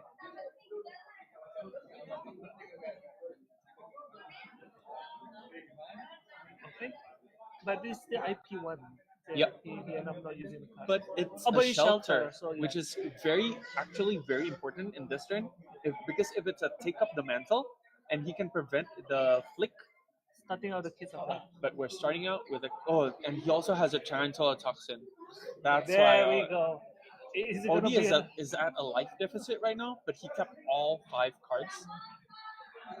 Theodore opting not to block, not to play into the Tarantula Toxin. So the Toxin is only for 3 value here, still which is great. But it's great. You don't want the Toxin to be for 6 value. 6 value? True. Still hurts though. Yeah. Still hurts. Because now you have the shelter. He's considering whether to throw out the shelter or not. Yes. Because Because Odi already used the Tarantula Toxin, it doesn't target anything. So if you commit blocking cards now, it will not get its defense reduced. so he just decided to take the Yeah, full since blow of this the doesn't, toxin. this on hit is only lose 1 life. Okay. And there we go. There we go. There we go. Because, that's the thing. Because Taranto Taksin can only target dagger, right? Exactly. That's why he cannot use it. He cannot save it for the. He could save it for bonds if he expected Theodore to block. But if true, Theodore true. didn't block, Yeah. the mode of the stealth, the -3 is for the stealth for the one. stealth So one, if true. there's no blocking cards, you cannot You use it. cannot use it. So I think Odi using it just on the Kiss of Death just for the damage. 3 value, Correct. guaranteeing to use it because aggro player, they have a tendency, sure, no blocks, take. Yeah. So right, there's a chance that Tarantula Toxin will not be used. Correct. And now that we know, you see, all the 3 equipments are online. Exactly. So this bond easily, if he doesn't declare any blocks, easily can just do some magic as well. Exactly. It can just be like for 4. Because you can just okay, So he's just blocking the with shelter. 9 and the shelter is still in hand. And if Odi just chooses to like sure pass IP1, Theodore is also IP1 because his arsenal is concealed blade. He Correct. can't play it. And then it's a shelter. His hand is shelter. So if Odi just chooses to pass here, He's just gonna flick. And then we see he's gonna flick first. Okay, oh, he's so you using the shelter for the prevention. Okay, for the prevention. This is for 2 value actually because it stops the life loss from Kiss of Death. So that's wrong. So deliberating whether I Yep. think just I think okay. that's I a good took your play. whole turn. Yep. You already took 6 damage. Yep. You give me your turn. I have tempo. It doesn't matter if tempo. I IP1 if you don't Yes, attack If me. you don't attack me, true. He's just gonna draw 4, and now we can see the life is tilted a little bit. Yeah, the Justinic is still in hand for Odi. Yes, just an experience. As I said, the Justinic was in hand. He could have Justinic earlier, but because of the respect, so yeah. This is Art of Body Desire Body, yeah. which is Out of body desire, I think. Yeah, but out of desire. wait, it's Art of Desire Body, Mind, and Soul. Right? Yes. Since Theodore is blue line, there's a high chance, no, not a high chance. There's a chance that it could whiff. Yes. Unlike versus red line, where this card is just always Always free, draw a card, gain life. In life, Yeah. exactly. True. But it's still now Theodore already at a life deficit. He was ahead early, but that pivot turn Because the of the bonds, 6, the bonds turn really. But you do really need to respect the bonds. Yeah, Once again, if the moment you don't respect it, you're just gonna like fumble and suffer for it. yeah, So yeah, very tricky. very tricky. And because this thing gets go again anyway, so it's gonna be like, Yeah, and are you gonna let him banish a card of your deck? oh, just Oof. just for the banish. Just for the However, banish. since it's Art of Desire Body, Yeah. if the banish is also red, it means Odi will draw 2 cards and gain 2 life. Oh, So it's very interesting. Not seeing the +5 just for okay. the Now you throw in the shelter. wait. He drew another shelter because he used the Yeah. shelter. Right? He drew another shelter. So this is Theodore's last shelter. He has no more shelters in deck. One was banished. One is last turn. One is this turn. The follow-up is just a dagger. But it still has to go again. This still has to go again. And Odi still still has have 2 2 or hands. 3 cards in hand. Yeah. It's I think kind of 3 tricky. cards because no, two. 2 cards. He plays 2. Theodore, I think there's no way like you can block this profitably. You have to use a card from hand. You cannot use your leg piece because this has piercing 1. Correct. It will make your equipment redundant as well. Per se. I mean, blocking with the mask is also it won't be wise. Yeah. Obviously, I know that. Yeah, Ninja if you're will not want sub to 10, sacrifice, if you're not sub 10, you don't block with your mask. Mask is important. I think Theodore will lean. Yeah, Odi pointing out, hey, you can block with mask. And Theodore's like, no way, no shot. No way in hell I can see that. That's not happening. So yeah, it's a very tough decision right now. I don't know the Theodore's hand texture right now, but if he's deliberating on like keeping this 3 cards plus the arsenal, it might mean that he has a good offensive turn. Oh, a thing that we need to point out is that the fealty shouldn't be there because last turn he just passed. It means he didn't true. make a fealty or He play didn't the draconic. Means that the fealty should not be there. Correct. It should have been destroyed the last Yes, turn. correct. We'll see whether the judge Catches on. this, yeah. Yeah, the fealty should not be there. True, because the fealty token requires you to either Create play a fealty or play a play draconic. draconic, which he last time he just Last turn was just passed This is a because pass, the so- arsenal was just concealed blade and no cards in hand.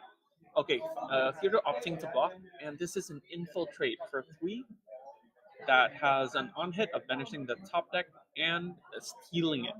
Yep. Okay, he has a lava burst and I think a head jab in hand. Theodore was pulling at the lava burst to block with.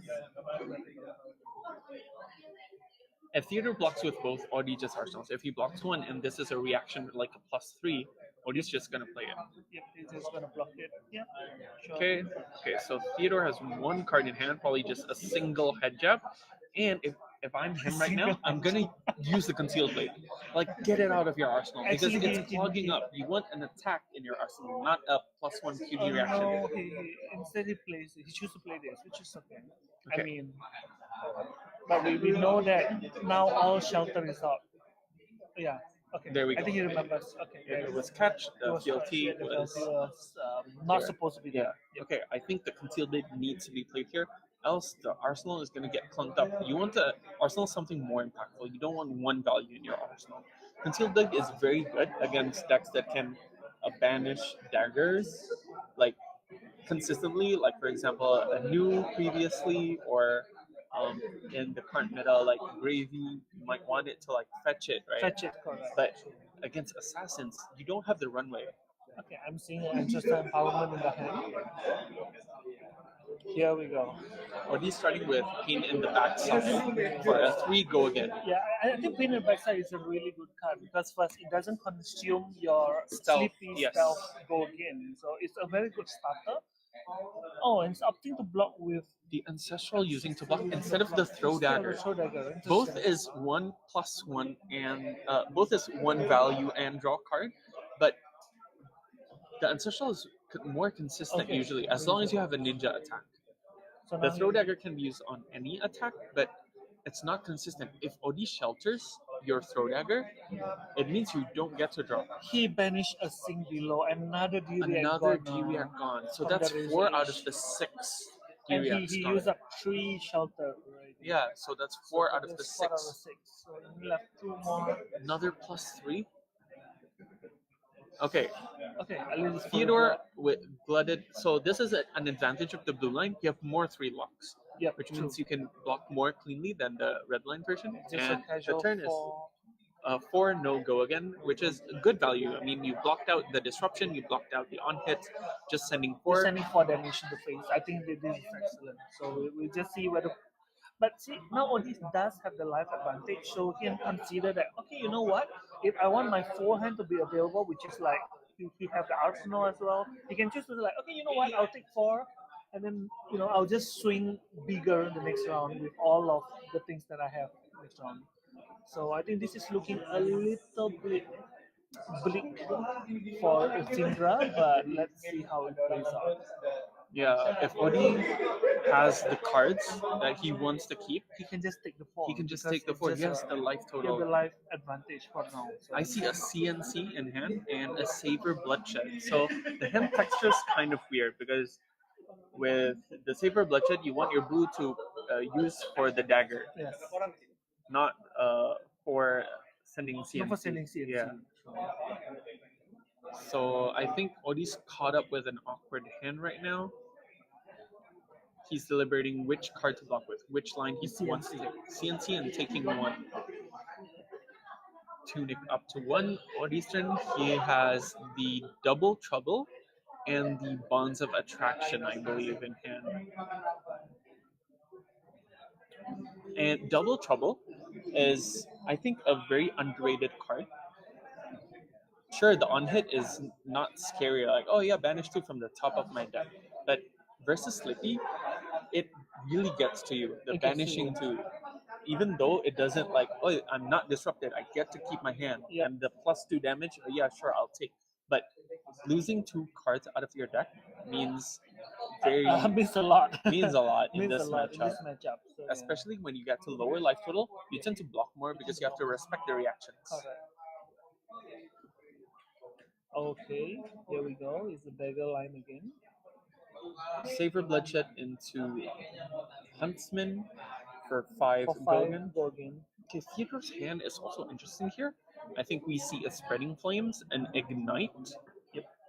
But Spreading Flames being lined up to block. that is the second spreading flame. This is the that we second see. Spreading Flames. This means he has only one more Spreading Flames left in deck, and that is Blue Line's power card. That's what you want to hit OD with, right? I think is it because of his earlier the Syndra specialization getting banished so early that he just decided to forgo the whole chain. I think that's even more reason because you have less power cards in deck. You need to really save up. on what you have left. True. I think if you want to block out, an alternative is you can block with other cards and try to arsenal the Spreading Flames. But I think Theodore's consideration is his life total, which is very low right now. True. Yeah, and Odie's keeping a lot of cards in hand. Yes. Okay, we see the Orb Weaver Spinneret. Getting hit now. The point. It's giving +3, creates a Celicera. Odie is deliberating whether to attack with the Stealth or attack with the Celicera. He's opting to attack with Mark of the Black Widow, which is drawn by Rio Sabda, who's actually here today. Yeah. In our artist, not artist alley. This is more like an artist village. if you Yeah, see. artist village. Yeah, it's no longer an alley. It's a Yeah, village. we have Fajaraka Satyawan who draws CNC and Edge of Autumn. We have Faisal Fikri who draws Swabi and a lot of Spreading Flames, which we see in Theodore's graveyard. I So think that's really jam. And this Tommy Elia is back, the one who draw gold. yeah, the Actually gold. had quite a few gold tokens, Yeah, a lot of signed big hitters here. Iswagi Ferianto as well. as well. So We even have Ina Wong. And I Ina got Wong. I got the it's Immortal- Enigma. Yeah, Immortal Lunar Shrine. Lunar Shrine. Yeah, Yeah. that one is so pretty. Very and even pretty. the Mahjong Tao. oh, Oh my god, the Mahjong Snatch. Sorry. yeah. I think Theodore has it in the deck. I saw him blocking it with it. Yes. So I think It's a that's very beautiful gorgeous card, snatch. gorgeous snatch. Theodore's blocking for 4 here. The Bastion only works if it's blocking alone, so there's no floating prevention. This is only blocking 4 on an attack for 6. And then it flicks so that it gives you a mark. See, that is the thing with both this ninja and assassin. I think flick knives get increasingly dangerous as the life goes lower because, especially now we know that all the tree shelter is gone. So flick knife is basically just a free reign 1 damage, or like confirm 1 damage. Yeah, that you Flick can't- Knives Mirror. Correct. You Oh, can't I think Odie just did a really clever play there. He was attacking with his Salicera, but remember the Savor Bloodshed is still online. online. So when Theodore decided not to block the Salicera, he flicked the mark, the mark. and since Theodore is marked when the Salicera hits, Odie gets the Arsenal Arsenal card. card instead. And that card is It's a kiss kiss of death. Oh my god, here goes. This is flickable as well, and it's gonna hurt for 2, right? This is flick, I believe. Yeah, the flicking itself is 1, and you lose 1 life, 1 life because it hits. Blocking 3 if. Okay. Oh, +1. Oh, Concealed Blade, a Concealed card that Blade. Theodore used, is used is against him. also used by Odiwinata, since that card is an assassin/ninja card. So both heroes get to use it. Get to use it, true. That's why Odie was so freely flicking, because he has this card in deck. He can return or grab an extra. Now, He has 3 Huntsmen in his inventory. oh, the rarest.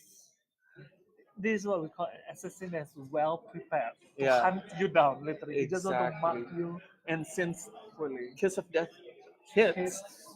Theodore loses a life. So he went down from 8 to 6. So what happens now when it hits, and then on another chain link he flicks it? Do you actually lose another life? Lose another life because it counts for. Oh, the other is another. Oh my god, there's another kiss kiss of of death. death. I think this is the third kiss of death at least. This is the last kiss. However, They still take up the mantle. yes. However, this is the mantle. So he can flick Yeah.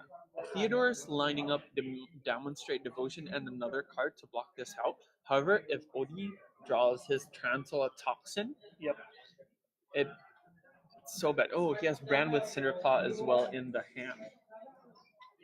I But think you see, Odyssey have two cards and two cards left in the hand. two cards which left, is which means it's most likely they're going to be both. At least one of it is reaction, and probably one of it is going to using black tech. Right? yes, exactly. So we have to see what line is it. Yeah, He can- respecting yeah. the damage he used. Yeah. Yep. He really needs to block this out. I think, Yeah, because Theodore's the life deck is sticks- looking thin though. I think his graveyard is almost as tall as his deck. I think even taller. Yeah, his deck is Okay. running low. And also he needs to know that because he knows that this case of death is definitely going to be flicked at least. So Yeah. he can keep his life. I mean, he needs to keep his life above 2. Yes. Because definitely his kill zone, he doesn't have any shelter left or any form of Exactly. prevention. Theodore only blocking for 3, using the chess piece and the Demonstrate Devotion If full this art. is a Tarantula poison, he is gone. Yes. If If this is a Tarantula Toxin, toxin, he's gone. that's lights out. The- Because that plus flicking of the previous A kiss of previous death, case of death. that's yeah. just too much of it. Unless Theodore has the defense reaction. Okay, his which I don't flicks, think he which he has. did. He flicks the case of death. Down to 4 Down to goes 4. Theodore.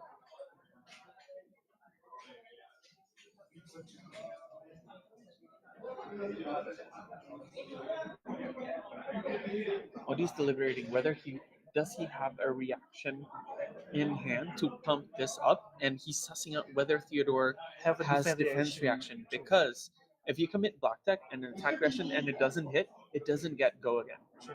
Because black deck only gives go again when an attack hits. So now he need to see what card is this. He need to decide what he want to do. I think this is a crucial turn for him as well.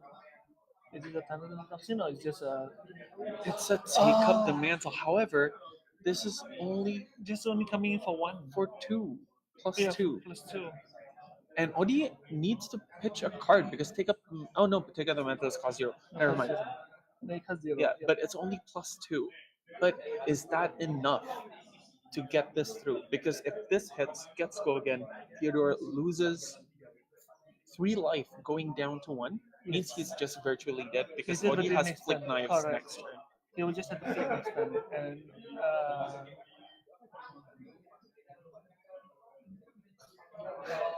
Yeah, Theodore's thinking really hard thinking now. really hard. He decides to take it, go down to 1, I believe. And And he Odi still just- wants to need more Odi just from- pitches a defense reaction for it. Yeah, he just really want to nip every single bit of the card from Theodore. Every single bit of the card. Really? Theodore Yeah. was like, Yes. are you fucking kidding me? I can see his expression. Yeah, I there's think- no shot. Yeah, I think Oh, Theodore He realizes that realizes that there's no way because all his Yeah. shelter is gone. exactly. He's pointing out that Yeah, the next turn. the 2 defense reaction in Banish means he doesn't get to draw them when he needs them.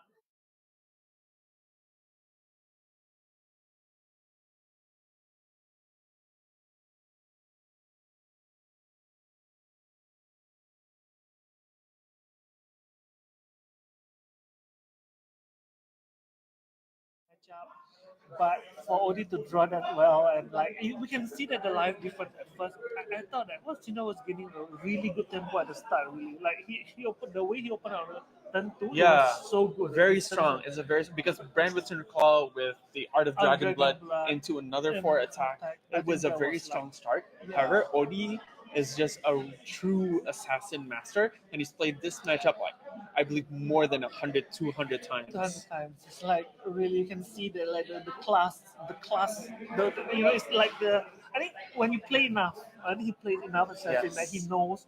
He fought a lot of Syndra before. I'm pretty sure Yeah. he plays a lot, and he understands that. Okay, so this is what I have to do, ABC, and the Yeah. way he just lined it up slowly. I think that was so Exactly. good. He knows when to take damage. And He can when- calculate, okay, you have 2 cards in hand. He knows probably at most he can deal like 7 damage, which means if I take, I'll go down lower than him, but I keep this 5-card hand Correct. with Kiss of Death and Tarantula Toxin or Bonds of Agony, which will turn the matchup around. Exactly. I think that earlier they just that take up the mental just to +2 because he want to just put you into that like one little range. For next time he can just like casually flick, and that's the end. But I think the Kiss of Death this round, the MVP, not Tarantula top scene, Yes. instead the Kiss of Kiss Death. of Death into Kiss of Death really delivered the Kiss of Death. So amazing.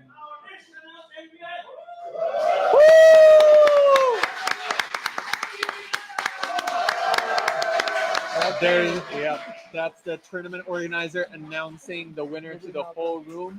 It's no wonder Odi Winata got all the way to the finals last year, and this year This he year finally finally get to go all the all way. yes. So congratulations once again. Soon we'll be having a winner's interview, so we're gonna pick his brains a little bit on how he thinks about the matchup, his feelings, and his tournament run so far. Okay, yeah, we give him a little bit of moment of glory up Yes. there. Just for a moment. He's gonna take pictures with his Yep. great trophy. Probably gonna open up the gold foil. We'll let you guys know what the gold foils are. Yep. That is So- if he opens it up. If he opens it up. Taking Okay. picture. Yep. So we just wait for him for a while. But I think he really gave great play. I think Exactly. the way he also overcome burdens, I think that's also very nice. Like we didn't stream it. but Yeah, it was not streamed, but the way We he can navigated that art, because usually the Bullander version, Slippy I think likes it more because I can block physical attacks easier because all assassin cards block for 3, but arcane damage is heavier. yes.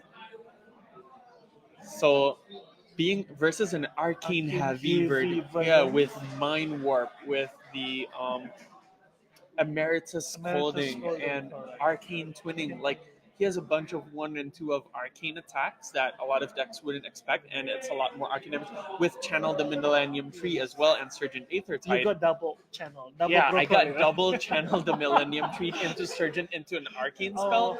Like a deck with low AB and not many pitch cards, like since Slippy is very redline, Yeah. it's very tricky on how to navigate that, Navigate right? it, Because if you leak too much physical damage, then the arcane will kill you. But if you keep blocking, the Verdance will get tempo. So I think Odi navigated really, really well this whole tournament. So what I heard is they are going to open the gold pack, so we should leave the screen back to them. Yes, first. okay, so let's head back to the table to see the gold foil in Nationals Indonesia. Let's see. Yep. Yep. Okay, it's a gold foil opening. Let's Okay. go. Let's see what. Let's see who's the true winner. Who's the Because true last winner? last year's gold foil was like one of it was Trench, one of it was New Mask. No mass, true. Yep. So let's see. So let's I think see. this year will be high seas related. This Is it? year should be high seas. If it's Dead Threads, gold foil Oh, extended art, that because one they will be- finally fixed it, right? Yeah. They finally made the gold foil. If it's extended art, it will have the extended art. Oh my God! Shit, It is the Dead Threads extended art gold foil. Amazing. And we have Mario Wibisono in the house. That is crazy. So if the players really want to like just crack it out, get it signed, they can if they want, because the person who draws the card is in our artist booth right now. Yeah, and this is literally the whole foil, gold foil, not cold foil, even gold foil. Let's see what the second gold foil is. Okay. Another major hitter, I think, would be Polycrank. Or even I think the Sealy Sarong will be Arcanine. Yeah, see, this is kind of what happened last year. as The well. winner got the crummier gold foil, and the and the second place got the better gold yeah, foil. so it makes the second place feel like actually I didn't do Hey, much. hey, the Theodore is the true Two winner winners. all along. Oh no. But insane. But Dead insane, Threads insane. extended Dead art Threads extended art. in gold foil just looks so Yeah, gorgeous. so gorgeous. Yeah. I think that the foiling and everything is Oh so my insane. God. You're like, is it it? Is it it? It Yeah. is. So like, If I'm Theodore, I would keep the Dead Threads because I play Gravy as well, aside from Syndra, and that card just looks so gorgeous. So gorgeous. I will let you handle the interview later on as champion. So yeah, the OD is on the way here. Okay, we're giving. Audi is en route. We will have our winners interview very shortly. So congrats again to all the players Odi Winata, Theodore Andrew, and all the other top 8 players, including me, for today's match. And thank you to our judges who delivered very, very smooth rulings. They made sure the tournament ran very smoothly. There were no hiccups. Any rulings were handled very quickly and concise, and all players are happy with how the ruling turned out. And I So- think this is I think also, sorry, to cut you a little bit. I think this is a very good milestone where we actually had a full cap, full yes. cap of nationals. Even though in terms of value there's only 64 or one, but this is like one of the historical moments For us, Indonesia, for yes. Indonesia. So I think maybe next year we might potentially should host it in a bigger venue. Where There we is a can- potential because the growth of players in Indonesia has been really staggering lately. Yeah. The number of new players in North Jakarta, at Shem, at Cube, in other cities such as Surabaya and Bali as well. Okay, now here we have our champion here. I will leave the table to you, Adi. Okay, we have Odi here. Ah,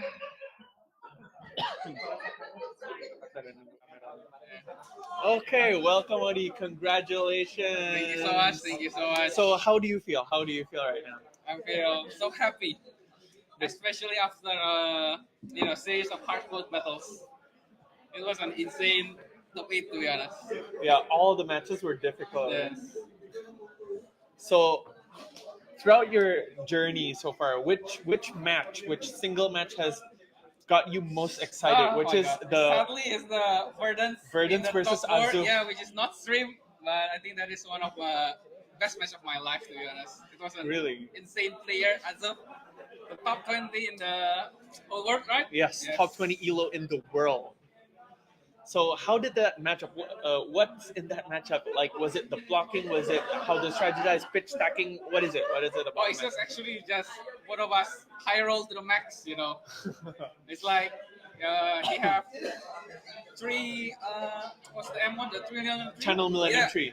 For all 3 comes out. All 3? Yeah, all 3 wow. comes out, and all 3 failings comes out. Oh my god. Yeah. And then on my last attack, Mhm. he sing something Mhm. and get a direct to cover my final blow. That's what happened to me yesterday. Okay, and next turn, I'm on lethal with no AB anymore. Mhm.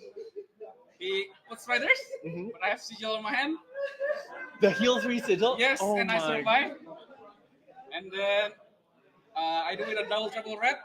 Mhm. He only block 3, Mhm. so he only has a direct, right? Yes. So I CNC for 6, and he cannot block, and I win the game. Oh my god, that's really amazing.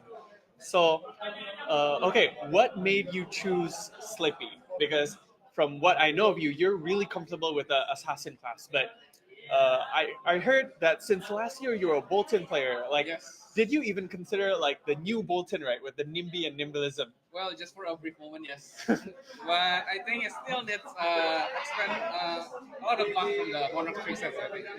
Okay. So for the Sleepy one, I choose Sleepy because, to be honest, new LL just a week before this nationals. Yeah, Yeah. you're pretty sad about that because Yes. you were practicing with Nu a lot, and I was like dreading that matchup because I hate Nu. Yep. Even though I was like on Gravy Bones, versing your Nu was very difficult. Yeah, I mean, I think Nu is a very good pick right now, but I think Sleepy is also not bad. Well but- positioned, right? Because the top deck Verdance and Syndra, you can play with both. Yes, but the Syndra matchup and the Verdance Verdance matchup is tougher, yeah. It's very tough. But Gravy, how do you feel about a Gravy matchup? Because we had a lot of Gravies yesterday. Did you fight any Actually, Gravy in I this have quiz? 0 gravy. Zero Gravy. Yes. What did you fight? Round 1, I on stream with a Riptide. Ah, yeah. Yep.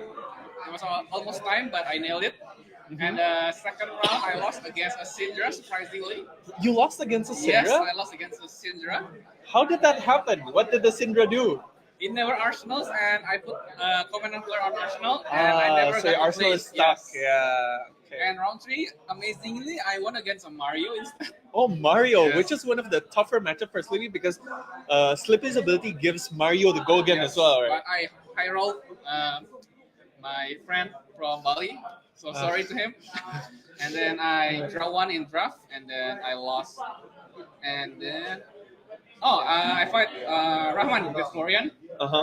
How's that matchup? Sleepy versus Florian. It's I thought actually it a was very nightmare matchup yeah, for Sleepy. because he has a lot of beauty acts, right? Yes. But I think my new version of Sleepy is a bit better than the last one. I see. Tougher decks like for the Florian. After Florian, I think I fight. I kind of forget. I think you're versus Justian, right? No, it's the last one. Oh, that's the last one. Oh, with Arif. Arif on Dash Yes, IO. yes. So how's the Dash IO matchup? I think you fatigue him easily, right? Because he boosts. No, it's actually a very 50-50 matchup. Very but 50-50? Wow. But I really hate getting high roll by Dash.io. Yeah, because they can do like 30 damage turn with So maximum velocity. Actually brought a lot of deck for Dash.io. Oh, what's the I'm tech? really surprised that I bring new stuff, What's the tech? What's the tech? I got Balance of Justice. Balance of Yes. Justice. Wow, that's And, surprising. Undercover. To steal the item. Yes. Because it works against Gravy as well, Yes, right? I stole a textbook core that he put on the first turn for me. Yeah. Oh my god, stealing a tackle core. You means you get the 2 resource on your Yes, next yes. turn from free dagger. Yeah. Very amazing. So congratulations on your run once again. Now you are forever an Indonesian national champion that cannot be taken from you. So aside from that, do you have any last words or shout outs maybe? Yeah, I mean, shout outs to the Indonesian community for the full 64 slots nuts this year. Full I hope slots. we can keep growing, bigger and better. Amen to that. Any shout outs you want to call out? Shout out to all my friends, my friend Adia,